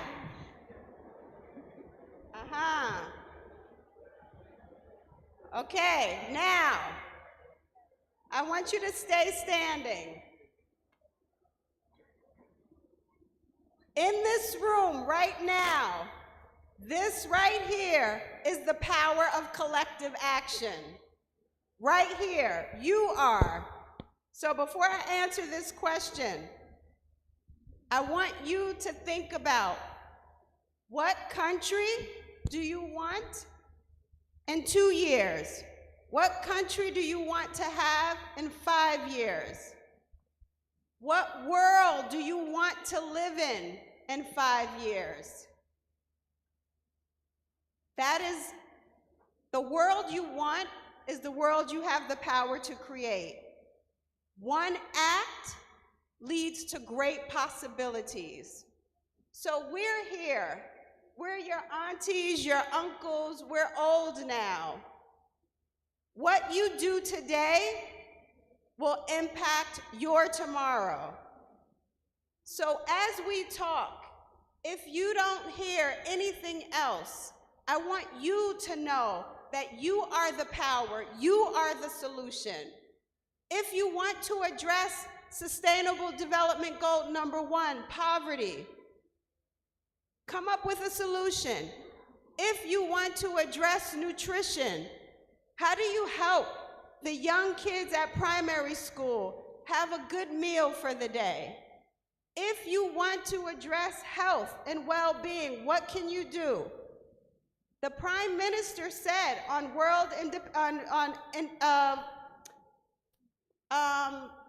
what was it? HIV, World AIDS Day. Youth, he urged all youth to do what? Know your status, get tested. If all of you in this room took to social media and encouraged your friends, everyone would move. You have expatriate volunteers in this room. I can tell you for Peace Corps, in 2 years, 24,000 people were reached directly. There are more Tanzanians in this room. In 2 years, you can reach 1 million people. If they can come, live in a community for 2 years and reach thousands, that means you can reach millions. So to answer the question, please sit. So we have your attention now, I like that. To answer the question, how can volunteer organizations harness the power of volunteerism? When we go into communities, when we help one another, we inspire the next person. Each person in this room, me included, we have a responsibility to help our neighbor, to help our community, to help our planet. Maybe it's a smile, maybe it's a salama, habari za asubuhi. Maybe it's giving that table water. Maybe it's helping to clean up. Maybe it's cooking for your auntie. Or maybe like the teacher who reached 4,000. But what I say, the power that volunteer organizations have is to inspire local volunteerism. We come for 2 years, 3 years. We absolutely make connection. We bridge cultures and people, and we learn that each of us, no matter where we're from in the world, we have a human impulse to help one another. So that is the power of collective action. Imagine if everyone in this room today left here with one commitment, one action, you would make a change. So as a voluntary organization, what we do is we inspire, we build bridges, we connect with one another, and we also commit to making tangible changes. I hope I answered the question in some way. You actually did, Stephanie. And I think that was actually a call to action, that if everyone in this room just did their bit, whether it's encouraging someone to go and get tested for HIV, whether it's on crisis communication during times of floods and other, climate-related emergencies, whether it's in terms of epidemics and responding to it, you will have done a very significant piece of work. And now I'm going to take a segue to the Eliakim, Assistant Director in the Office of the Prime Minister. The minister this morning was very passionate about what the government of Tanzania has done to create an enabling environment for volunteerism. And even I come from the region, and when we read the history of the region and the history of Tanzania, and of course the movement of Ujamaa, we see that the spirit of volunteerism is very, very inherent in the people of the region and in the people of Tanzania. From where you stand supporting the youth of Tanzania, probably, bringing them closer to the policies of government and also supporting their access to services of the government, how do you see the government of Tanzania fostering the spirit of volunteerism? First of all, within the government structure, structure of the government of United Republic of Tanzania, volunteer has been mandated to the Prime Minister's office. Doing so, it's setting, that's how it's important for volunteer action to put it in the third most powerful ministry. So that's one thing. But another thing is volunteering in Tanzania is crafted within the social and culture and tradition of Tanzania. So we have heard from the speeches this morning before independence, during the Ujamaa,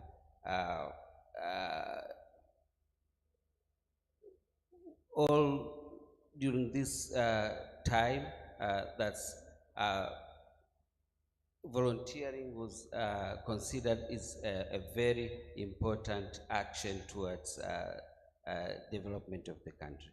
So the things which the government have been doing to foster volunteer action within the country, first of all, is to put a conducive environment through policies and strategies. For example, within the National Youth Development Policy of 2007, one of its objectives is to promote volunteer action, especially within the youth. And why the youth? It's recognizing the power of youth to volunteer action, and the power of youth as the major labor force within the country, which is more than 56%. So that's it puts volunteer action at the center of development. So if youth will be well involved, the impact of volunteering within our communities will have a huge impact. But there's other strategies which the government has been doing to promote volunteering action in the country. The other thing, for example, is to put some, for example, to the international volunteers, one of the strategies is to exempt them some other costs of, for example, a work permit and residence permits. That's in one way to see that volunteer action is promoted. But to the youth within programs like the skills development programs and the life skills programs, we have seen that volunteer action is being integrated so that to mentor the youth, to recognize the importance of volunteering, citizenship, and nationalhood. That's one of the priorities when empowering youth to see that volunteer action is being inculcated in most of the empowering programs. Other things is, for example, in Tanzania, we have the Uhuru Torch Rally, which each year it's run across all districts within the country.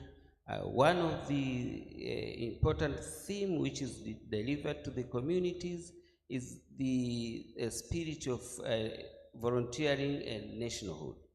For example, if you take example of this the Uhuru Torch 2023, a number of community projects was initiated, which was more than 1,400, and the value of those projects was more than 5.2 trillion. And among that, those project initiated, the contribution of volunteering, the contribution of citizens through volunteering was more than 4.5 trillion Tanzania shillings. So you could see the impact of volunteering. So if this spirit will be promoted and everyone will participate, especially the youth, the level of community development within the country will have a very huge impact. Thank you very much, Eliakim. And you touch on something very, very important, even which is forming part of the ongoing discourse right now on volunteerism, on how to move the discussion on volunteerism and evidence of volunteerism from just being very anecdotal and very storied-like kind of evidence to having concrete, evidence on volunteerism, whether it's going to be measured in terms of economics, whether it's a percentage of the GDP, and a couple of countries have actually done that, but then it brings the question of which aspects were they looking at, the economic aspect, the social aspect, and that is something that we would really wish to continue this conversation on, even as I take a segue to Dr. Msoka from the Institute of Development Studies, and hinging on what I just spoke about regarding evidence on volunteerism. How can the academia, support the global volunteerism landscape by actually bringing in this new knowledge on volunteerism and ensuring that we have a rich repository of knowledge on volunteerism?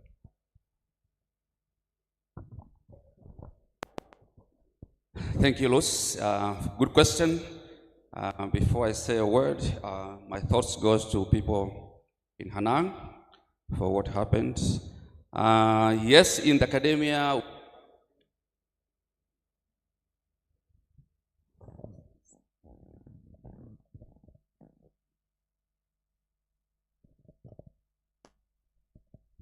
thank you.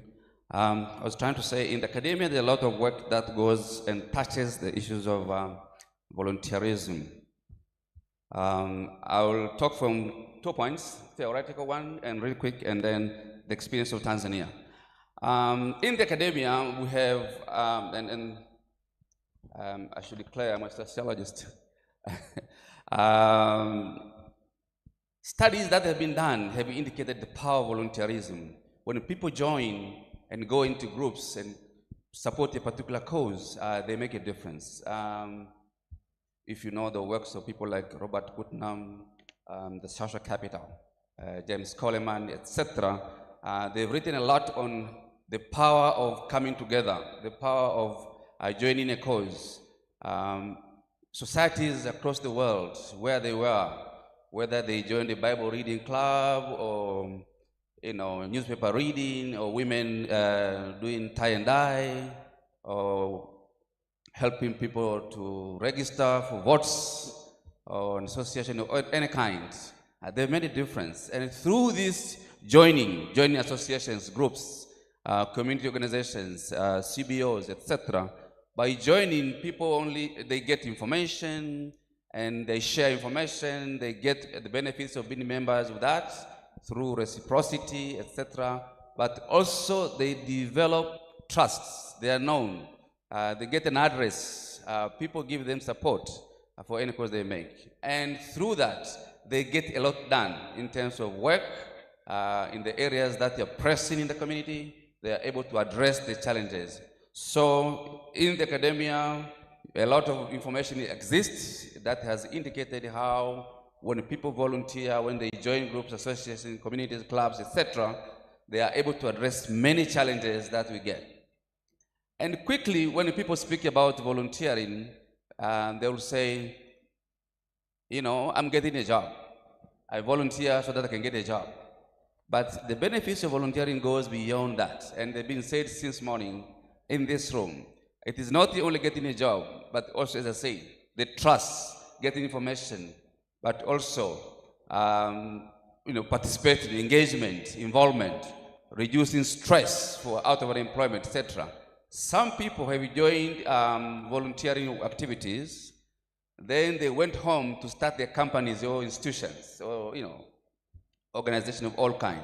It's not necessarily that they got a job, but it can also be job makers. They create jobs through volunteering. We have experience in Tanzania, SUA, through the Sugeko, and I had in one of the booth here talking about it. These are graduates who went together, form a cooperative, were able to address some of the problems, create jobs. Now it's a very famous co-op in Tanzania because of what it is doing, creating jobs for others, but also mobilizing youth to be able to engage themselves in economic activities and make milestones. There are other examples like in Duse, Dar es Salaam, students who are doing basic education, they are volunteering to teach mathematics and science subjects in our schools, etc. We have people of all kinds in many institutions of higher education. They are volunteering, and through volunteering, they are making a difference in society. This is to tell you also that higher education, in a way, is designed to help students appreciate the education, but also engage themselves in, you know, volunteering. Because by volunteering, they're able to learn what they were not able to learn in class. They can bridge the gap between what they got in theory, but also they can do it now in practice. And I think this is a very important.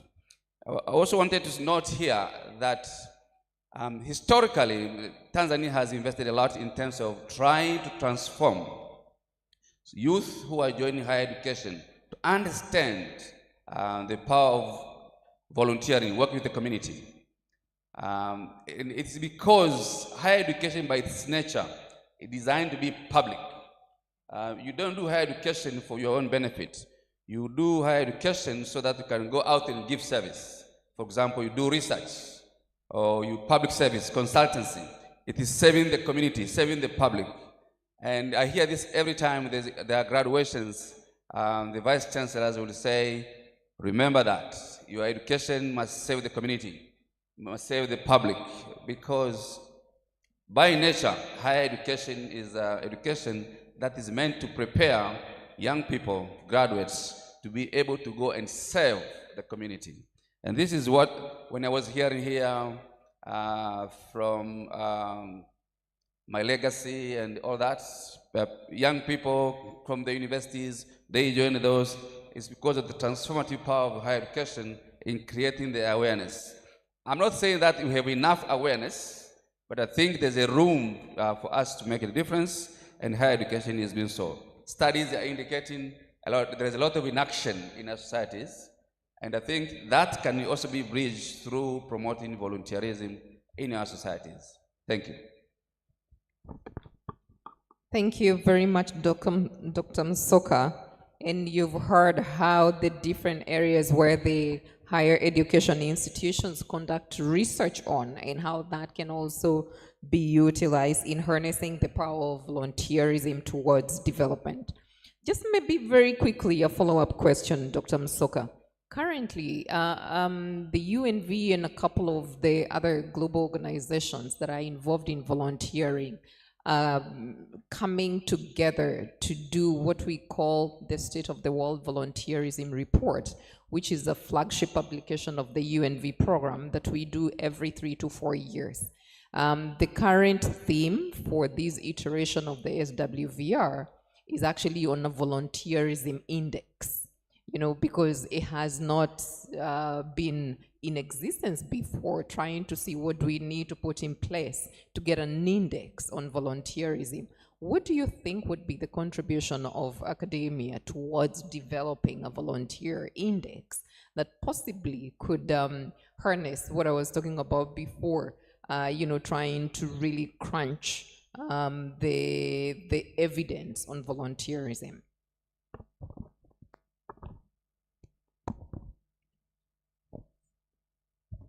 Good question. And it's not an easy one. It's a good one, but it's not an easy one. I think to create an index of volunteerism, we should think beyond the box in terms of not only considering what people quickly count as a volunteering and the benefits, but also thinking different forms of volunteerism. If we're able to see those and, you know, count those, then we'll be able to generate a good index. So I think if the academia is engaged into this, and then begin to be able to evaluate the various forms of volunteering. In the law school, the lawyers, what they call pro bono, you know, how do you value that? People giving free service in particular area, legal service. There are many people who are doing a lot of pro bono things in our societies, and I think they need to be considered. And there are others who are donating. For example, we know researchers spend a lot of time in the laboratories trying to do research, making innovations, improving innovations, shaping innovations, etc. Sometimes it's not easy to compensate their money, you know, the amount of time and resources they put into that. Energy, personal earnings, but there are also companies that sponsor activities. So I think when we are trying to create an index, we have to create a wide range of things to consider, both in terms of monetary, non-monetary, time, the thinking, the kind of service that the people are offering, etc. That will be able to count. And one of the things I was thinking quickly last night is, if we were able to, to value all the work that's done, as volunteering in Tanzania, I think the value will be very big in a year. Maybe municipalities and local authorities in Tanzania need to every year document what comes in as a contribution from the public in terms of volunteering, building schools, bridges, roads, etc. But also those who are giving their time into things. Like I said, lawyers, doctors, accountants, etc. People, tax evaluators, etc. The people who are giving time. All this needs to be counted. I think the academia has a room to contribute in terms of valuing this, the time, the quality services, etc. Thank you. Thank you very much, Dr. Msoka. I will come back to you, Stephanie, just with one question. Increasingly, we see emerging trends on volunteerism, with the changing global dynamics and the challenges, crises, of course, also in the opportunities that exist. But scanning from the horizon, what do you see as a challenge to modern day volunteerism today?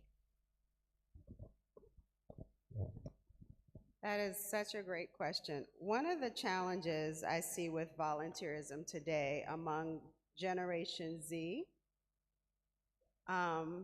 is potentially not looking for volunteerism as a means to secure employment. I think one of the panelists mentioned and not for the act of service in itself. And so, how do we shift from a me focus to a we focus? Or how do we promote and ensure that the generation that will really build tomorrow see the value and the notion of service?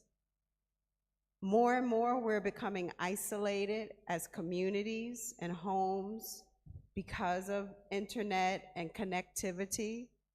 So how do we ensure that if we are to live with that level of connectivity, we're still valuing community? And for me, that's one of the challenges. And then when we talk about the retired generation, retired isn't necessarily tired. So how do we bring an intergenerational group of people together to really coach and mentor and foster that community engagement that we've seen previously? Thank you very much, Stephanie. And quite a very good challenge there. How do we foster this intergenerational mentorship and accompaniment so that the new generation also has the same spirit of service to others and volunteerism as an ethos in life? Now, I'm going back to Eliakim with a very quick question. And I'll pose the last question to Zlatan, then of course I'll come to the floor. And Eliakim, the last couple of months we've seen the government of Tanzania report on the high-level political forum, and part of the reporting on the Sustainable Development Goals implementation in Tanzania was actually seeing the integration of volunteerism, both formal and informal volunteering, on the different sectors on Tanzania. Would you please just give us key highlights that you saw emerging with these reports, the VN, the Voluntary National Report to the High-Level Political Forum?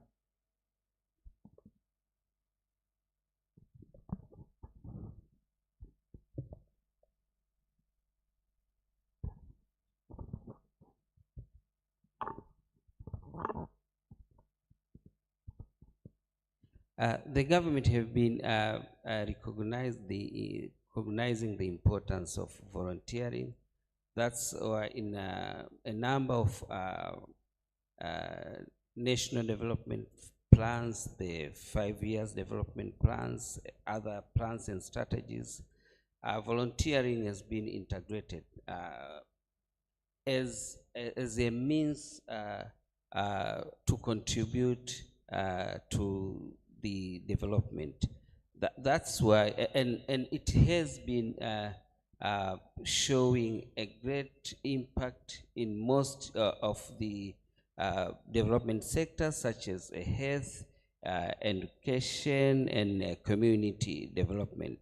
So, and knowing most of one of the challenges is the scarcity of human capital.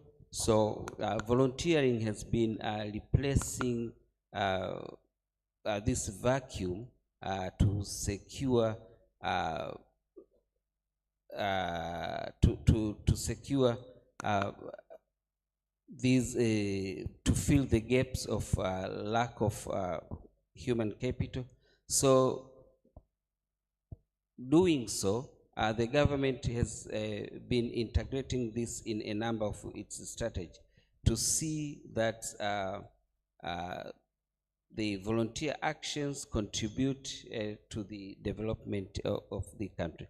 So that's why the government sees its importance and work to see that volunteering is fostered and promoted within the all aspect of the development in all sector, because it cut across. And the big question now there is important to formalize the volunteer action through policies or strategies.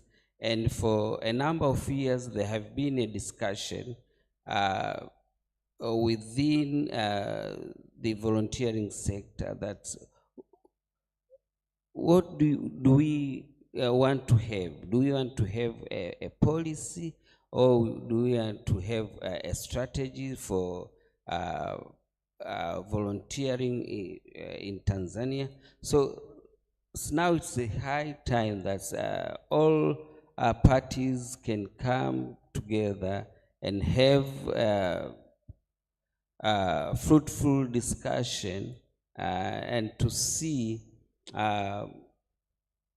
we come up with the strategy that which will see we promote and manage volunteering as a country across all parties.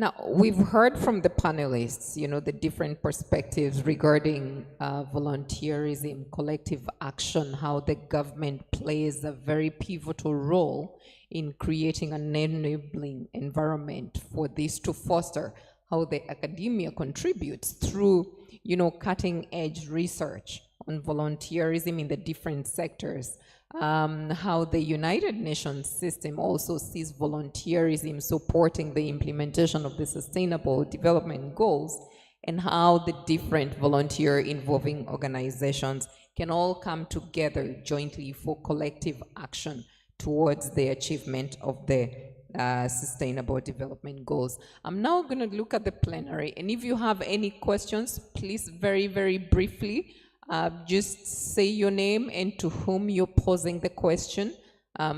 We'll just take about 3-4 questions in the interest of time, and then we close this session.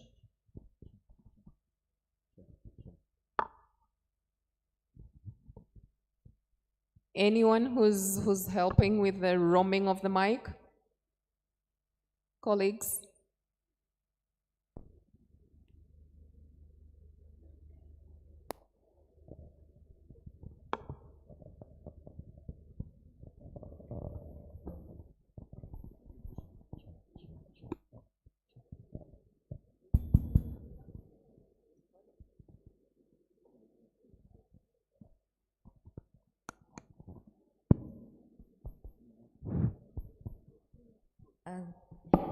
Thank you. My name is Kapwani Kavenuke. I am a volunteer as well, and I really enjoyed the panel discussion. Specifically, I just have a recommendation and a question posed to anyone in the panelists, not specifically. I really loved what Dr. Maseko had said about volunteering sometimes can lead to you actually creating more opportunities for other people and your community. So aside volunteering when I was 13 as a climate ambassador, and now I'm 26 and I have my own organization, and it's called Moja Farm Organization, One Family, and we've been doing work in Mwanza and in my community as well, and it's really good to know that that's also something that volunteering actually opened my eyes to the other issues in the environment as well. So now my recommendation is based on where I work in Mwanza. So just to try and say that we really do need more education on the essence and importance of volunteering, especially in other areas. Most of the times you find that the capital cities and the busiest cities are the ones that get all the opportunities and the buzz, but other regions are kind of left out, and so information needs to be brought to them and to encourage the youth to do more with their lives as well. But my question is, you had asked a question to Stephanie about what are the challenges of volunteering in the modern world, and of course it was she did state and had posed the question on what to do then. So then maybe just to pose this to you, to the whole panel, like what would you consider as quality volunteerism? Like what are some of the qualities? From there, maybe then we can actually get the answer to how to solve the challenges of modern day volunteerism. Thank you. Thank you. We can take two more. I see a hand there. Thank you very much. My name is Revocatus Kimario. I'm the Executive Director of Sugeko. My question goes to my brother from the Prime Minister's office. Yes, I appreciate the work that has been done by the government, and we're really happy that they are supporting this. But he raised a question saying, should we start with the policy or should we start with the strategy?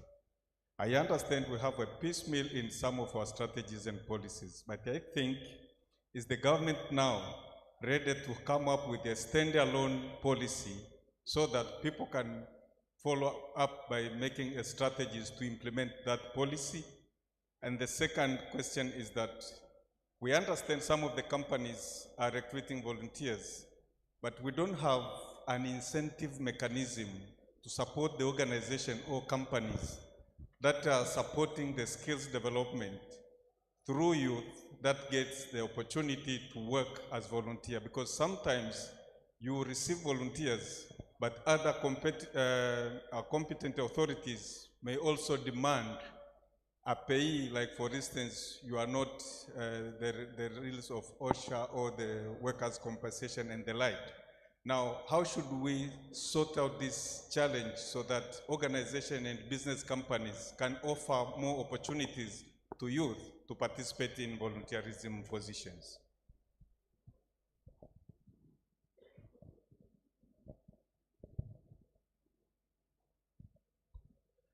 My name is Rahim Miskaryango. I'm coming from D-Light Business Consultants. Also, I would like to direct the question to the Prime Minister Office on how we can improve the environment of volunteer in Tanzania. As we know, other countries, they have policy and laws, but here in Tanzania, we have the challenge of having a legal framework of volunteer. So it's a time also to see how the government can enact the laws, proper laws, on how the condition of volunteer and the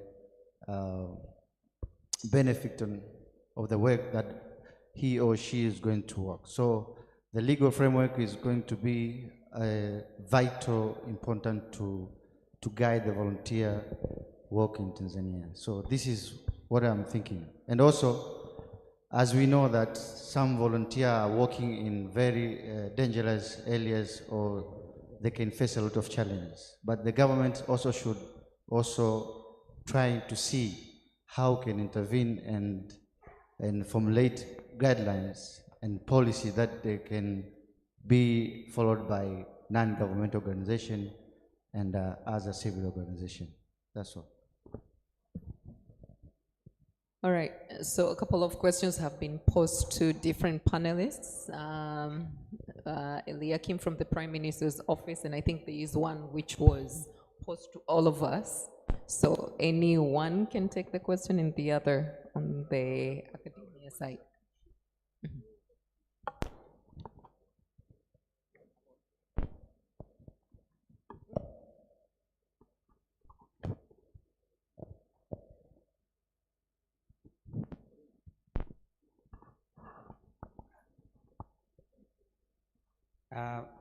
Asante. On the question of the standalone policy, historically, we had in 2000, around 2007 to 2008,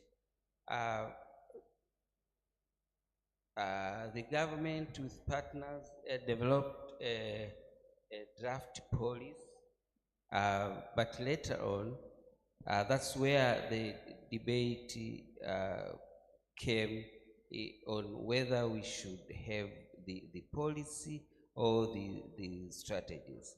And before I say that it's now a high time for all the parties to come together and see that's where we go next from now. And from that, we also will invite the academia, because we need a evidence-based policy, so that they can help us with researches to give us evidence for the need to have the structured policy framework that will help manage volunteering action within the countries. As you may know, that the government intend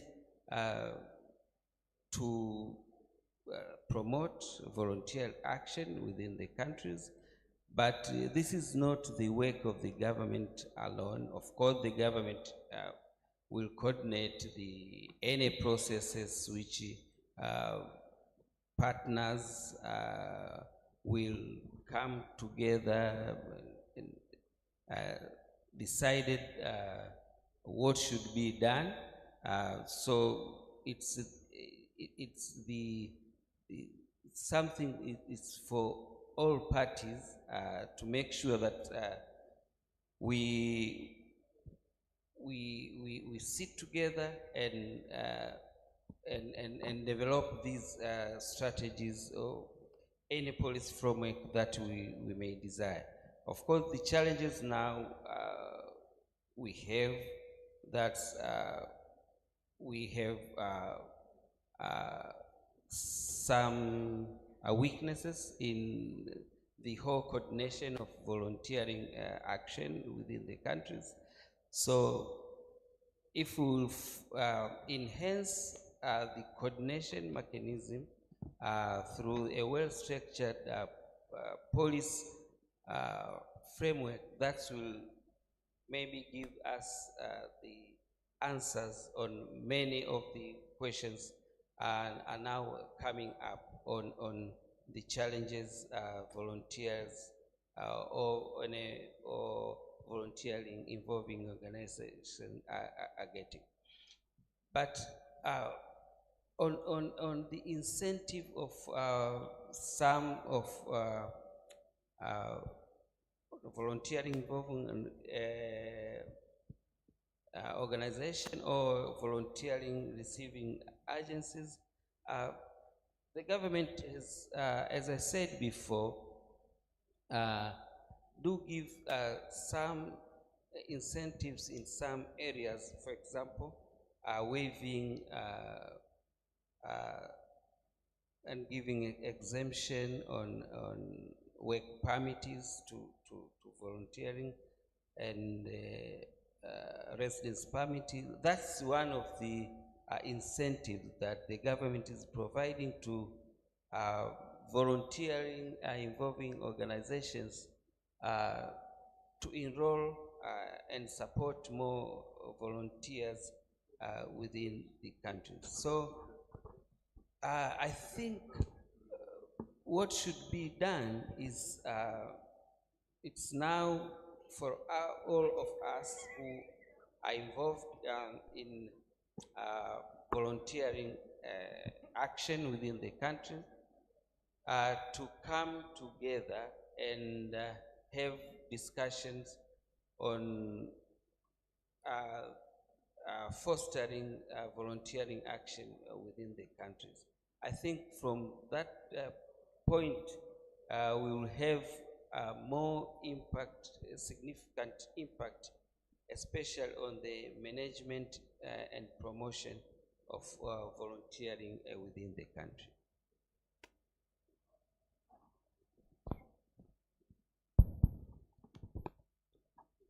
So I have been given the first try on the question that was generic, and I stepped in because everybody had two questions. I had one, and I believe in egalitarianism.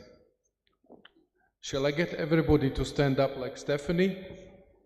No, I'm just kidding.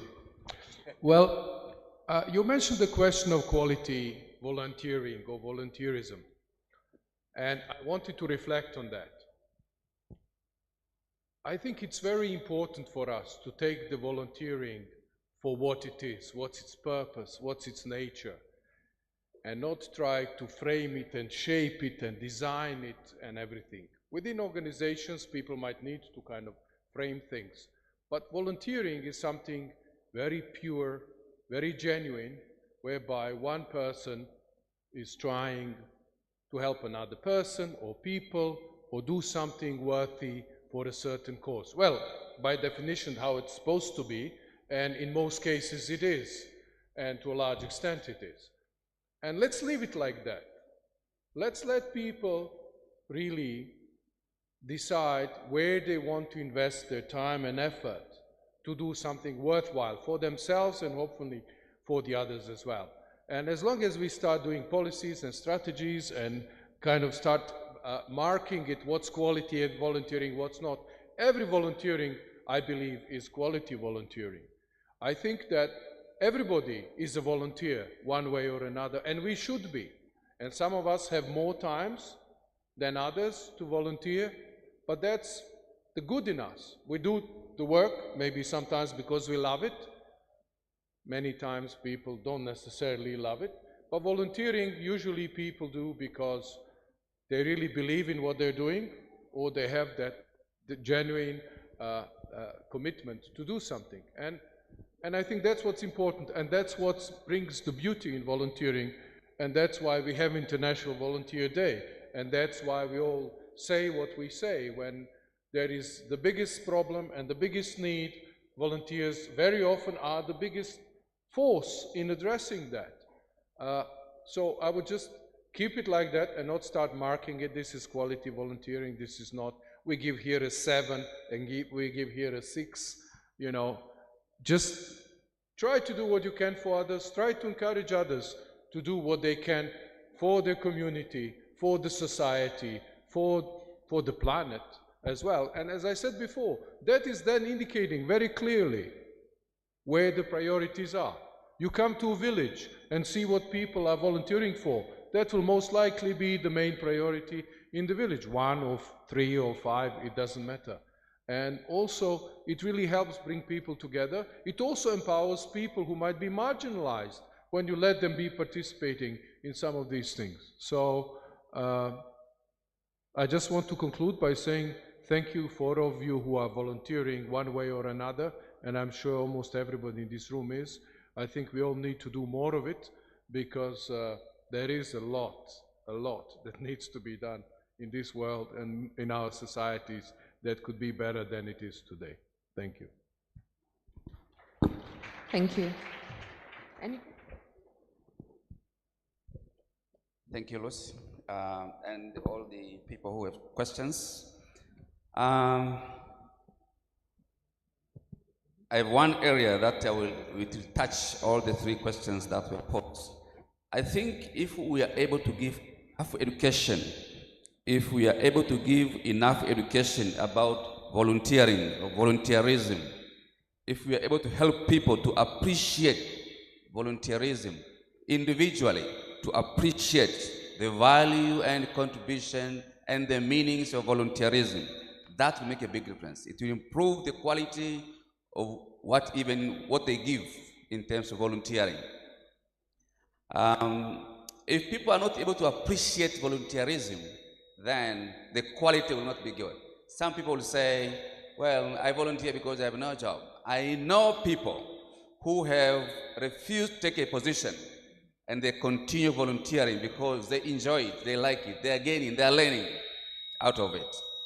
It's because they are able to appreciate what they are getting from volunteering. So I think the quality will change a lot if we are able to invest and make people appreciate volunteerism. I agree also that we need good environment, in terms of legal framework, legal environment, that will help to promote, protect companies, agencies that are receiving. But if people are not able to appreciate volunteerism, I think it still remains a big challenge. And therefore, an investment has to be made sure that people are able to appreciate volunteerism as well. Usually, we develop a policy around a problem. We develop a policy around a problem. When there's a problem, then we look for a policy.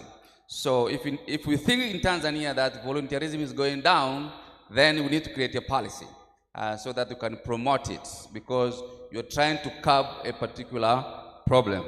If volunteerism is still good, then we need more strategies to promote it into next higher level of good. Thank you. Thank you very much, panelists. And now in 30 seconds, your final words. Final words, each of the panelists. We can start with you. Thank you very much. I think we should invest in volunteerism education. And I wanted to say here, universities in Tanzania, particularly public universities, are currently reviewing their syllabi. And through that, I hope there will be a window to build in volunteerism. My institution, IDS, we are currently investing, and we are considering that as well. Thank you. My one word is I would hope that young people in the room use their platform to promote and inspire others to volunteer. And then one more, that the voluntary organizations, we have the experience, the decades of structuring programs and people for impact. And my call to action is for all of us to come together and talk about how we might partner with Tanzania as they potentially look to build a volunteer corps or a volunteer program that allows some structure where we can have discussions around quality and impact and the sustainable development goals.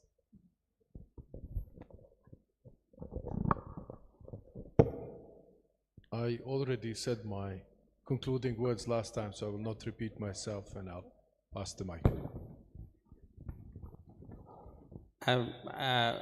My final word is that the youth are the very important segment of any society. The youth are majority of the labor force. They have power of changes within any community. So promoting volunteering spirit among the youth is very important, because it goes with a lot of benefit within the society and the individual youth themselves. So may I encourage all parties, the government, civil societies, VIOs, and the youth themselves to promote the spirit of volunteering among the youth. Thank you very much for paying attention, and thank you panelists for giving your time and your knowledge and your submission during this session. My 30 seconds call to everyone is that anyone of all age can volunteer. Volunteering is not limited to anyone, whether youth or at midlife or at the retired stage. Anyone can volunteer. So today, if everyone did, that is what I want to leave you with. Thank you very much.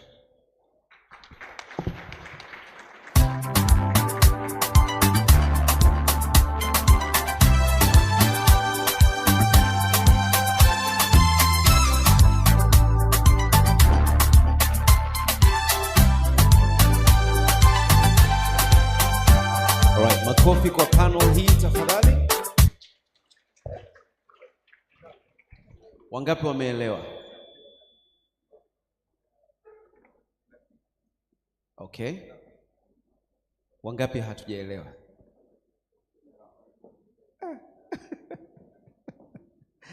Okay, sawa. Kulikuwa na Kiingereza kingi sana. Nashukuru kama wote mmeweza kuelewa vizuri sana. Now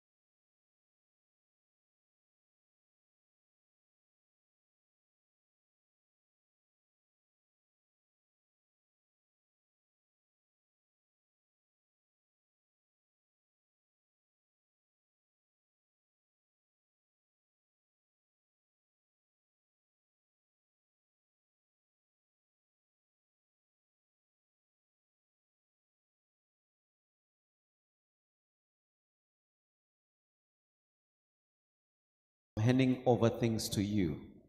This is now your responsibility. You're doing the next session, and you will also do the closing. I'm moving off to another meeting. Take a breath.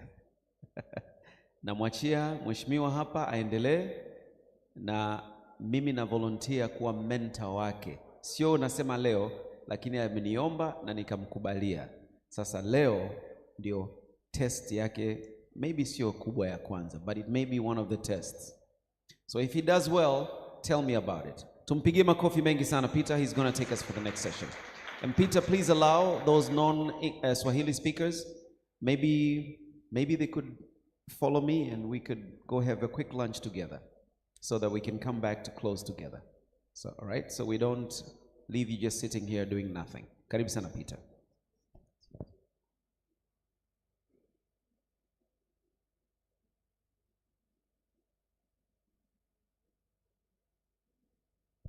Thank you very much, Taj. Yes. Okay. Good afternoon. Habari za mchana. Jamani, sijasikia sauti. Habari za mchana. Tunajisikiaje mpaka sasa hivi? Tuvumilie kidogo. Asante sana kaka Taji. Thank you, ladies and gentlemen, for your patience, for being with us since the beginning of the session. And right now we are about to move on to our last and final session for today. Then we'll break for lunch and networking. So without further ado, let me welcome the key panelists. Agnes Kabiwa, wherever you are. Agnes from UNA.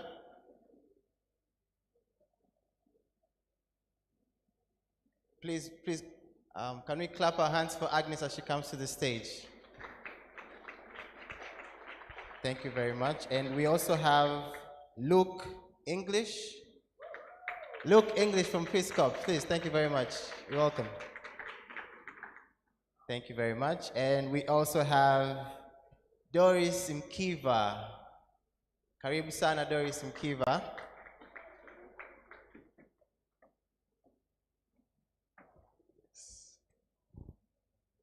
And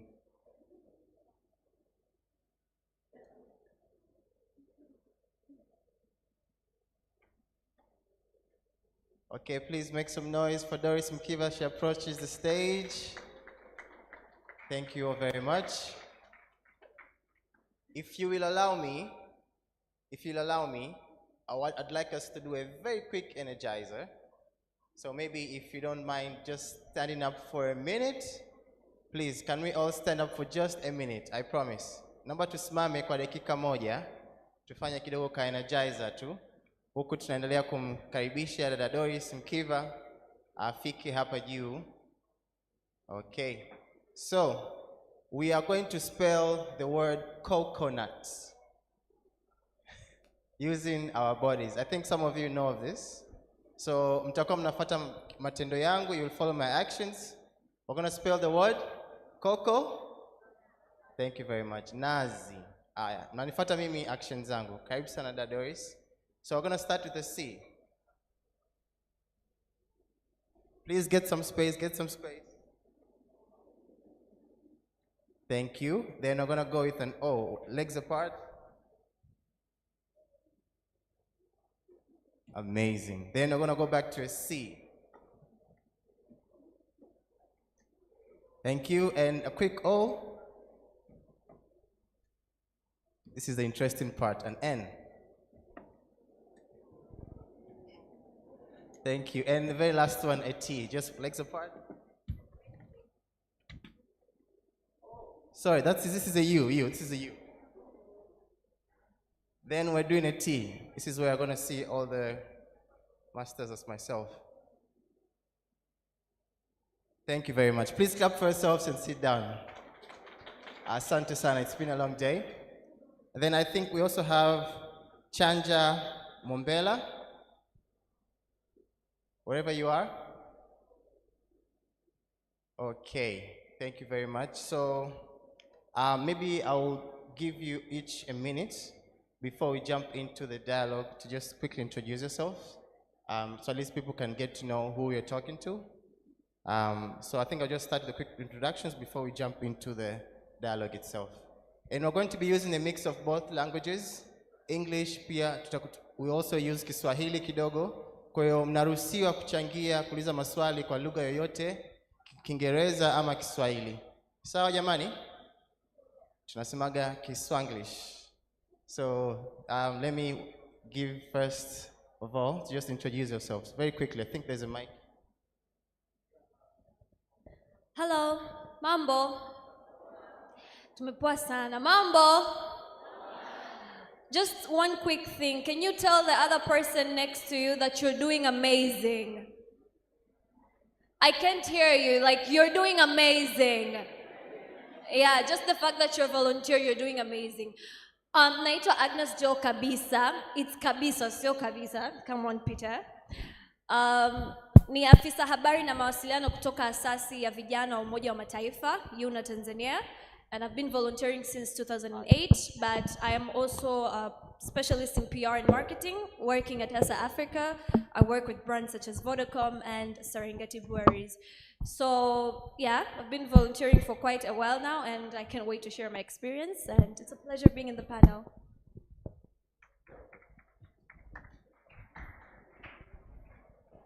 Jamani, habari za mchana. Kwa majina ninaitwa Lucas. Mimi ninatokea Peace Corps, tupo pale nyuma. Mimi ni mwalimu, ninafundisha katika shule ya sekondari mkoani Tanga.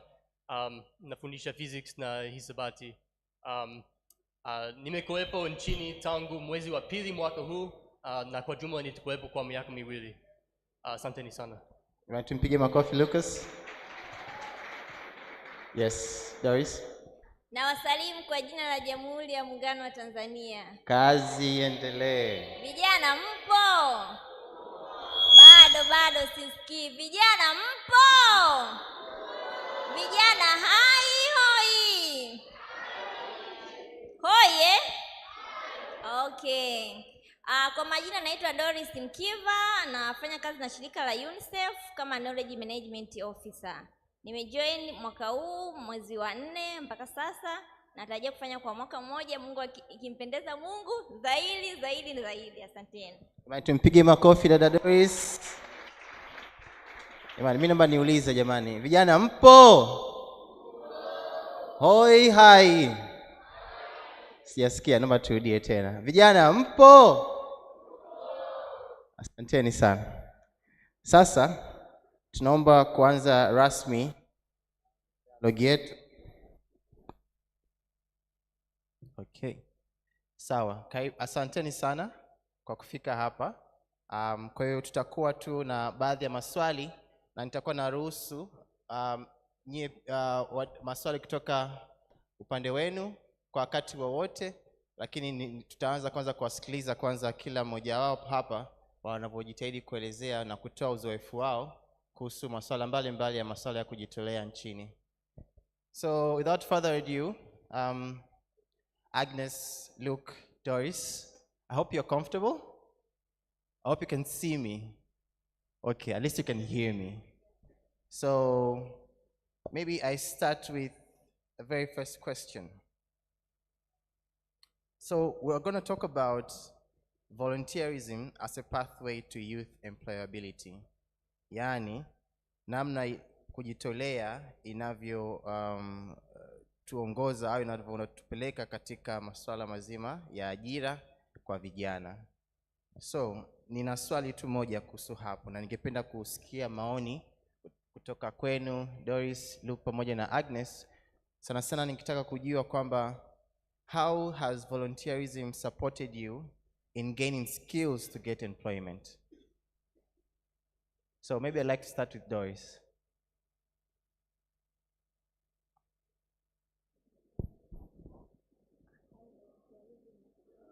Yes, I'll repeat the question. So, how has volunteerism supported you personally in gaining skills to get employment? Okay, asante sana. Asante sana Peter kwa swali zuri. how volunteerism ina support katika masuala mazima ya ajira. Kwanza kabisa naomba nitoe ile misconception kwamba volunteerism ni just kujitolea tu kufanya kazi na bila benefit yoyote. Naomba niondoe hiyo misconception kwenye vichwa vya watu. Volunteerism inakusaidia wewe kugain different skills. Volunteerism unapofanya kazi katika mashirika tofauti au taasisi au initiative zozote, unapata skills, mfano problem solving skills, unapata team leadership, team working skills, unapata leadership skills. Na hizi ni skills ambazo most of the organizations zinahitaji mtu ajue.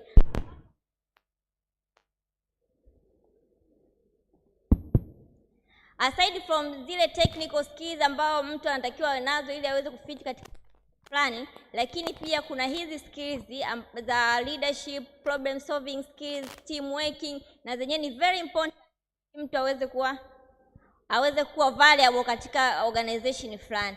Kwa hiyo kupitia volunteerism ndio unaweza kudeliver your skills, kwa sababu tunaamini kwamba huwezi kawa na empty kichwa. Huwezi kwa kichwa chako kawa ni empty box kwamba you don't have any kind of skills. Kwa unazo skills, kwa hiyo from there unaweza ukadeliver skills, lakini volunteerism pia ina kupata skills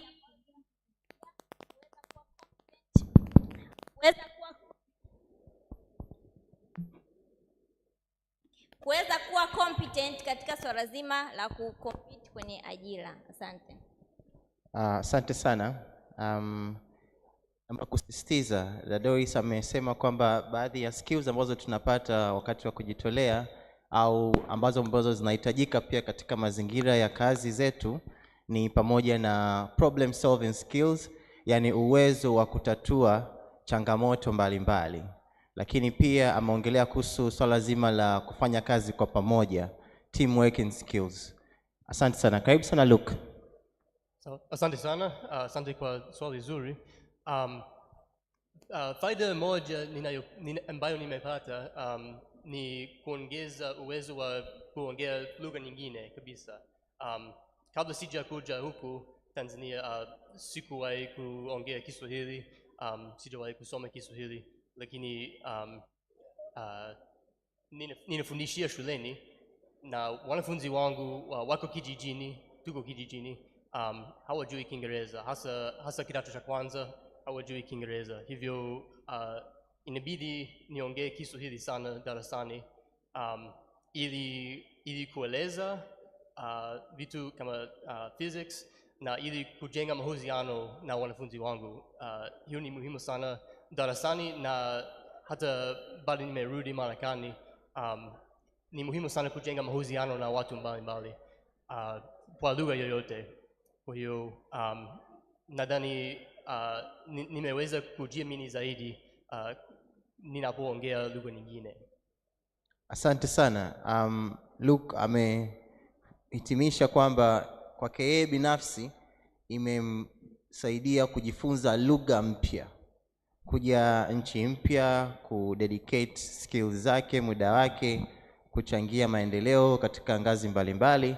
Ameweza kujifunza lugha ya Kiswahili, na nahisi wote tunaweza tukasema kwamba anajitahidi Kiswahili, si ndio jamani? Kidogo sana. Hongera sana Luke. Asanteni sana kwa makofi yenu. Kwa kweli mimi mwenyewe nimefurahi. Agnes, karibu sana. Asante sana Peter. Kwanza hilo swali ndo msingi wa sisi wote kuwa hapa. Kwa sababu kila mtu ambaye anajitolea au anaamua kuwa sehemu ya mabadiliko au sehemu chanya ya jamii yake, ni kwamba anataka kujiona yeye anakuwa pamoja na anachojaribu kukibadilisha. The main thing that benefited me from volunteering first was creating a net worth of people. Kujuana na watu. Hamna mtaji mkubwa kama kufahamiana na watu.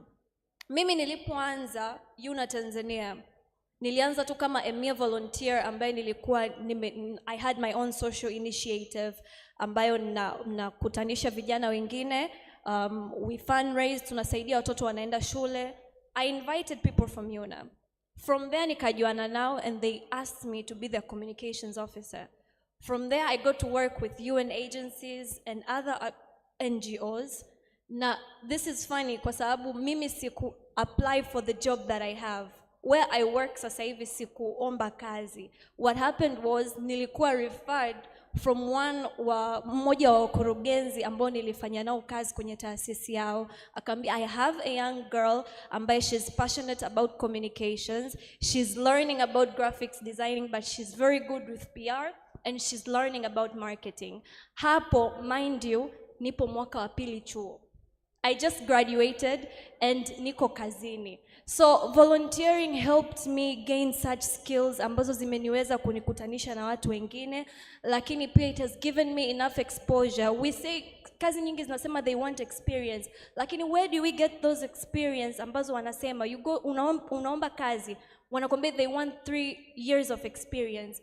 Fine, umemaliza chuo, whatever, uko bado chuo, lakini jaribu kujitolea, you gain that experience within the cause of what you want. And this is the funny part. Nimesoma political science and public administrations with a minor in international relations, but I work in PR and marketing. Why? Because volunteering gave me the opportunity to learn these other skills that I'm using right now kwenye PR, kwenye marketing, things like writing press releases, so many other things that relate to PR and marketing and such things of that sort.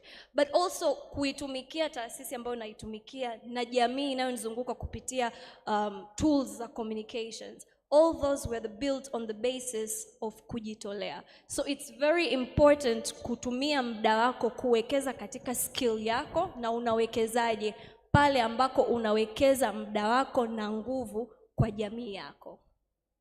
Jamani, tumpige makofi dada Agnes.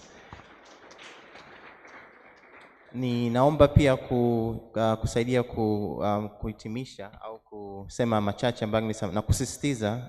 Agnes amesema kuhusu swala zima la umuhimu wa kunetwork. Si ndio jamani? Networking. Ninaomba kuongezea tu kwa kusema kwamba wanasemaga ndugu, jamaa, marafiki zetu, they will always offer us emotional and social support. Lakini kwenye upande uzima wa ajira, kupata fursa, mara nyingi sana watu ambao wanatushika mkono kwenye haya masuala ya ajira na kupata fursa mbalimbali ni watu ambao tunakutana nao katika mazingira ya kazi. Kwa hiyo ametoa ushuhuda mzuri sana dada Agnes kwamba kwa kuanza kujitolea kwake akaanza kuonekana na akaonekana pia na potential yake kwenye upande uzima wa mawasiliano, na mwisho wa siku wakampa kazi, lakini asingekuwa ni mtu wa kunetwork, kushiriki katika mahafla kama haya, asingepata hizo fursa. Kwa hiyo nikupongeze tena dada Agnes na niwashukuru pia, na naomba tuongee sasa kwenye swali langu pendwa la pili. Hapa tunaanza na kaka Luke. I have a question for you.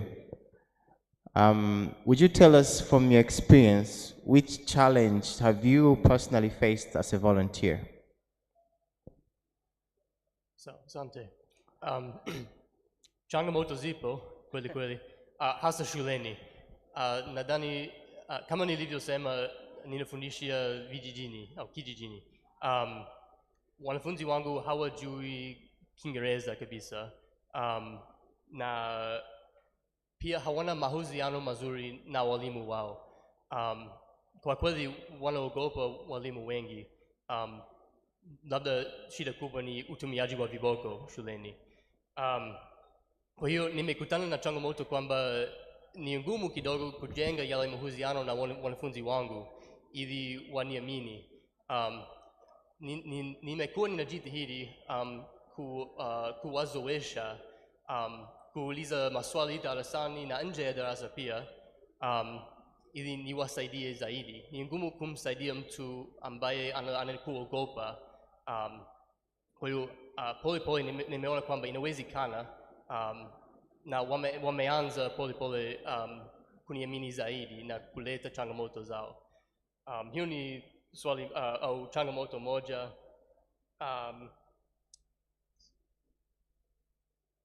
Na pia wanafunzi wengi wanaofika shule ya sekondari hawana misingi yao haijakaa vizuri. Kwa mfano nilikuwa ninafundisha kuhusu pressure. Pressure ni force divided by area. Lakini niliingia darasani siku ile na nilisema nani anajua unavyopata area? Hamna. Labda wanafunzi wawili. Kwa hiyo nimehitaji kuzoea zaidi kwamba misingi yao haijakaa vizuri. Pengine ninahitaji kuchukua kama nusu kipindi ili kuwaeleza area kabla hatujasoma pressure. Vitu kama vile vinatokea kila siku. Lakini nimeona wanaweza pole pole. Asanteni. Asante sana Luke. Tumpige makofi. Asante sana Luke. Nahisi wote tumemwelewa, tumemsikia, na kikubwa alikuwa anabainisha changamoto kwa upande wa elimu, kwamba wanafunzi wa shuleni hawajui vizuri Kiingereza, lakini pia mpaka wanafika kutoka primary kuja secondary kuna baadhi ya vitu ambavyo bado nakuwa hawana ufahamu nao kikamilifu. Kwa hiyo inamfanya achukue muda mwingi sana kuelezea kitu kimoja. Dada Agnes, naomba nirudi tena kwako, basi tena kwa dada yangu Doris. Hapo naomba tuongezee na wewe labda changamoto ambazo unazipitia katika kazi zako unaweza kujitolea mpaka hapo. Thank you Peter. Changamoto ambayo imekuwa kubwa, naomba nisijiongelee mimi tu kwa sababu I believe we're representing a larger group of young people who are volunteering in various places. Hamna kitu kigumu au kinaumiza sana kama unatoa muda wako lakini unakuwa haui valued. A lot of people wish to give their energy and their time to so many organizations. Na ni kweli taasisi hizi zinawapa nafasi ya kujitolea, zinawapa nafasi ya kuweza kuwa na kufanya shughuli katika eneo hilo. Lakini what value are you returning to that other person? Ni kitu kimoja kujitolea na ni kitu kingine cha kuniongezea mimi thamani mtu ninayejitolea. Mtu yoyote anapoenda kujitolea anatamani kukuza pia yeye taaluma yake pale anapokuongezea wewe thamani katika shughuli ambayo unaifanya au shughuli ambayo unajaribu kufanya katika jamii hiyo. Kwa hiyo it's very important to note that as we volunteer, what career value are you adding to us as volunteers, as organizations? Are you providing trainings that also help us grow career-wise? Are you providing stipends that help me get to and from? I understand there are some other entities that don't have funds to assist these volunteers, but there are those that do. And it's very encouraging once a person goes back home, anajua kwamba at least nimepewa nauli, kwa sababu kuna msemo anasema volunteers don't get paid because you can't afford us. We are priceless. Even do you know that? Kwa sababu volunteer hauzi ajira, anatoa thamani yake kwako wewe. I'm putting value, I'm putting my heart and soul into what I believe in. You cannot put a price on that.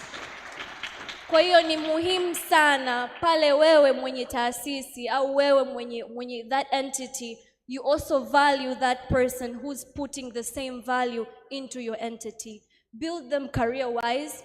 You can't pay them enough to appreciate what they stand for, but at least show them that you care.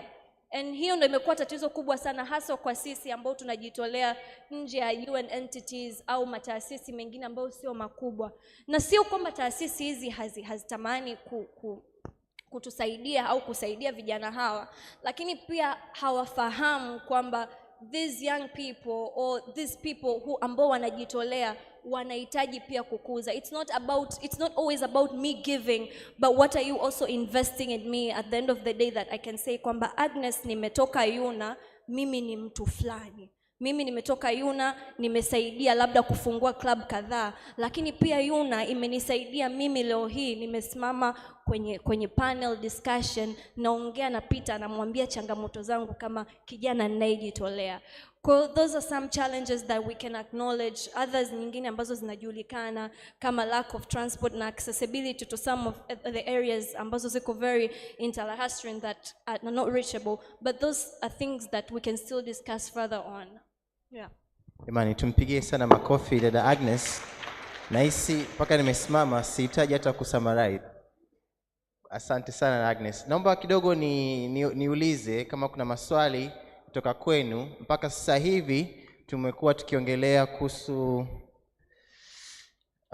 namna kujitolea inavyochangia au kuleta kwenye masuala ya ajira kwa vijana, lakini pia tumegusa baadhi ya changamoto ambazo zinatokea wakati wa kujitolea. Nimeona kama kuna mikopo sehemu fulani. Naomba kidogo mic tembee. Tutakaribisha maswali kama mawili matatu kwa panelist wetu. Ruksa kumuuliza yoyote kati ya hawa, ni wazoefu wa kujitolea mpaka hapo. So nahisi wana uwezo wa kujibu vizuri. Karibu sana. Kuna mkono pale. Karibu sana kaka. Naomba jitambulishe.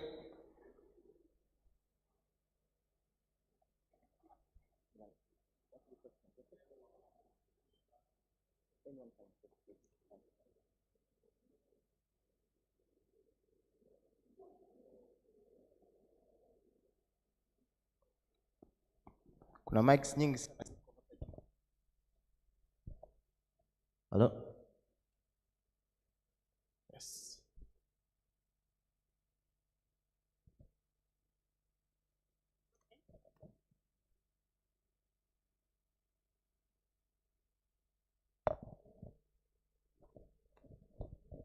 Asante. Kwa majina naitwa Penueli. Mimi nilikuwa na swali, ni swala la changamoto. Na nisingependa kudirect kwa mtu mmoja, lakini mmoja wa watu ambao ningeomba wanijibu, maana yake aligusia kwenye hicho kipengele dada yangu pale. Kuhusu volunteering, je, ninaweza kufanya volunteering nje ya career yangu? Yaani mfano, mimi ni mwanafunzi wa chuo, ninasoma mambo ya bahari, maritime issues. Je, ninaweza kufanya volunteering nje ya maritime issues na bado ikaja kuwa benefit kwangu?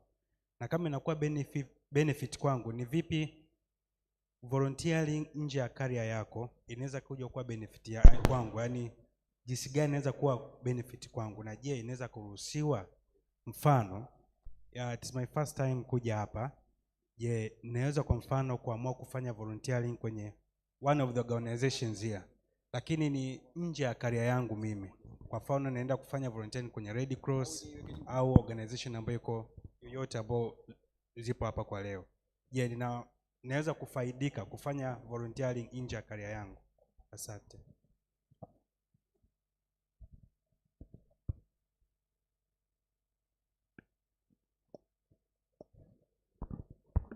Hello. Yes, asante sana. Ninaomba swali la mwisho tuchukue hapa kwa wanafunzi wadogo zangu.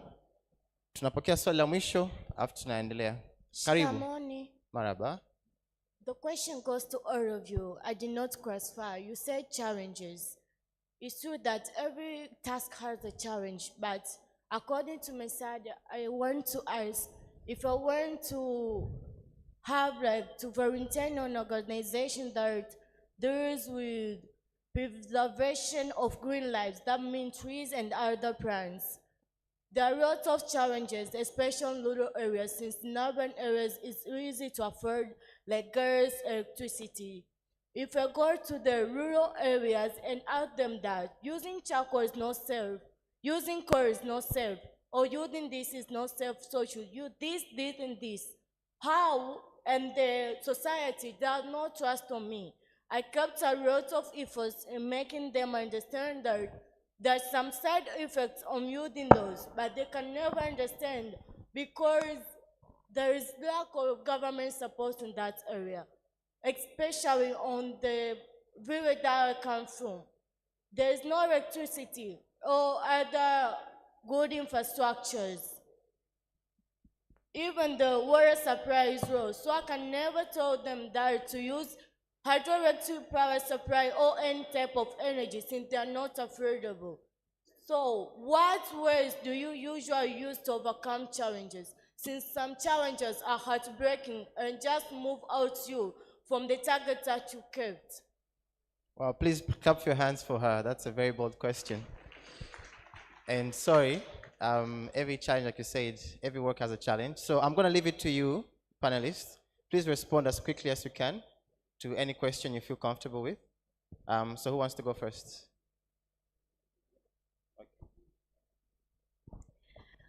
Okay, I'll answer the questions respectively. Kaka, umeuliza swali zuri sana. Umeuliza kwamba, can you volunteer out of your career? Sindio? Ipo hivi, kama ulinisikia wakati mimi natoa testimony yangu, mimi nimesoma siasa, sayansi ya siasa. Lakini nafanya kazi ambayo inahusisha PR na marketing.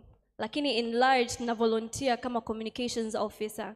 Unaona hapo nilivyo desa Kuna watu wananiambia Agnes you are a fraud. Imagine umesoma siasa lakini hauna experience ya siasa. Unafanya kazi PR lakini hauna qualifications ya PR. So with volunteering, you can do anything you want. It just depends on the entity you're going to. Every entity has its formal structures of receiving volunteers. That is one. Now two, each entity has several positions and areas where you can volunteer that can align with your job of work or your career aspirations. So it's all about you setting your goals and what you would like, and they should also align with what you're good at. That is what makes a good volunteer. Doing what you love, doing it at your best. That's what makes us who we are. I think I answered your questions, ndio? Thank you. Dada mzuri, kwanza, let me remove that notion. There is always government support. The government, like any other entity, always needs other help from other people. That's why we have NGOs, CSOs, international organizations, religious groups helping and holding a hand. Kwa sababu there is always room to help. But with your question that how do we deal with challenges or how do we deal with disappointments, my brother here stated clearly, I think he'll also state it when he addresses this probably. As a volunteer or when you're dealing with certain groups, you need to first understand the psychology of these people. There is always a way of dealing with different people. Every society has its ways of communicating to them. It has their approaches and ways to deliver your messages or what you would like to give to them. Ni kama kipindi cha corona, everyone had their own perceptions, but we have to spread awareness first, then make them understand the importance of whatever we are trying to deliver. If it's planting trees, if it's stop using charcoal and stop using wood and use proper other energy resources, things like that. It's always about making people understand first.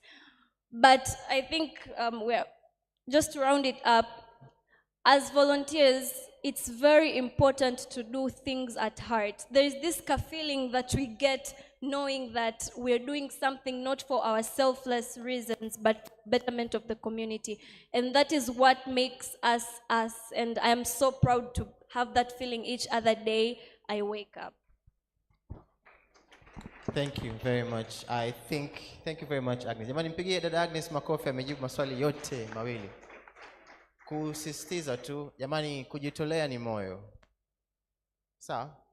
Ni moyo, kwa sababu umeona kitu fulani hakiko sawa, umeona kwamba unataka kutumia uwezo wako, nafsi yako uliyokuwa nayo kubadilisha kitu fulani.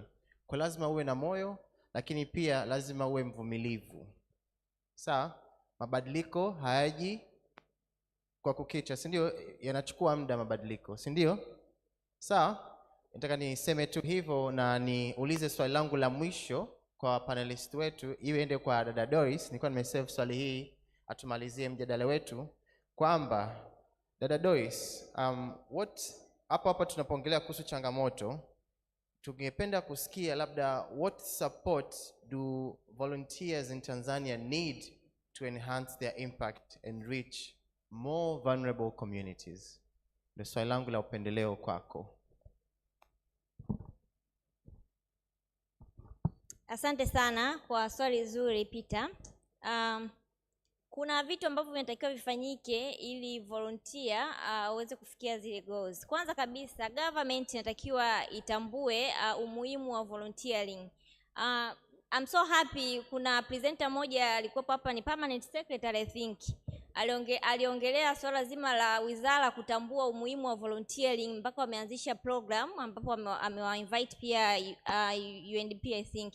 Kwa hiyo kuna umuhimu mkubwa sana wa serikali kuweza kurecognize power ya volunteerism. Hii ni pamoja na kuweza kuset policy au guideline ambazo zina recognize na zina make emphasis katika volunteerism. Lakini vile vile community inapaswa kuwa aware. Sisi tunatakiwa pia tuelimishe juu ya umuhimu wa volunteerism na namna volunteerism inaweza kusupport kijana au mtu yoyote kuweza kudevelop career. Hivyo ni baadhi ya vitu, lakini vile vile kwamba hizi volunteerism organization ambazo zinatoa volunteerism opportunity wa make sure kwamba wanatoa hizi training opportunity. Hizi training opportunity nikimaanisha kwamba wanatoa fursa za vijana kuweza kudevelop their skills katika mambo ya leadership, katika problem solving. Sio tu wanatoa opportunities ya kuvolunteer kwamba kijana anaenda anafanya kazi fulani, lakini pia kijana ana gain nini kutoka katika hiyo opportunity. Kwa hiyo hizi organization zinatakiwa make effort katika kuhakikisha kwamba kuna different kind of training. I'm so happy and I'm so glad kwa UNDP kupitia UNV wanatoa hiyo opportunity ya volunteerism na kuna a lot of training kwa ajili ya kudevelop our career. Lakini vile vile hizi organizations zinazotoa fursa za kuvolunteer pia make sure kwamba wanakuwa inclusive. Vijana tuko katika makundi tofauti. Kuna vijana wenye disability. Pia tunatamani uwezo wetu uweze kuoneshwa au tuweze kudeliver our skills. Lakini kupitia volunteerism ambazo most of the organization wanazitoa zinakuwa haziko inclusive. Kwa hiyo sasa kitu ambacho kinatakiwa kifanyike ni kwamba hizi organization pia ziige mfano kwa UNDP kuwa very inclusive, ili hata pia hao vijana wenye disability ambao wanatamani kuweza kuonesha uwezo wao, lakini vile vile kuweza kudevelop different skills ili waweze kuwa competent katika swala lazima la ajira, waweze kupata hiyo fursa. Lakini vile vile katika masuala mazima ya mentorship, tunajua kabisa ili uweze kufika sehemu fulani lazima pia uweze kupata support fulani, na support hiyo ni ya kumentor. Kuna watu ambao ni masini katika area fulani, lakini wewe unachipukia. You need someone huyo people ambao yuko na experience kubwa zaidi aweze kufanyia mentorship. Kwa hiyo hizi organization serikali wanapotoa hizi opportunities za volunteerism, wa make sure pia kuna hii mentorship program. Yeah, thank you. Jamani, tumpigie makofi mengi sana dada Doris.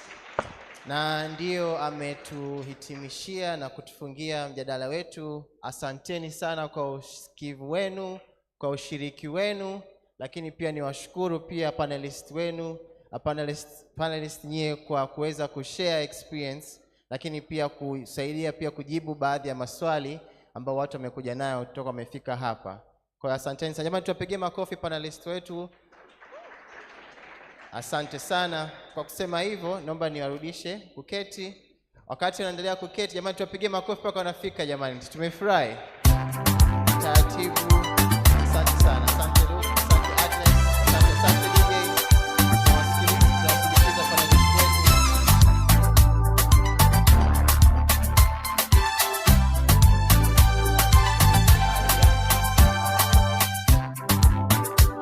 Makofi mengi sana kwa dada Doris. Makofi mengi sana. Dada Doris ni dadangu wa ofisini. Ninampenda sana dadangu Doris. Ni mtu ambaye akiongea anakuwa kidogo na tafakari kichwani. Kwa hiyo asante sana pia. So kwa kusema hivyo, nimeomba pia ni hitimishe shughuli hii au mahafala hii. Kwa hiyo naomba tu kusema tena, I want to say a very sincere thank you.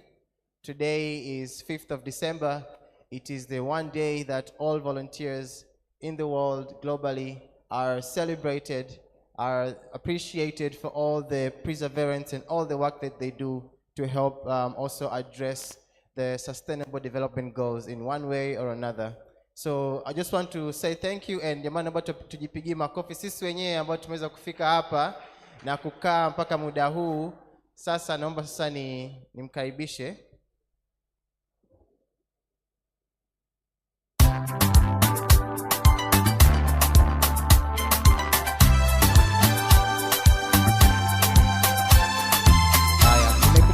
kitu cha mwisho kwa tunahitimisha jamani, wale wenye smartphone, wenye everyone on the phone online, please make sure to post International Volunteer Day #everyone did.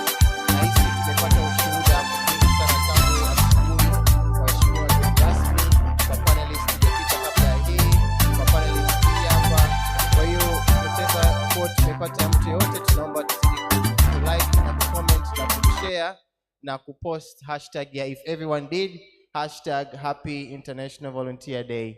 Jamani, kwa kusema hivyo, ninaomba sasa kutangaza sasa ile ratiba yetu ambayo tulikuwa tunaisubiria ya chakula, si ndio jamani?